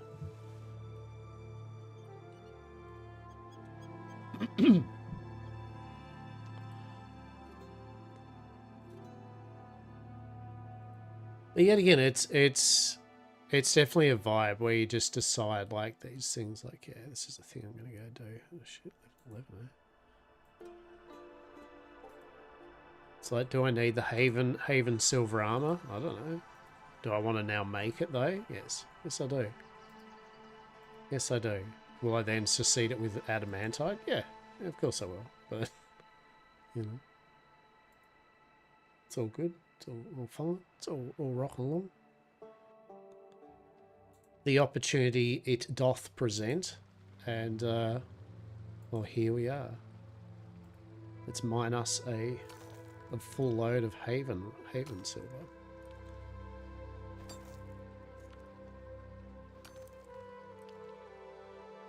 I mean, our mining skills brute force anyway, so it's not like it's going to take us long, right? Oh.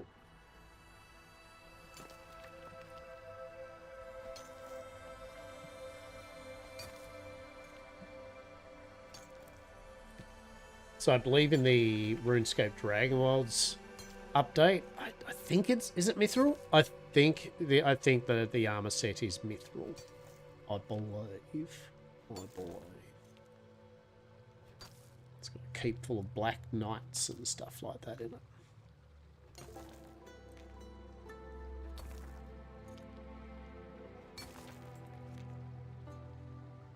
But yeah, it feels good. They're just twigging around, you know, having this on your bloody other monitor, and watching something or doing something and just clicking a few things and going, yes.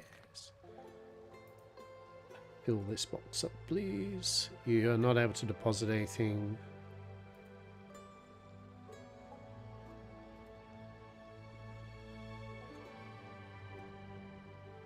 Why not?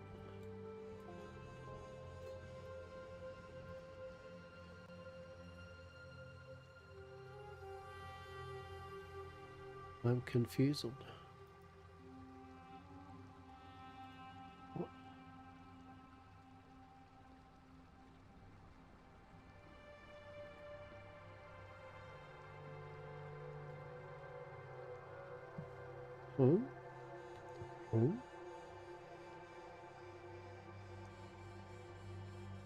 It's like, no. Well, does Haven Silver just not go into the mithril ore box? Is that what's going on here? You're not able to deposit anything in your backpack into your ore box. Okay. It's like, I don't know why, but fair enough. Fair enough. Just we'll go with sure. Yeah, I can check this out. Haven silver not filling mithril ore box? Question mark. You can't put ore in an ore box. Use poison.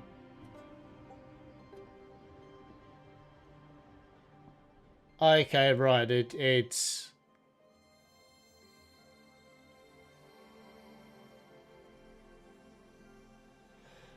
right. Okay, that's fine. That makes sense. Kind of. You can't put it in the. They kind of want you to. I don't know why, really, but they want you to, for whatever reason, just take it back. Not do it in such an amount. I mean, sure. Okay. I guess. Should be enough for us to make a full set of gear, though.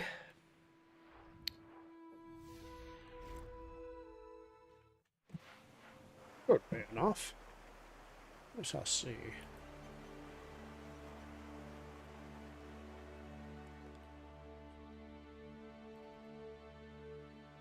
Ba-da-ba.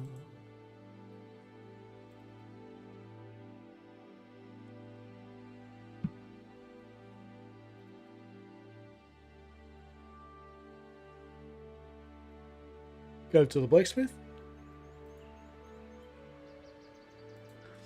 And away we go. There you go. Who we got there? We got Hardcore Iron Woman Hythian. Okay, well done. Well done, you.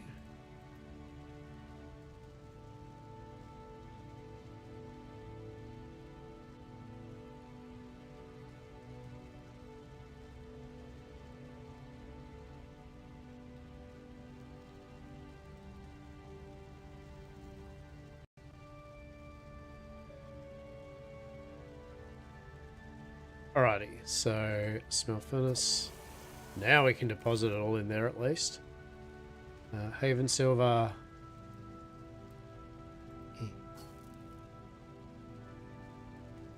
27 bars, please. There we go.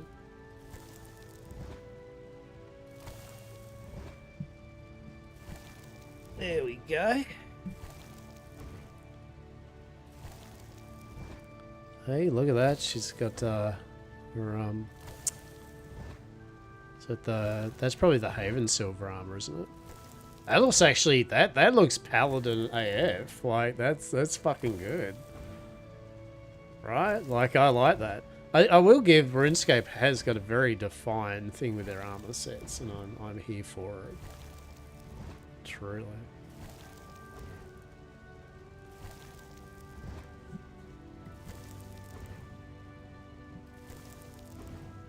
We're getting there, people. We're getting there.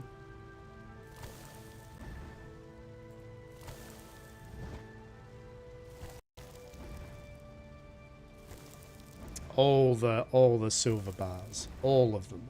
All of them. Yes. Alright, I should deposit them. Yeah, I think I will.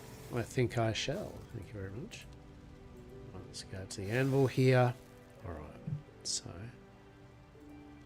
Haven silver. Ah, so I've made all this, but I can't. Why is there not an armor set?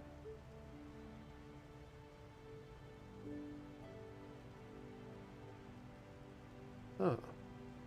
Wait, what? I thought there's an armor set if I just made a whole bunch of shit for no reason. Oh, hang on. Hang on. Smithing. 30. It's Haven silver weaponry, dipshit. Does it say Haven silver armor? No. Oh. Is there Haven silver armor? No. Oh. Oh, okay then. Well. Guess we won't. Am I right? All right. So I guess it just has a lot of little things you can level up certain skills, right? Like, what's that? Level 30 kind of fishing, level 10, 5. Yeah, okay. So yeah, right. So you can go from level 1 to level 5, 15, kind of fishing, and then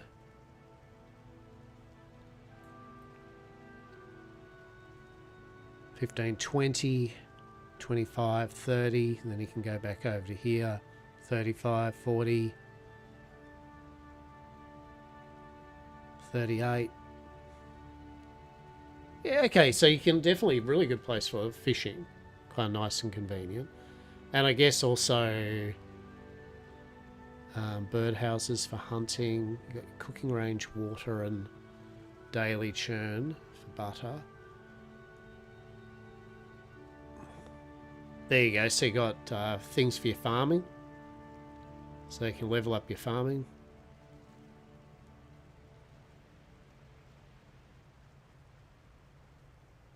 Yeah, cool. Do we have any other quests? We need level 15 and 15. Okay. Okay, so there are a few more quests around. Just that we have fuck all skills in anything other than beating the shit out of things with, and crafting things. So what we are going to do, we're going to do a bit of mining. We're going to get us some sweet, sweet. Well, I don't know. Luminite? I don't know. Is that a thing you want to do? Where's the Luminite at? Right, Varrock, what do you got? What do we got here, Varrock? So adamantite is outside Varrock, so I mean that is good. We need luminite. Where the fuck do we get luminite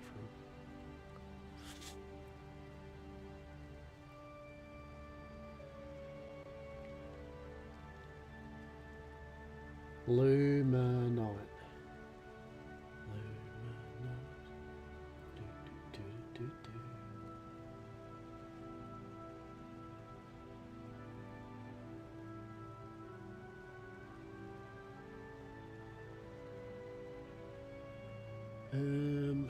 Luminite.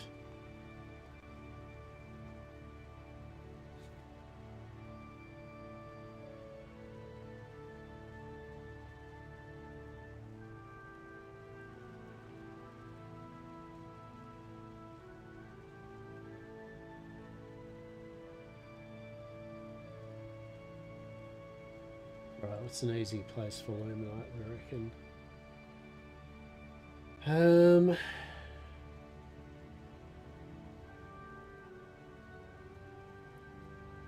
Mines. Dwarven luminite mine.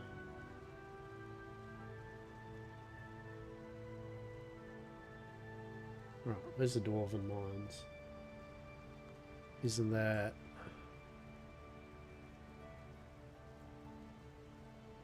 There's a lot going on with this map sometimes. Dwarven mines? Yes. Right. Okay, so we'll go up to there, I guess. Let's just go with shore. Do I actually have a teleport to Dwarven Mines? I don't think I actually do, because... me.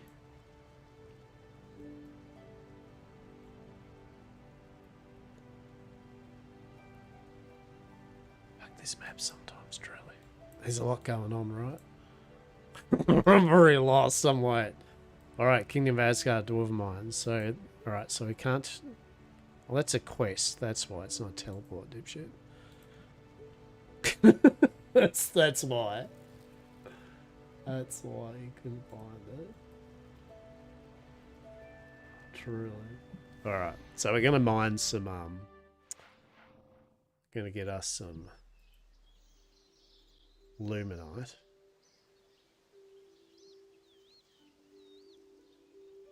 So we go up to here, Invention Guild.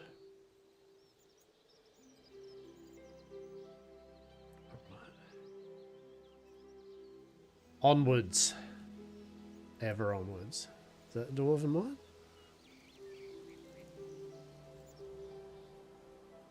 Cave entrance. What's that cave entrance to?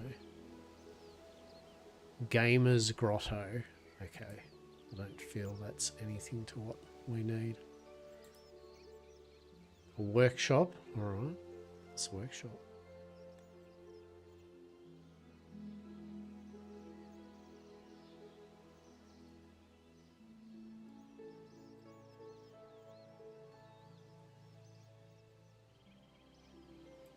Do not know what this workshop is for. Ergo, I do not need to go there. What I do need to do is go to this Dwarven Mine. How do we get to this Dwarven Mine? Yes. Is it through here?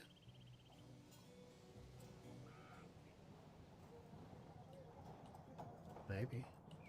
It is, probably.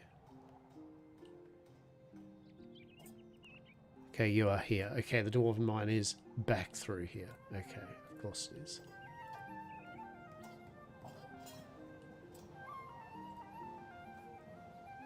But where? But how? I don't know.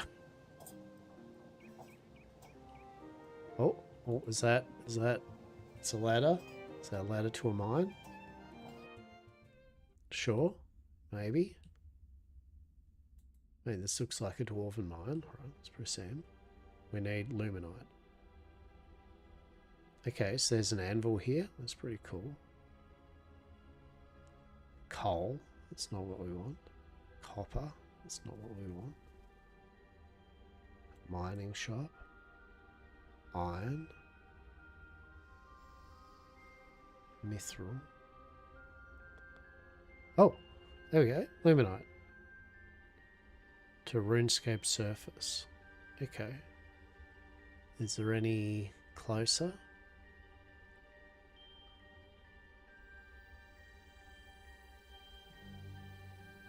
Maybe. Can you just farm dwarves? Like, can you just get dwarves on farm? Oh, what's that? Is that like a tentacle door? What's going on there? What's curious on there? Ooh, ooh. It is. What's your story? Can I open it? No. Can I look at it? There is something in this door for me to put objects in. Oh, it's that kind of door, is it? No, I'm good. I think I'll just stay away from the door. Like I'm fine. Scorpion. Shit. Oh no, is that rat going to attack me? Don't you be attacking me, rat. So that's a shortcut. So Luminite's all the way down the very end of this. That's really cool. I'm going to kill this big fucking scorpion. That's what I'll do. Exactly. Ah, yes. Nothing like a good bit of Luminite farming with a whole big load of scorpions everywhere. Right. There's literally the Luminite just surrounded by scorpions. That's funny shit. Oh shit, what's going on here? Hello?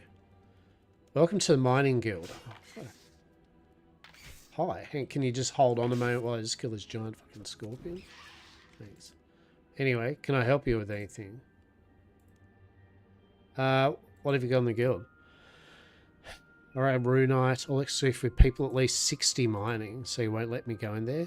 Do some more training. Oh, shit. Alright. Oh, I like that. Oh, so you can, yeah, so you can just gonna go here and get all that good shit. Yeah, alright. Right, we need to get 60 mining. I like the fact we're just gonna have, so that's a bit spicy. We get to mine Luminite while scorpions. I mean, it's not like the scorpions are going to get us, right? Like, we're going to wreck them, but it's just the fact that we're happily doing it. That's a king scorpion? What the shit? Hell no.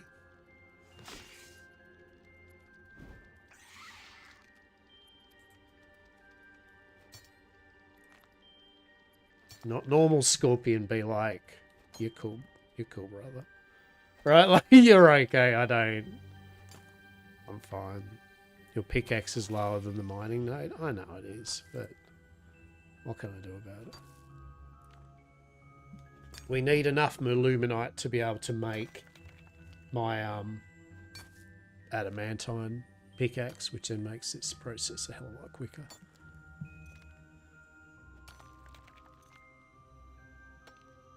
But we may as well also get... Seeing as this takes a bit to get down here, we may as well farm up a bit of it now.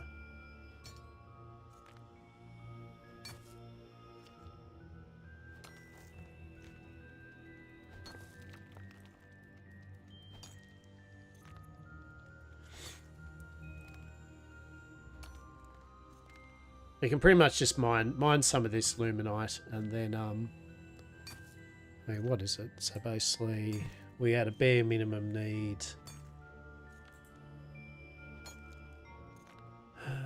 40, 40, 40.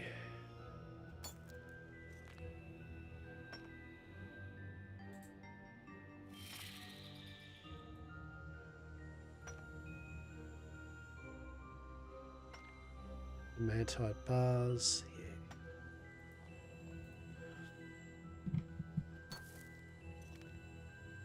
yet again, I like that there's all these rewards for your numbers go up, right? You know, hit 60, now you get a more accessible mining area with certain ores that are in a more convenient location. Things like that, right? That's cool. It rewards you for the time I think you put in. Making numbers go brr. I see that King Scorpion. Look at him. Look at him. He's waiting. He's waiting, little shit. Go away. Back off. Hey, why did you attack me last time? What was the go there? You didn't attack me now. You're just all vibing with me now. Alright. They probably know. They're like, I could attack him, but also my life would be forfeit. Right? This is like a pet now. That's pretty cool. Just got a pet giant scorpion. But he's going to have a go now that we get close to him, isn't he? Lose his shit? No, he just honestly, he don't care. He's fine.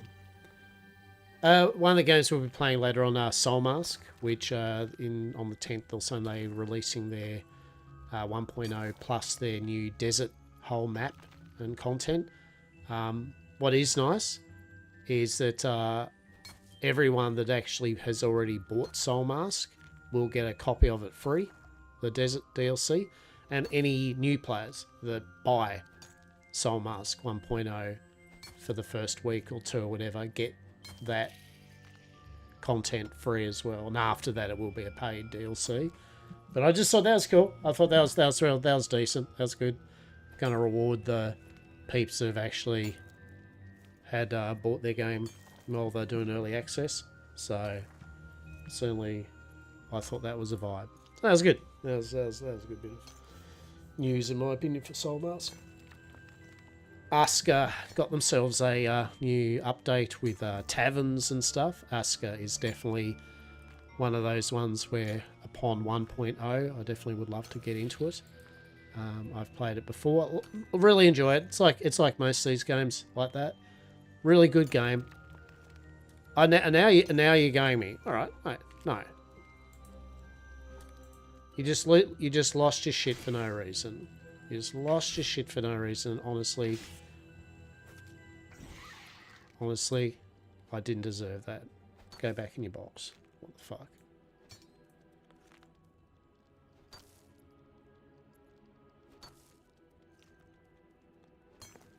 How dare it?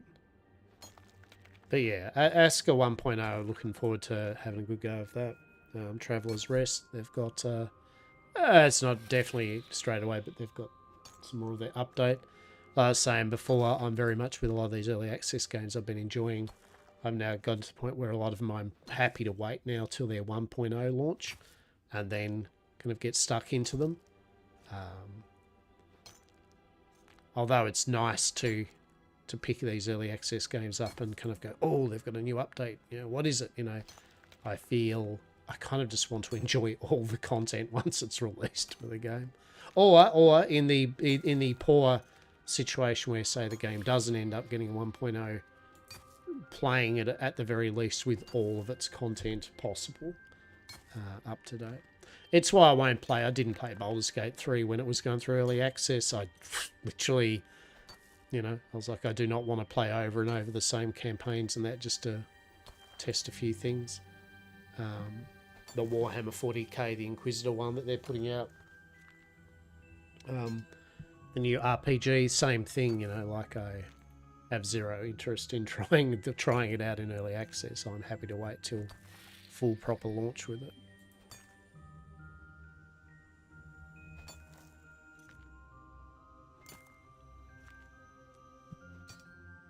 Is a good time. Is a good time for gaming. And there might be a time where a number of people will be at home again. Yeah. As I guess a slight side effect of maybe people working from home again due to the fact they can't drive anywhere. They'll be in front of, I guess, computers and shit again, like the other thing, time, right? Right. Holy shit. Do we fill our ore box? What we got for a 12? It's just 28. No, with that's more than enough to do the things we need. So we go to Varroke. How do you...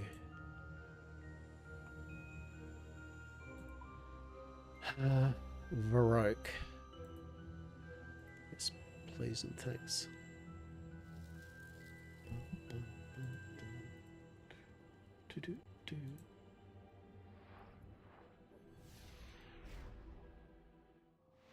Alrighty.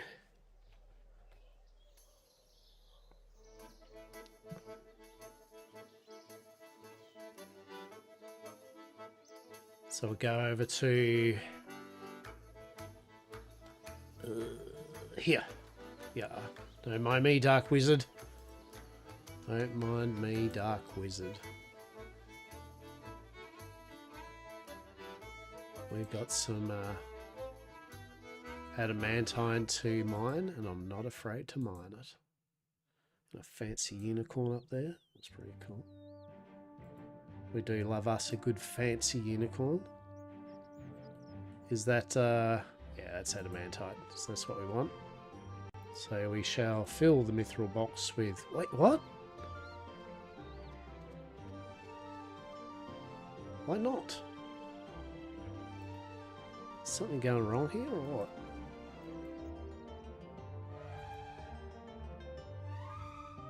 What am I stuffing up here? And why can't I fill any of this up?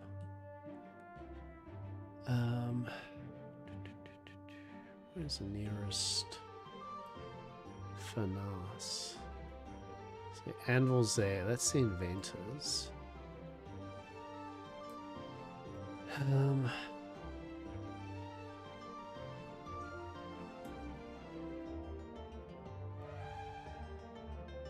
Anvil.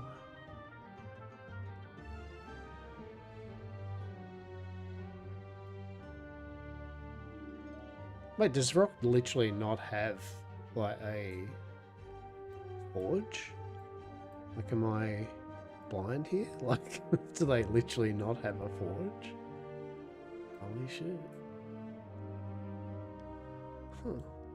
Well, fuck-a-doodle do. That's awkward. Alright, well, you know what?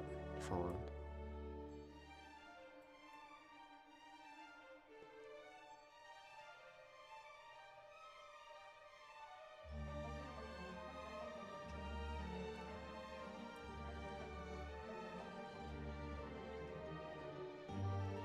Lumbridge does. Fuck it. That'll do. That'll do.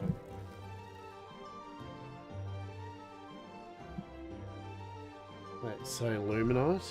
Luminite. One box.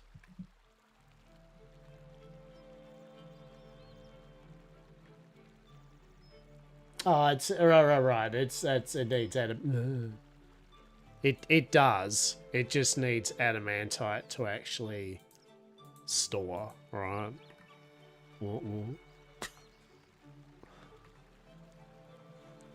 There we go. Should have realised that. That was a bit of a faux of pas, right? Anyway, we can dump all of that in there. That's fine.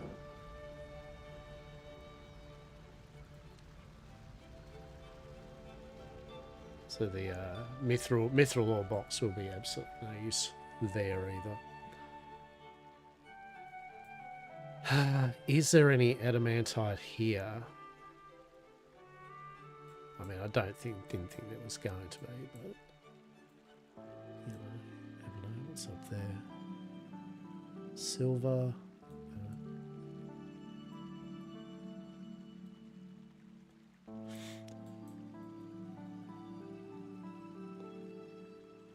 Easy way, just be go to Varrock, right? Go do what I was originally. Oh shit! Go do what I was originally doing. Go to Varrock, and now actually get the adamantite, right?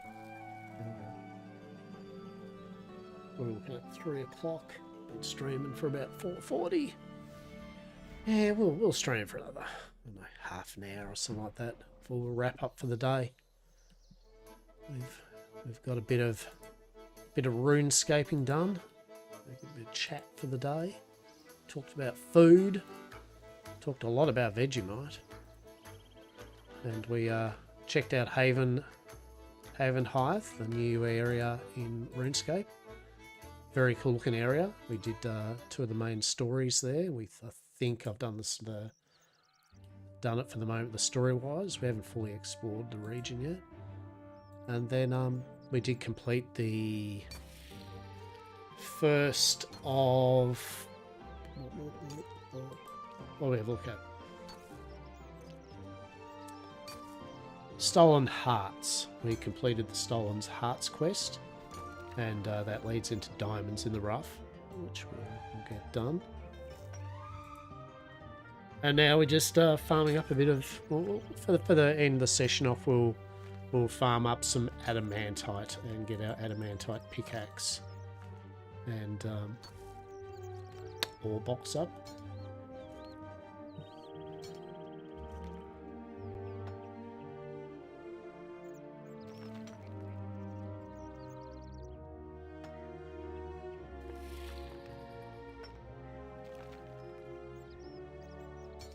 I'm going to go to 4, just so that way I can do the box and the pickaxe.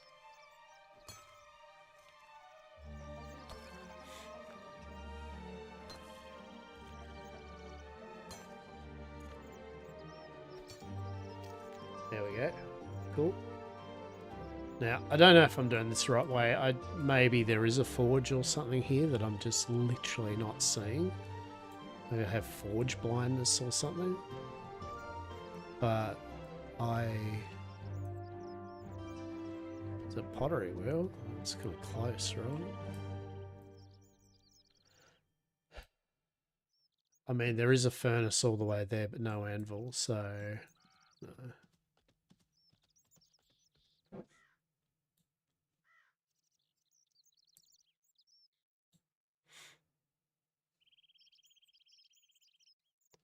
Just go back down to Lumbridge. Not like it takes long to teleport, right? Not long, like it takes long to teleport. Oh, but yeah, I will be back on, as said, on Wednesday. Wednesday we'll do, if it's open, we might do RuneScape Dragon Mods, right? See, they've got a new update there, so keep the RuneScape kind of vibe going. Sure, why not? There's the furnace. There's all that. Adamant bars, yes please. 4. So usually the first thing I do, obviously, is I make the level of pickaxe that I need, so that'll make farming more of what I need faster and more efficient. And then I usually upgrade the ore box to whatever the next tier is. So I need my mithril ore bars and an ore box, and they'll make the adamantite ore box.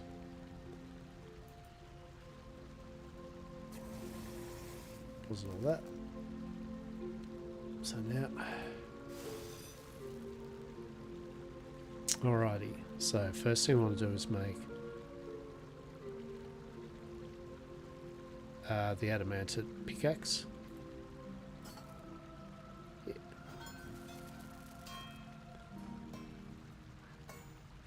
Heat the forge up. I do like the crafting in it. It's simple, but it makes kind of sense. It's nice. You know, I'll forge this pickaxe, and you got to actually get the metal all hot, and then you hammer away. The heat goes down, and the more proficient you are in smithing, the less the heat goes down. Eventually, you get to the point where when you go to make an item, it'll be a full bar of heat, so it becomes more efficient. And then I just farm out a whole bunch of that current tier material. Come back, and then I proceed to make a full set of armor at +2, and then I just make boots or gloves, which cost the least, and just grind out the rest of my materials to level up smithing to usually the next tier, right? Like 50 in this case, right? And then just repeat, you know.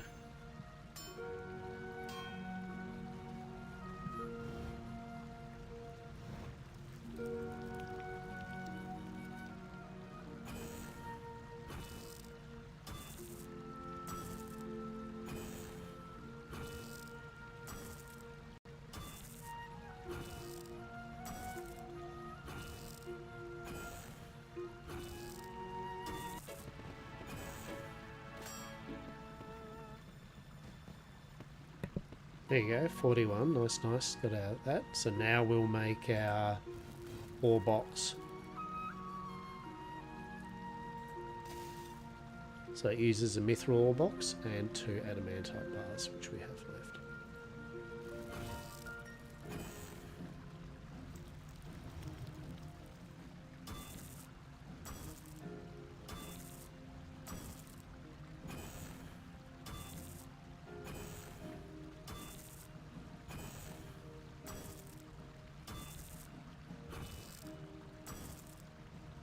Obviously it takes a while for us to, you know, the progress bar, that little blue bar that's building up, takes a while for it to build up, and as our smithing skill goes up, you know, we'll make it to be quicker and quicker, faster and faster. But at the moment, you know, we're not even halfway and we'll need to. So the item skill does significantly, it's a lot slower to work with. Mr. Muscup, good evening, sir. Good evening to you. How are you? How are you going? How's your weekend treating you? Good, I hope.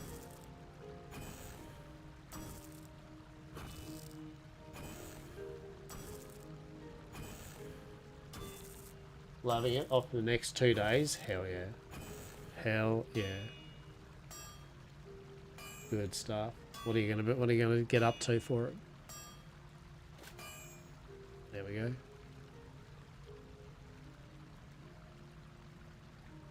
Beautiful. Wait. Sorry. We want to put the adamantite pickaxe on our tool belt. Alright. So now we've upgraded our pickaxe. We can now go back and start farming more efficiently. The adamantite. But not before we... Alright.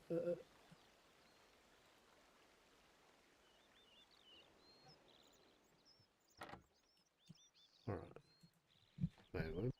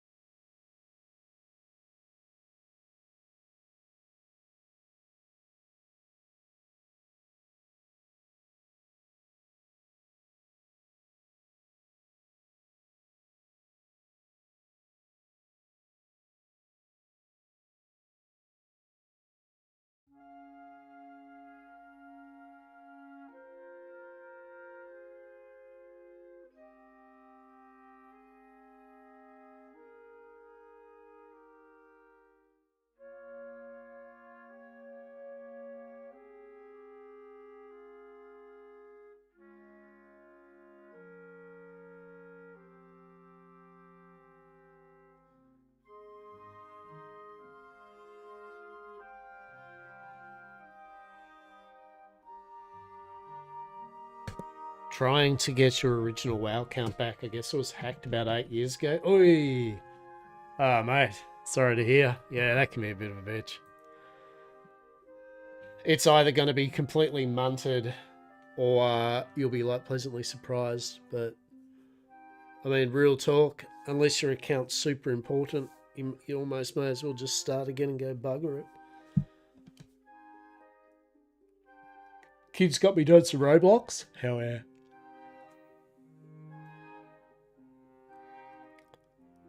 Our friend of mine, Riley, was showing me, she'll show me the fucking, there's a whole bunch of Roblox games. That's pretty funny. There's a lot of Roblox games, isn't there? There's a lot of fucking Roblox games. Holy shit. So we're gonna sell our mithril pickaxe because we don't need it. And it's 250 coins. And now we're gonna go back to Varrock, where with our mithril pickaxe, adamantite pickaxe, we can now mine the adamantite and the luminite at a proper go, of which we will farm that up to make a full set of adamantite armor and weapons. Cheating at the moment, I have an auto click again so I don't AFK so I can make money. Oh, that's the spirit. Yeah, good stuff. Good stuff. Yeah, I was in the mood to do some RuneScape, right? Like I want to get back in, and my account in RuneScape is progressing, you know, bit by bit. It's no great thing, but I think that's this game. So we should be able to mine. Yeah, see now we're mining this at a normal level. I think that's this game in a nutshell. Is just you just bit by bit progress with just bits and pieces, and so we did some quests today, and got a few skills leveled up, and just going to get into a new tier of weapons and armor and smithing. So it's a good bit of fun. Level 43, new precious, new mining level. Diamonds. Okay, also requires level 75 dungeoneering.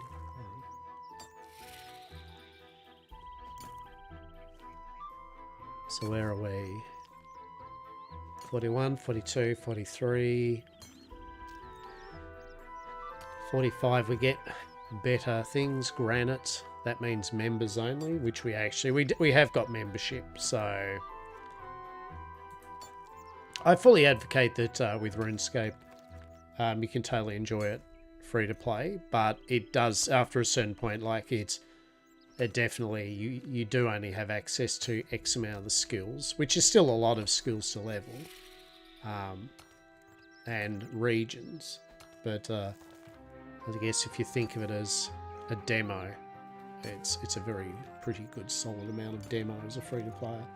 But I decided I was going to play this enough to worth the membership because I did want to level up some. So this month I'm going to level up some member-only skills like agility and invention and stuff like that, and make use of it.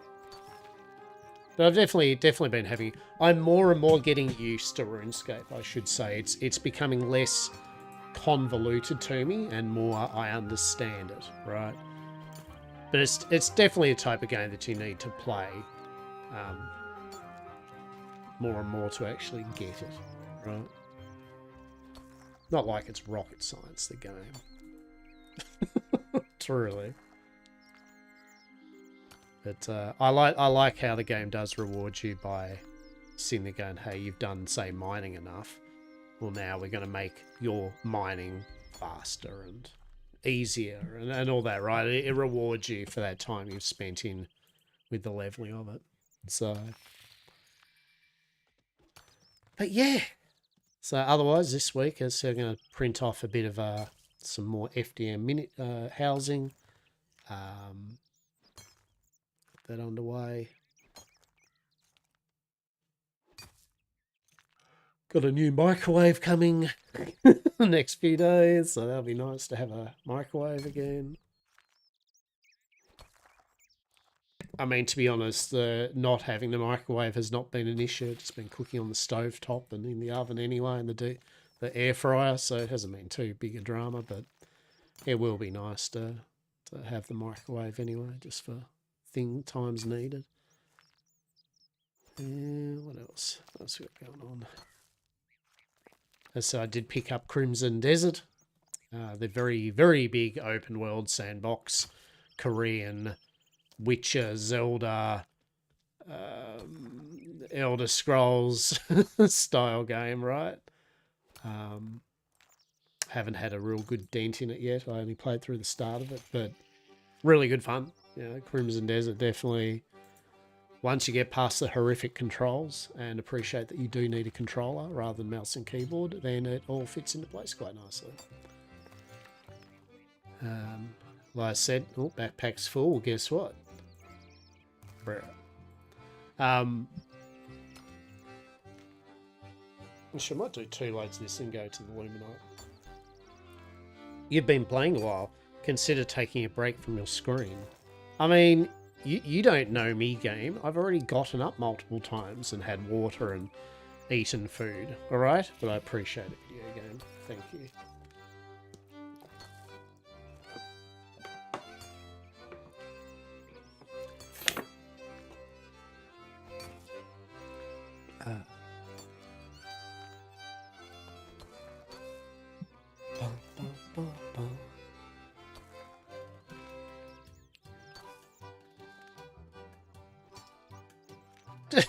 I just like the fantasy of it all. Here I am, fucking big, heavily armored warrior, mining to some jaunty music with unicorns prancing around me. Right, like 10 out of 10. 10 out of 10.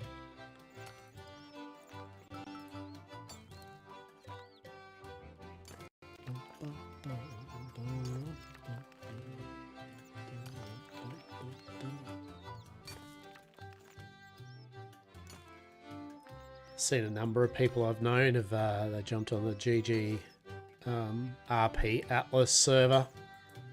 A bunch of their usual faces I've seen kind of jumping on and doing their atlasing. Thought about it for a bit. I was like, oh, maybe, but for the right at this exact point in time, I was like, maybe later on, another time, later in the year, I don't know.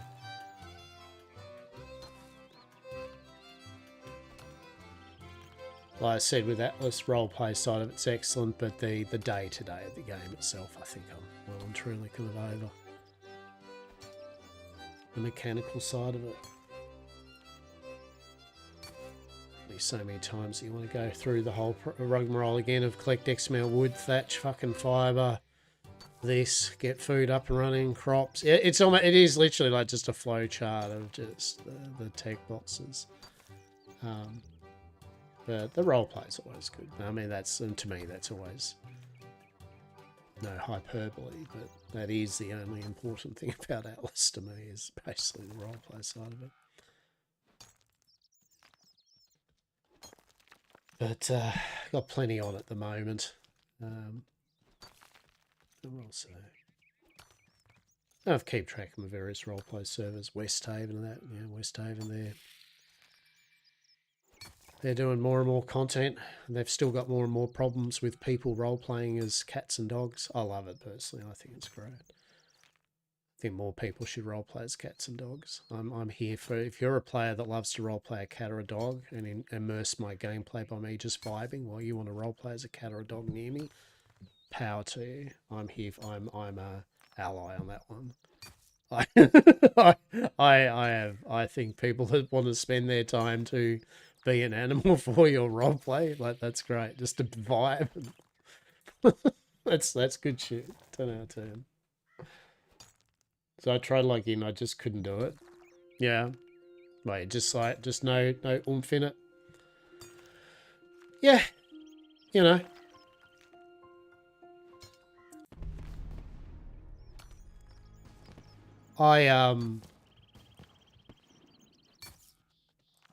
Yeah, like I said before, I mean, I'll probably log in here or there now and then just to see people and go cool, but as I said, I think I like mid to high power fantasy rather than completely low fantasy. I've said this before. They've done really good with the server. I mean, don't get me wrong, it's fucking beautiful. And so I think they've upgraded Blackwater. They've done fucking great shit. And it probably is the best Weird West supernatural Red Dead server around, I would say. Can we go? Let's go get some Illuminite. Yeah. But yeah, I think I like the power fantasy of more supernatural, less realism, right? realistic Wild West really does do jack and shit for me. Howdy, man. Dwarves. Dwarves. Dwarves. Dwarves. But yeah, Ellie's a beast with the content. Like, Ellie's just fucking done so good with all the mechanics and shit like that. Yeah, and for the general, the team have just done a really good job. Oh, what's this going on here? Yeah, the team have done alright. Like I said, I definitely will... which way is it? Yeah. Yeah, I'll definitely log into West Haven randomly without telling anyone. I'm just going to vibe for a bit and do a bit of roleplay and shit. But yeah, I needed a break from it all. So mate, it's a good sir. It's messing something to get me to go back. Yeah.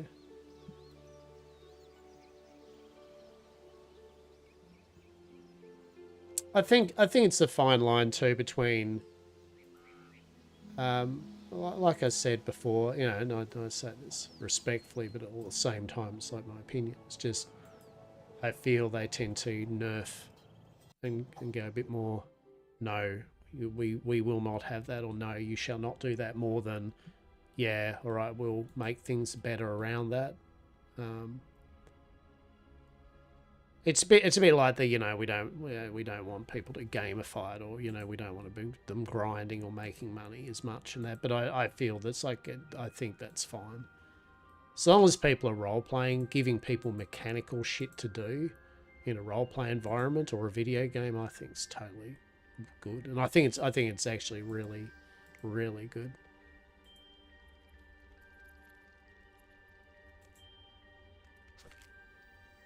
I just felt like you got penalised for kind of just wanting to vibe and do whatever the fuck you want to do, right? Like that's just my kind of takeaway from it. I felt more penalised for daring to think of doing something, even though it had roleplay attached to it. Maybe making the game says probably what do they could. Yeah, and as I said, don't get me wrong, there's a reason, there is a definite reason to make sure that economy is strong, right? Like, obviously a game that doesn't have a strong economy is forked. But I still feel that there's a TLDR, if people in my roleplay world want to sit there and bloody be a lumberjack and make money, who cares? You know, give them something to blow money on, and then that's their problem if they make a lot of money and then sit there and go, oh, what now, right? Like, you know what I mean? Like, I don't feel that people's roleplay should be that curtailed to the point. I just think that the roleplay side of it should be, are you roleplaying? Yes. Are you not being a prick? Yes. Have at it, right? Do whatever you want, right? You do you, boo. As long as you're respectful, you do roleplay, you abide by the things, who cares? Shit, mate, in 2 months, just have the best in town drunk and not worry about money and just roleplay until May, yeah.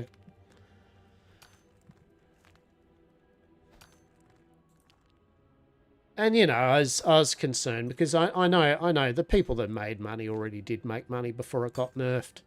There were plenty of people that had shitloads of money that didn't do much to get their money.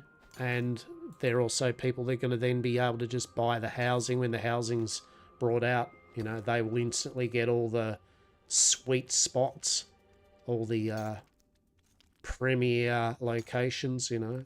And so it doesn't really matter, right? Like, it doesn't matter. The people who are going to get money got it. The people that got hurt by the money thing are the people that probably didn't have as much money and now won't have as much money as those that already had it, right? So, I don't know. I do respect it takes a while to balance that shit out, though, right? At the end of the day, it's not easy. And I respect that it's a thing that they've got to weigh up.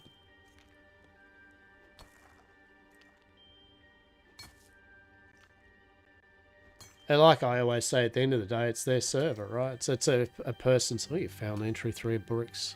Speak to Boric in the mines under its own Dorix. Workshop to learn more. Oh. Yeah, if you bankroll a server, you know, at the end of the day, the bottom line is it's your server. You do what you want. But it's also okay for people if you open it to the public and you want people to populate your virtual world and give it life and promotion and everything.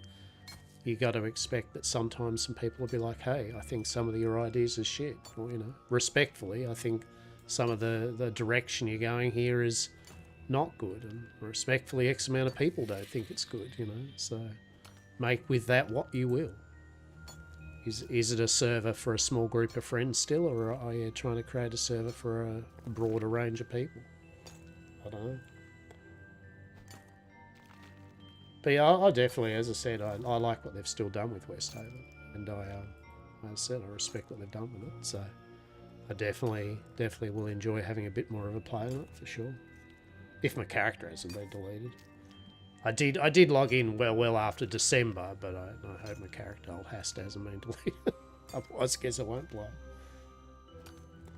Get back into WoW or something. Maybe some Eve. Yeah, look, at the end of the day, it's like anything, right? There's plenty of games out there, right? There's plenty of things to occupy our time. One does not need to wax lyrically to just settle on one specific thing for an excessive amount of time.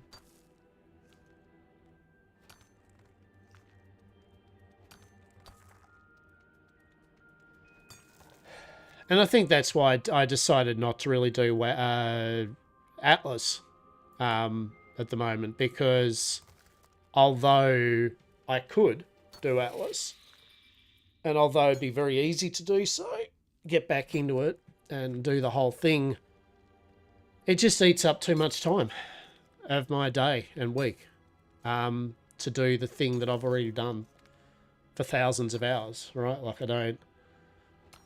I don't think it's a good expenditure of my limited time now.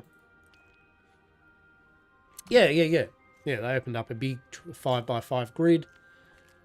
And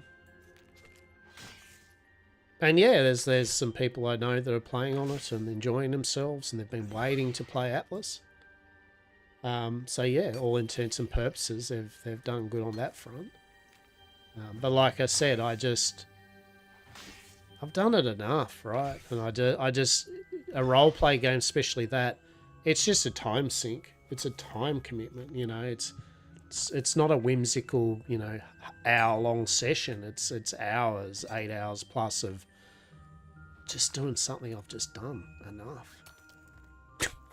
So, right, coming up with new role play ideas is good, right? Coming up with new things I can do with Yam Corpanis, right, is good. And I've still got plenty of ideas between us that we can do. But it's yet again, it's just the mechanical side of it that I'm just like, I just don't. Yeah.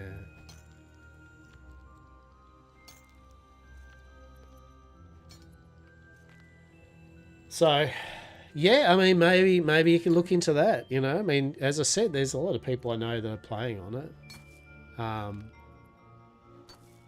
I mean, it's the usual thing though, right? And I've got to say this, I mean, it's still being blunt. There's the usual people and people I know playing on it, but it isn't that many people in the scheme of things, right? Like, for a big grid,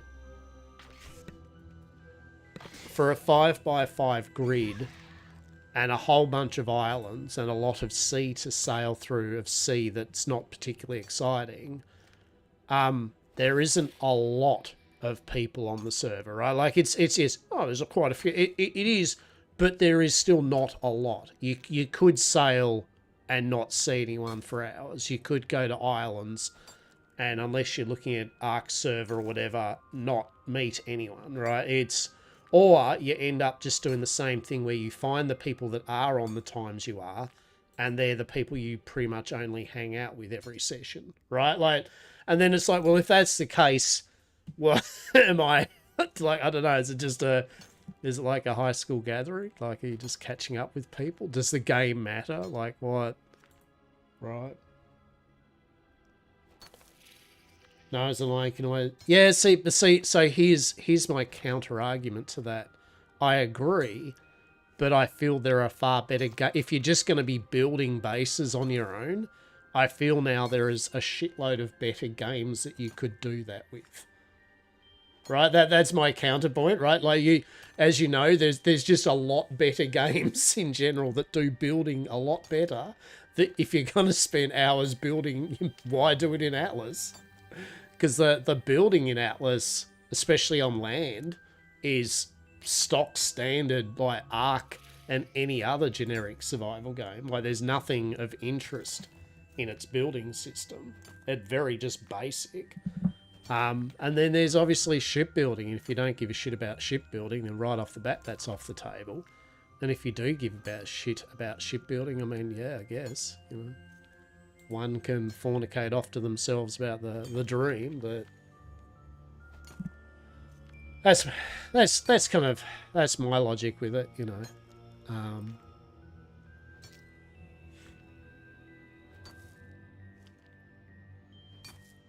Like, I'm generally more excited, like I said, about the concept of Atlas content coming into Ark, because at least Ark has a very robust mod system and up to date. The engine's up to date, and there's fucking dinosaurs and shit. Like yeah, as I said, the dinosaurs is neither here or there, but my point is, if I'm gonna do an Atlasy type stuff, I'd just rather do it in Ark when it comes to it, which I will 100% if it works. If it works, all good. if it works, all good. Working as intended. Then what have we got in here? 22.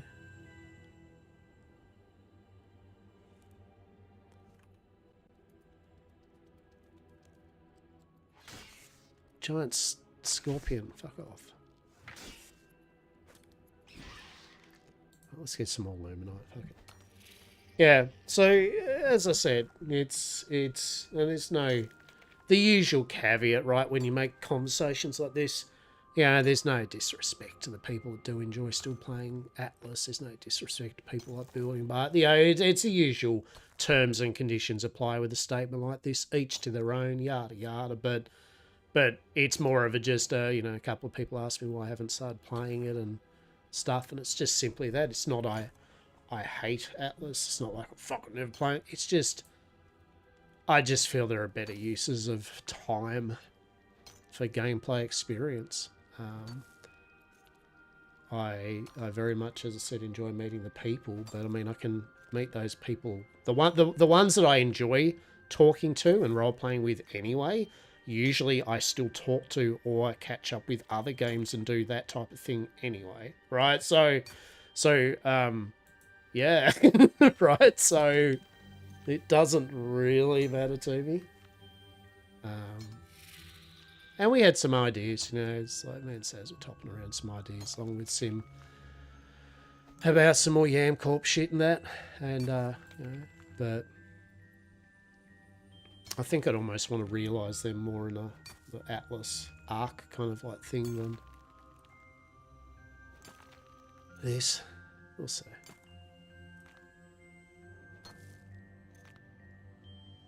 There are possibilities still to be had, that is for sure. And that goes the same with things like Westhaven. As I said, it's not like I'm not going to not play Westhaven ever again or anything. I will. But I definitely dial it back a bit. And I think it also comes back down to just a thing too, where just at the moment video games are in a weird place for me too. Like I'm trying to find what I'm actually just enjoying for my day-to-days at the moment and what I like doing with it all. And I think we all go through that, you know, so things one needs to attend to, yada, yada, yada.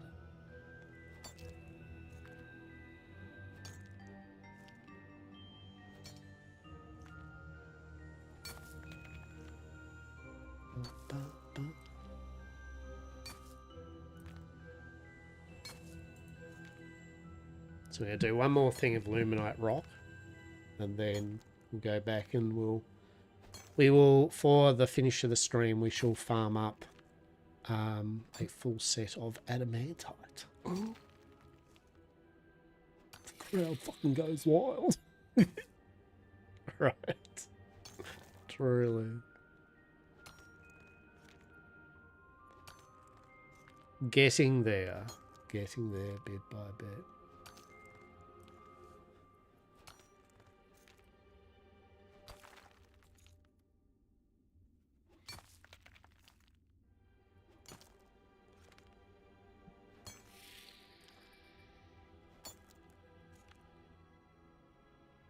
All the Luminite rock.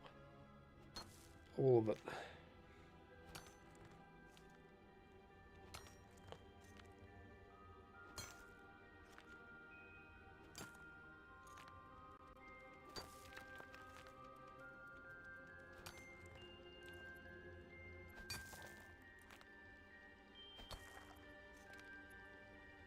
Elder Scrolls Online, they've got so they're update 49, which changed a lot of things, but they're season 0. So it'll be the start of all their new features going to go there. You want a Harry Potter open world PvP? that is definitely a... I'm pretty sure Roblox probably has one. Right? I'm pretty positive if there was anything, Roblox would have a Harry Potter open world PvP game. Right? Truly.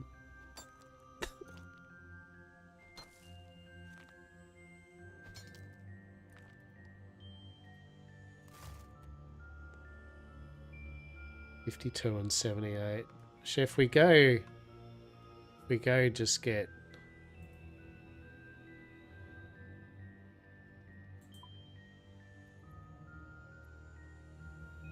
We go to Varrock. Yeah, go to Varrock. Oh no!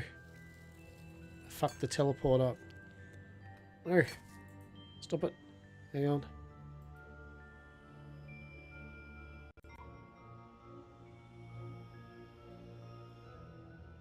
Actually, no. Look, we've got enough. We can just go to Lumbridge. Yeah. You make a tune on Moonguard and do WoW RP. Why not? Why not? Not even joking. Why not? Why not? I don't know. As I said, that's the beauty of any game, right?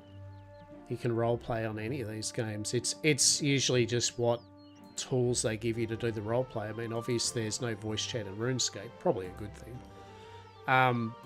But you know, there's text, and so you can, well, probably people do. You roleplay in RuneScape, roleplay in WoW, whatever. 100%. That's why I like open world survival games like fucking Ark and Atlas and bloody fucking Soma, anything, Myth of Empires, whatever it is. Because they usually give you a big map, building, props, costumes a bit, the ability to voice chat, and you can just go, right? Like, you know, I mean, I can play Hasta in any of those. I can be Dar and Day. Oh, yes, you know, like, fucking any video game, I can just Dar and D. I could have been role-playing now, right? Dar, hello there, you got a vampire problem. Well, fucking let's go. What do we got here? Let's fucking make a furnace. You know, better fucking this adamantite shit, right? Like, any games, fucking COD role players, I've said before, right? Fucking, let's go.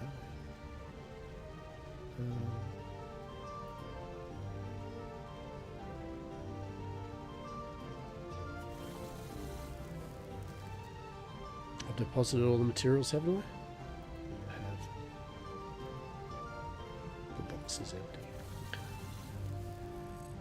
Make adamantite bars. Let's fucking go. I'm up to season 2 at the moment, watching Monarch, which is like the Godzilla TV series. Very cool. Didn't mind it. There's some moments I was a bit bored with it. Like, it's the usual balance, right? Where if you get a lot of people shit in a TV or movie series about fucking giant titans, monsters. You know, sometimes I could give a shit that character A has a you know, social issue with character B, when all I really want to see is Godzilla fuck up another giant death titan. But on the whole, Monarch it's a pretty cool series. I actually enjoyed it. I'm up to season 2 at the moment, episode 4. I think they haven't finished it yet.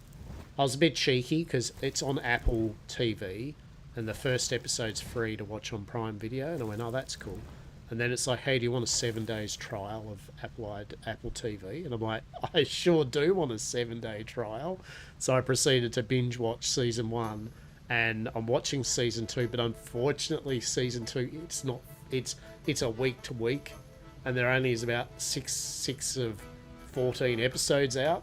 And I think, so I cancelled my trial, so I've still got a few days left of it. So I'll watch all I can, and then I'll just wait till the rest of the entire season's out. Then I might do one month of it just to finish it up. Watch on YouTube or some shit. I don't know. We'll see.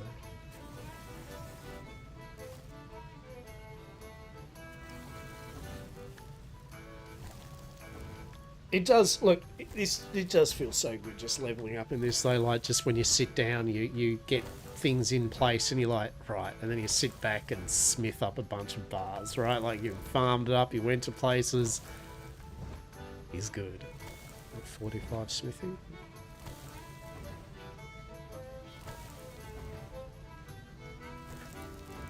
I think the next few days I'll actually finish Midnight.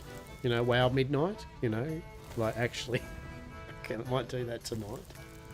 Just literally sit down and go, right. I was right near the end of the bloody expansion, and then I just stopped fucking playing. Like, my mate that baked the bread that came around yesterday, he's of the same mind. Like, we both were talking about it.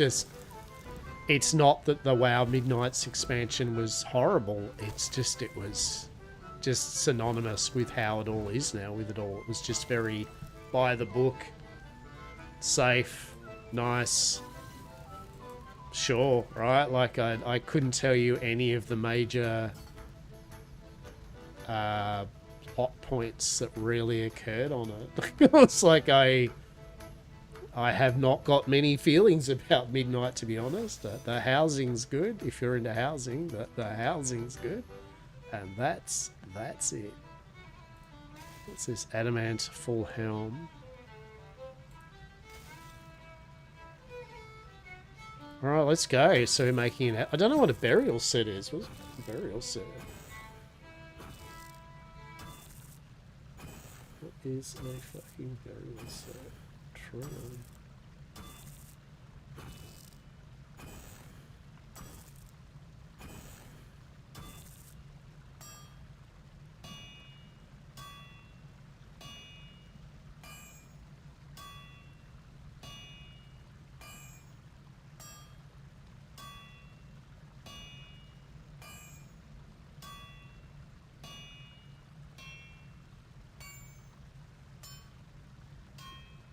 What is an adamant burial set?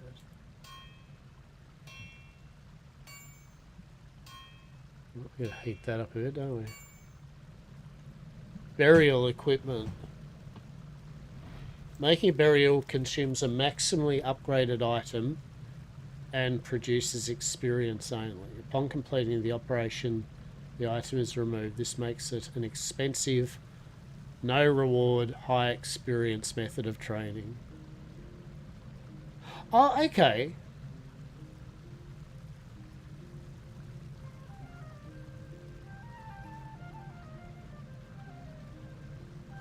Oh, okay. Oh, it's a good thing we didn't do that then. Right, okay. So, in a way, yeah, so when I'm grinding and making a whole bunch of things, I could just make a full set of armor again, second one, then do the burial thing and just get way more XP than I would from just making it. The downside is you don't sell it, you don't make money from it, but you are getting a big boost of it. I personally wouldn't do it. I just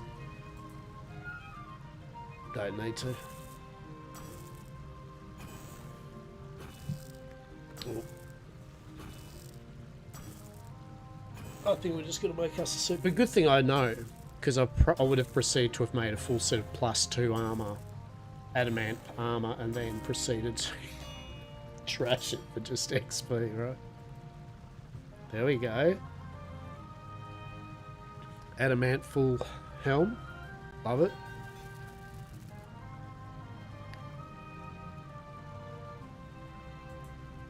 Plate legs. Let's do this. We're going to full adamant set. I'll plus 2 it off stream.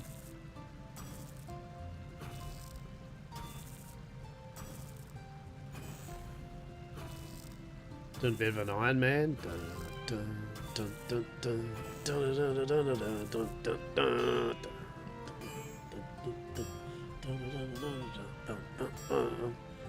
What's this? Barfy? What's his story? Barfy Bill. What's Barfy Bill doing? What's this fucking goblin? Out of here. I'm mine and I'm forging here. I'm forging here. What the hell? The fucking goblin just... Right? What's with that? What's with that? Oh shit. Little shit.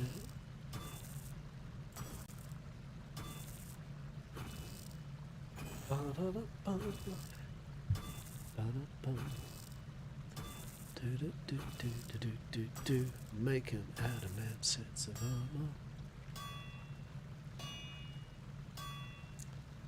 First we have Fallout. Fallout 76 is another one which I just been potting around with.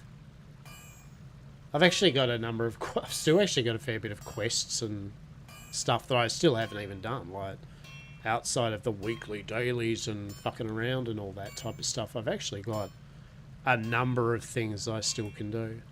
I've got a fucking jetpack for my armor that I haven't made yet that I need to actually kind of launch nuclear missiles at areas, radiate them, summon bosses, just so I can get some bloody different type coloured radioactive crystals to be of use to make my jetpack for my special forces armor.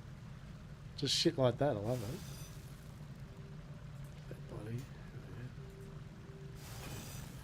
Yeah, I very much enjoy Fallout 76. Good. So what a time we live in. There's a lot of good games. There's a lot of good games. And that's why that argument of kind of like, you know, MMOs are dead. I hope that there'll be a new MMO soon that'll do, you know, it's like, the MMOs aren't dead. There are shitloads of MMOs thriving.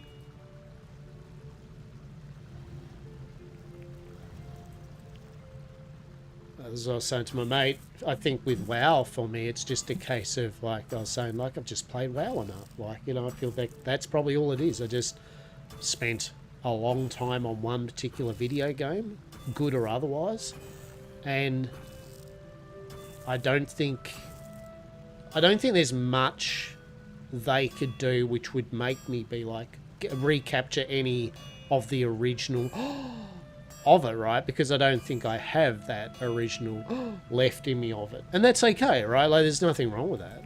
Fucking there's zero wrong with that. But I think that's half some of the case of it, why the WoW kind of expansions recently haven't elicited too much joy as the previous back in the day kind of expansions did. And there's probably other reasons too for it. But yeah, like that was the way I looked at it. It just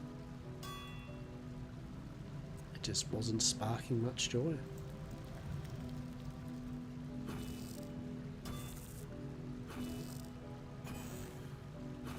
Yeah, Guild Wars 2. Guild Wars 2 I enjoy. The story, fuck this taking legend. The story of Guild Wars 2 is pretty cool. I did finish off the obscure was Arcane of the Obscure expansion a little while ago, so I finished that off, and now I'm up to the next expansion, which started with housing, that. So I've been working away just here and there, I chip away at that. But I mean, Guild Wars 2 is a beautiful example too, where it's no subscription needed, right? Like, once you buy the bloody game, it is yours. You don't have to. So when you whimsically want to just play it, you can, right? And to an extent, you can do it with ESO and Fallout 76, although, yet again, yes, the ESO Plus Fallout First membership thing do give you benefits that it can be very hard to be like, oh, fuck, they are good, right? But it doesn't mean it still doesn't mean you cannot play whenever you want. So I put them on that category. Obviously, WoW, you need a sub. Yeah, it's no if but maybe until you've done your trial. Final Fantasy is the same. You know, you literally can't play Final Fantasy unless you subscribe to it.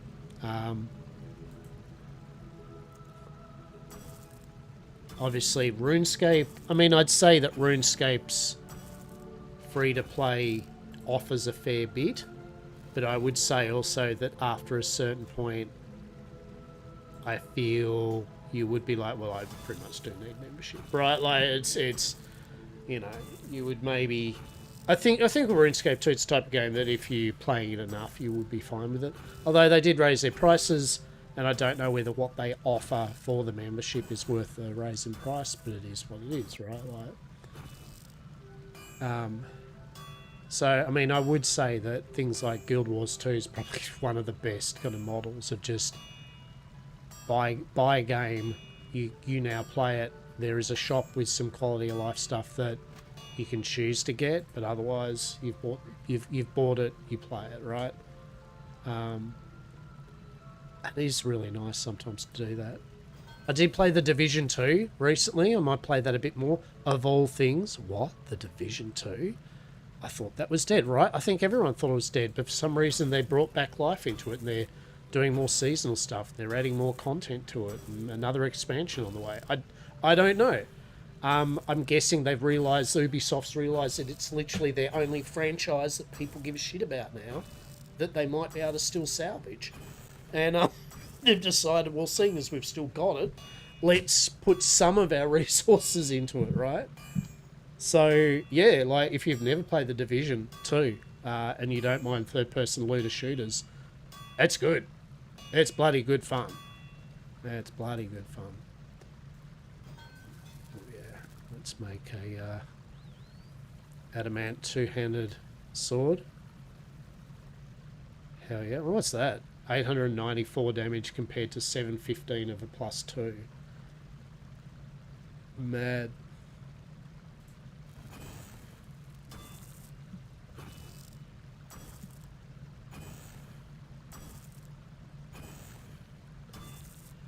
So yeah, plenty of games.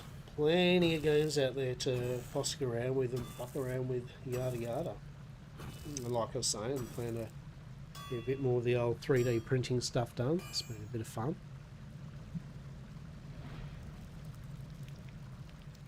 We were tossing up having a look at the newer model of 3D printer I have, but yet again, I made the decision that no, all my spare kind of funds at the moment, for the most of it, are going towards new computer shit.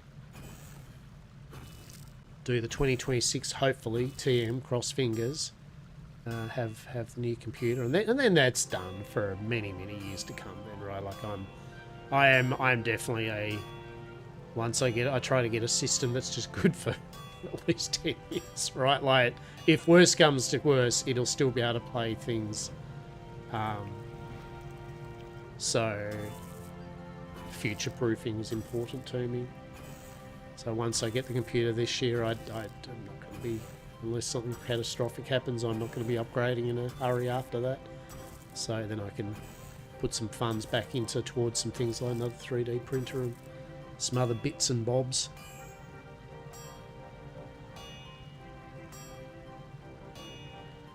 You get the gardeners in, get a bit more cleaning up done, ready for...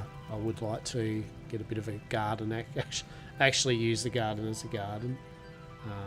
So getting some things cleaned up and get some raised flower, garden beds put in, a few other bits and pieces. Just get some basics in, like potatoes and carrots and beans growing. Just that good shit. Stuff and things. Although we are coming into the cool season of the year now, so you know, the rains will start picking up, the winds will start picking up, the cold shall start settling in, and the hunkering down and the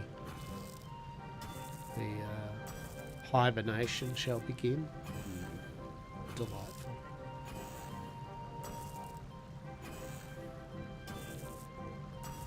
We're nearly there with our turned sword.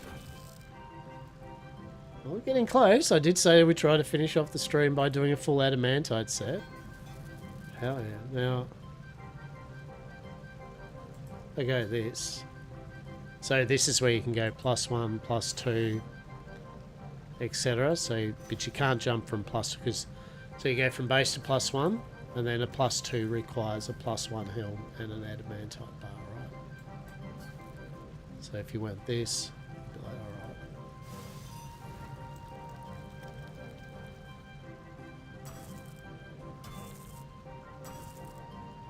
You definitely don't need to. It just, I mean, it's like anything though. In a game like this, time, whatever, there's no rush, and so I +2 all of my current level of gear anyway, and then it just makes things easier, right? Like it makes things easier to just level. So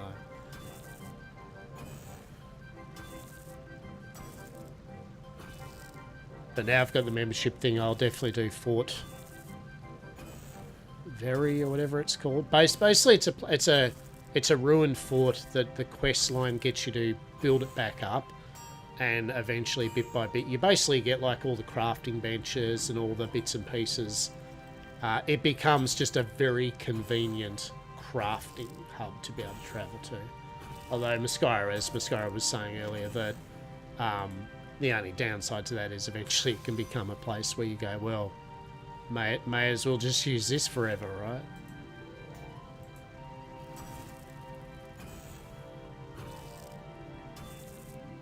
To be honest, the first thing I should +2 is the bloody sword, to be honest. But like anything, this is all leveling up our smithing, and then by smithing, you know, like at 42 we heat adamantite up faster, heat caps raised up.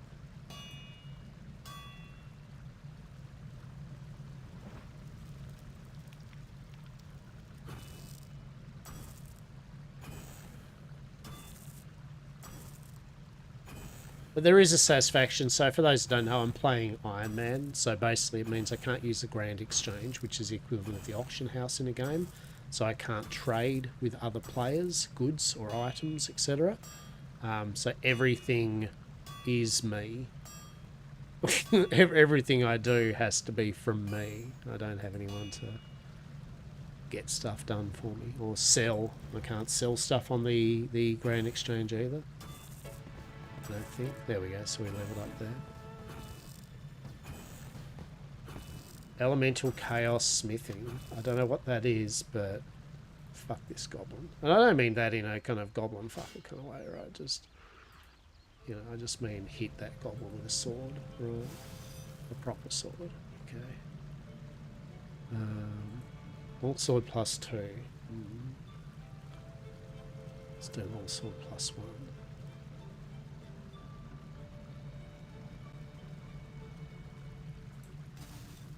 Sunday cheeky locker bar on the Sunday stream. How are we, Zibik? How are we? Yeah, we're just wrapping up soon, TM. Just been playing some RuneScape. Knocked off a couple of RuneScape quests. Checked out the new Haven Heights region. Did a couple of the quests there. And now I said we'd upgrade our mithril armor to adamantine, of which I am doing currently, right at the moment. Right at the moment. Yeah, well, you had some pizza with friends. Hell yeah. There we go. I hope you enjoyed it. What type of pizza? Udine, where is Yamcorp? How are you, mate? How are you, Udine? You good, mate? How have you been? Where is Yamcorp? Yamcorp's right here, mate. Yamcorp is in the heart of us all. We're all Yamcorp. We are all Yam Corp. It doesn't need to be anywhere. It just is. Going okay? Yeah, good. Good. Doing okay, as good as one can do, yeah? It's good to see you, mate. Good to see you. Buffalo chicken pizza with bleh cheese. Bleh cheese. Yam Corp is a state of mind, it is. Yam Corp has been in Red Dead Redemption. Yam Corp's been in Atlas. Yam Corp's been in GTA. Yam Corp has been in many different games over the last few years. Truly. But at the moment, we're vibing with a bit of RuneScape. What's your game, Adoon? What's your game of choice at the moment? Yam Corp spans am I right? Have you seen that the Division 2 has really been... For some reason, I was just saying earlier, the Division 2, Ubisoft just decided, fuck it, let's put more money into it and make it, like, get it more content. So I had a bit of a bash at that. It was good. It's really good fun. It does span the multiverse. There is something satisfying about just being able to natter away to you peeps and still go, yeah, adamantite sword +2. Let's fucking go, right? Like, let's go. +2 it, baby. Let's go. It's going to use 8 of my fucking... Nice. Playing on a hotspot at the moment, so no MMOs or co-ops, just some sim games. Yeah, I mean, that's fair enough.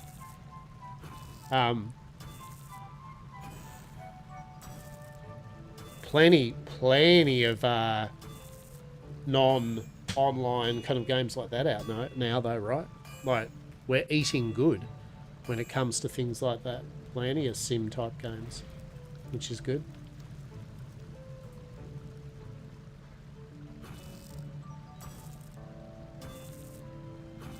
I did pick up Crimson Desert, which is the single player kind of kitchen sink, Elder Scrolls, Legend of Zelda, Witcher, Korean, fucking sandbox exploration, everything game. I haven't got right into it yet, but I've enjoyed it. Process of buying a single BD apartment, so in flux. Ah, okay. Yeah.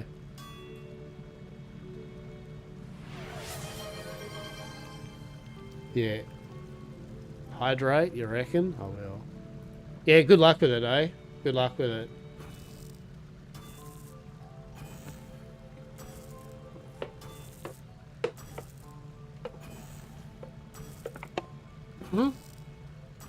Exactly, you can one-shot bosses with a tree. Exactly. You can also watch your favourite streamers rage from just a normal bandit dude wrecking their face over and over, right? Truly. Yeah, no. Yeah, I had a quick play of it. Looking really good.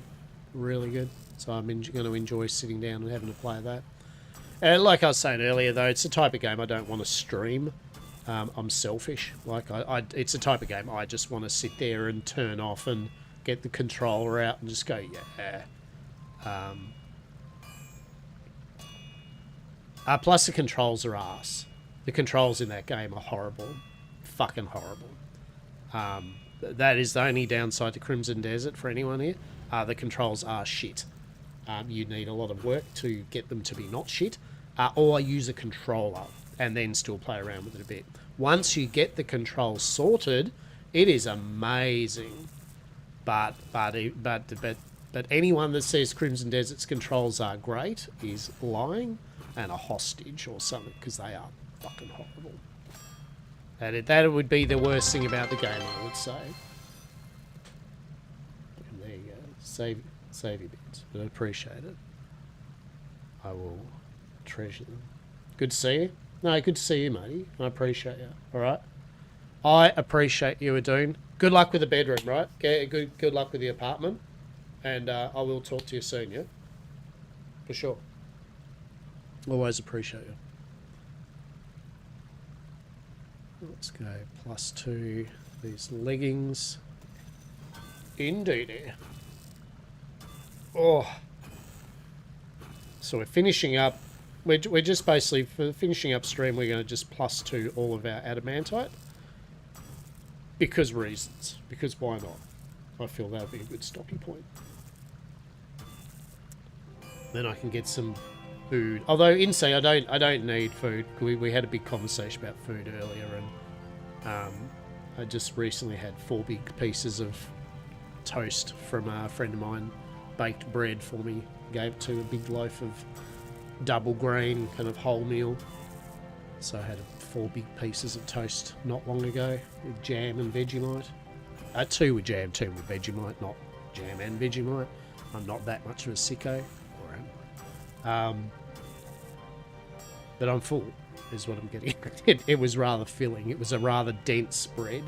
It was amazing. It's like Lembla. It's light and fluffy, but dense as fuck, right? Like, real dense.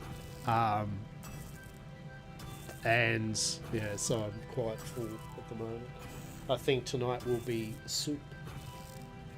That's what tonight's dinner is going to be. Soup. Tomato soup at that. None of this fancy vegetable shittery. It's just, well, I mean, it is vegetable soup, but, you know.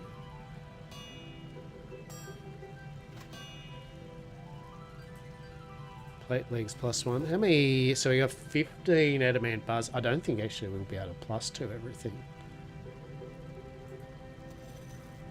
So it's like, yeah, so it's going to be 6. What's the chest plate's going to be huge. Oh, yeah, the chest plate's like fucking 15 by itself. All right, let's do that. We'll do that to a +2 at least. I thought I'd have enough.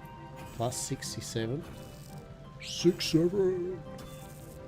Old guy tries to be relevant. 6-7. And hates himself immediately from doing it. Right, I just don't want to be purged with fire, that type of shit. Brain rot. Oh god. Mind god. What the fuck? I've seen, what else we got news-wise? Once Human have added a few more creatures to their game. They've added a wonderful little, basically fluffy rabbit, piranha, LSD trip creature that if you go swimming in the rivers will jump on you and jump on your head and make you trip balls until you burn it off with fire. That's cute. And they've added also a hallucinogenic tree that hangs out and has the illusion that it's actually a proper tree, and there are groves of trees around it, and you basically have to, while tripping balls, find humanoid-looking trees that point in the direction of the actual creature itself before you become a tree in the grove, like all the rest of them. So that's cool. So now when you're just harvesting that, there's a chance you just become a tree. So that's kind of cool. Plus, they changed up their blueprint system where blueprints in Once Human used to find fragments from treasure chests, and with a certain amount of fragments, you would upgrade your existing blueprints and make all your gear. They just kind of went, no, fuck that. We'll just use Starcrom, the currency, and you just buy and upgrade with Starcrom, and there's no fragments anymore. I do feel Once Human, they're definitely... It's a good and a bad thing. They're definitely winding down a lot of... They're simplifying a lot of mechanics. On one part of that, it's like, I mean, having mechanics is kind of cool because it gives the game some weight to it. But also, I would argue, I suppose, so long as the simplification matters and it really doesn't take much out of the game, who gives a shit? So we shall see what kind of line it is, but they are definitely in the we are simplifying our mechanics up across the board with many things. They've definitely done that with... They did a really big pass. They're doing a really big pass on components to the point where literally it's the component side of it. I was a bit like, oh, really? So you can +2 it now, right? Yeah. Yeah, there's a whole bunch of components and they've kind of literally just made it down that it's like plastic parts, fibre, fucking something else. It's went from about 12 different things you could find junk one. They've made it so all this junk you collected and you'd break down in the disassembling machine now isn't as much. I don't know. I still say Once Human's still one of the best SCP spooky fucking free to play. It is still one of the best free to play action RPGs in that type of genre, without a doubt. But I will say it's definitely shown though that the main company that kind of wants it to loot box the fuck out of it and try to drain a bit of cash. You can tell that they are really hard pressing to get as many of those type of features in the game without it being too apparent. And that's apparent in the amount of their special loot box things they're doing. That's literally, they have a new one out almost every 2 fucking weeks or something like that. They're slamming it. But, you know, at the end of the day, if you can still play the game for free and they are just purely cosmetics, at the end of the day, it does not matter. It only matters if the stuff that they're asking you to buy is mechanically something you have to have, then that's the issue. But so far that hasn't been the case. So I do got to make money somehow to keep it running. But definitely I'll be having a book. I feel like I want to have another big bill of Once Human once their next update comes out that actually does the changes to all the componentry and that, because then it gives a real robust understanding what the game's going to be like. But I like the fact they've been adding new creatures, you know, like, I mean, that's a sounds small thing, but it's a pretty monumental thing. Like, they're filling out a lot of gameplay areas by having new creatures that do weird and wacky shit. So that's pretty cool. That means there's more life in the environment that you're running around in. So yeah, so Once Human's doing their thing, for sure. You can see here doing a +2 on the fucking chest piece. I mean, context, I mean, the full helm +2 adamant's 133 armor and 420 life. So it's 100 extra life than the mithril and 40 extra armor. Right. So they're pretty big jumps. Hey, there we go. Smithing level 43. Nice.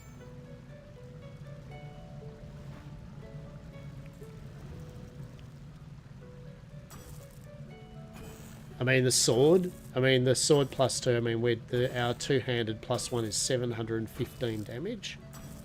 Right? Our +2, 938. That's fucking huge. Huge jump in DPS. Love it. And I do like how non-convoluted RuneScape system is. It's just like, hey, this new shit you can make, yeah, it's better. Cool. +2. Just +2. You make your normal gear, then +1ing it requires the normal gear plus some more of the ingots, and then the +2 needs your +1 gear plus even more of the ingots. The pluses aren't a huge jump, right? Like the pluses themselves, +1ing it and +2ing it aren't, oh my god, you know, it's very small upgrade, but, you know, yet again, if you've got the materials and don't give a shit about it, I mean, and especially if you're going to use the weaponry and armor for a while, leveling that bracket, I might as well, right? May as well. So here we go. Let's have a look. So I didn't get to +2 all my gear. That's all right. So this is our mithril. This is the mithril set. So let's have a look what the adamantite set looks like.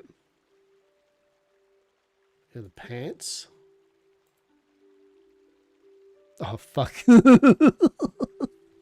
What was I thinking? Did I not realize?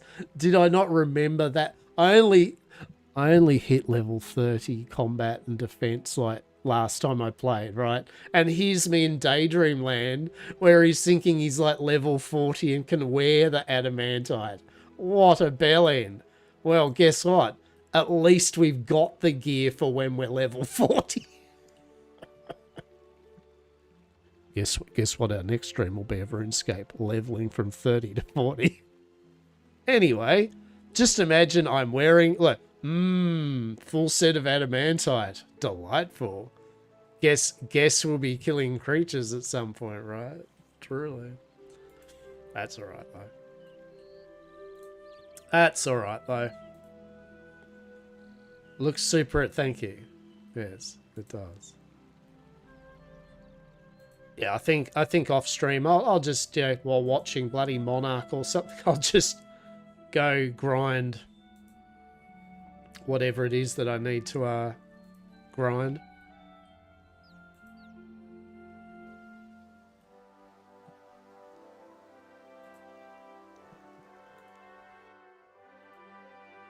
Very bold choice that the bank's up the top of the keep, but sure.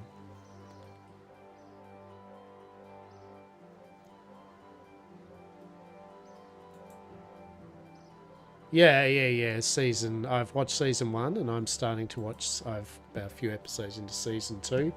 Although they're doing it week to week, so there's a number of episodes of season 2 out at the moment, but not all of it yet. I used their free 7-day trial and went, let's fucking go. Because there's nothing else in Apple TV I want to watch, right? I was like, I looked and I was like, nah, absolutely not. Monarch is your only thing of interest to me. So I'm going to watch up to date Ted Lasso. Yeah, look. Yeah, all right. Real talk, I have a backlog of TV shows anyway. You know what I mean? Like, I literally just have so much shit to watch. Anime, TV, movies. It just literally doesn't matter at this point, right? Someone will be like, hey, you should watch this. And I'm just like... anime, right? Anime is a huge one, right? Like, I love me anime, and I am so behind so much stuff.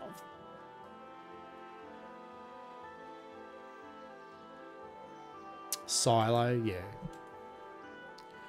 I think real talk, and as you'd appreciate, real talk is that I've already got a number of streaming services that I barely get time to watch what's on them. So it would just be another service spending money, right? And I feel people are feeling that now, right?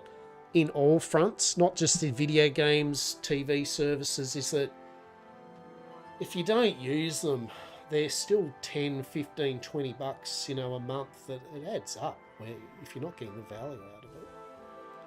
If you ever get a chance, yeah. Yeah. Will do. Now with that, I'm going to fuck off.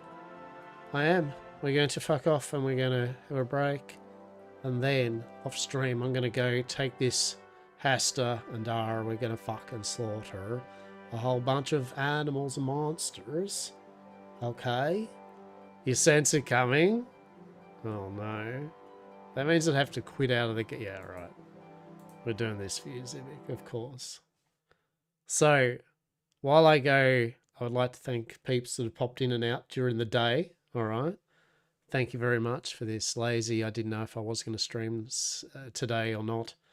RuneScape stream, but I had fun. And I, as usual, enjoyed talking to you all.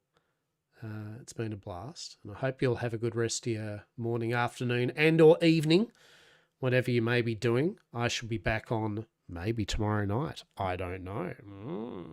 But more than likely it'll be Wednesday, where we will, maybe we'll play some RuneScape Dragon Wilds because their new expansion has come out. Maybe we'll play a bit more RuneScape as well. I don't know. We shall see. We shall see. But until then, take care, be well, I'll talk soon.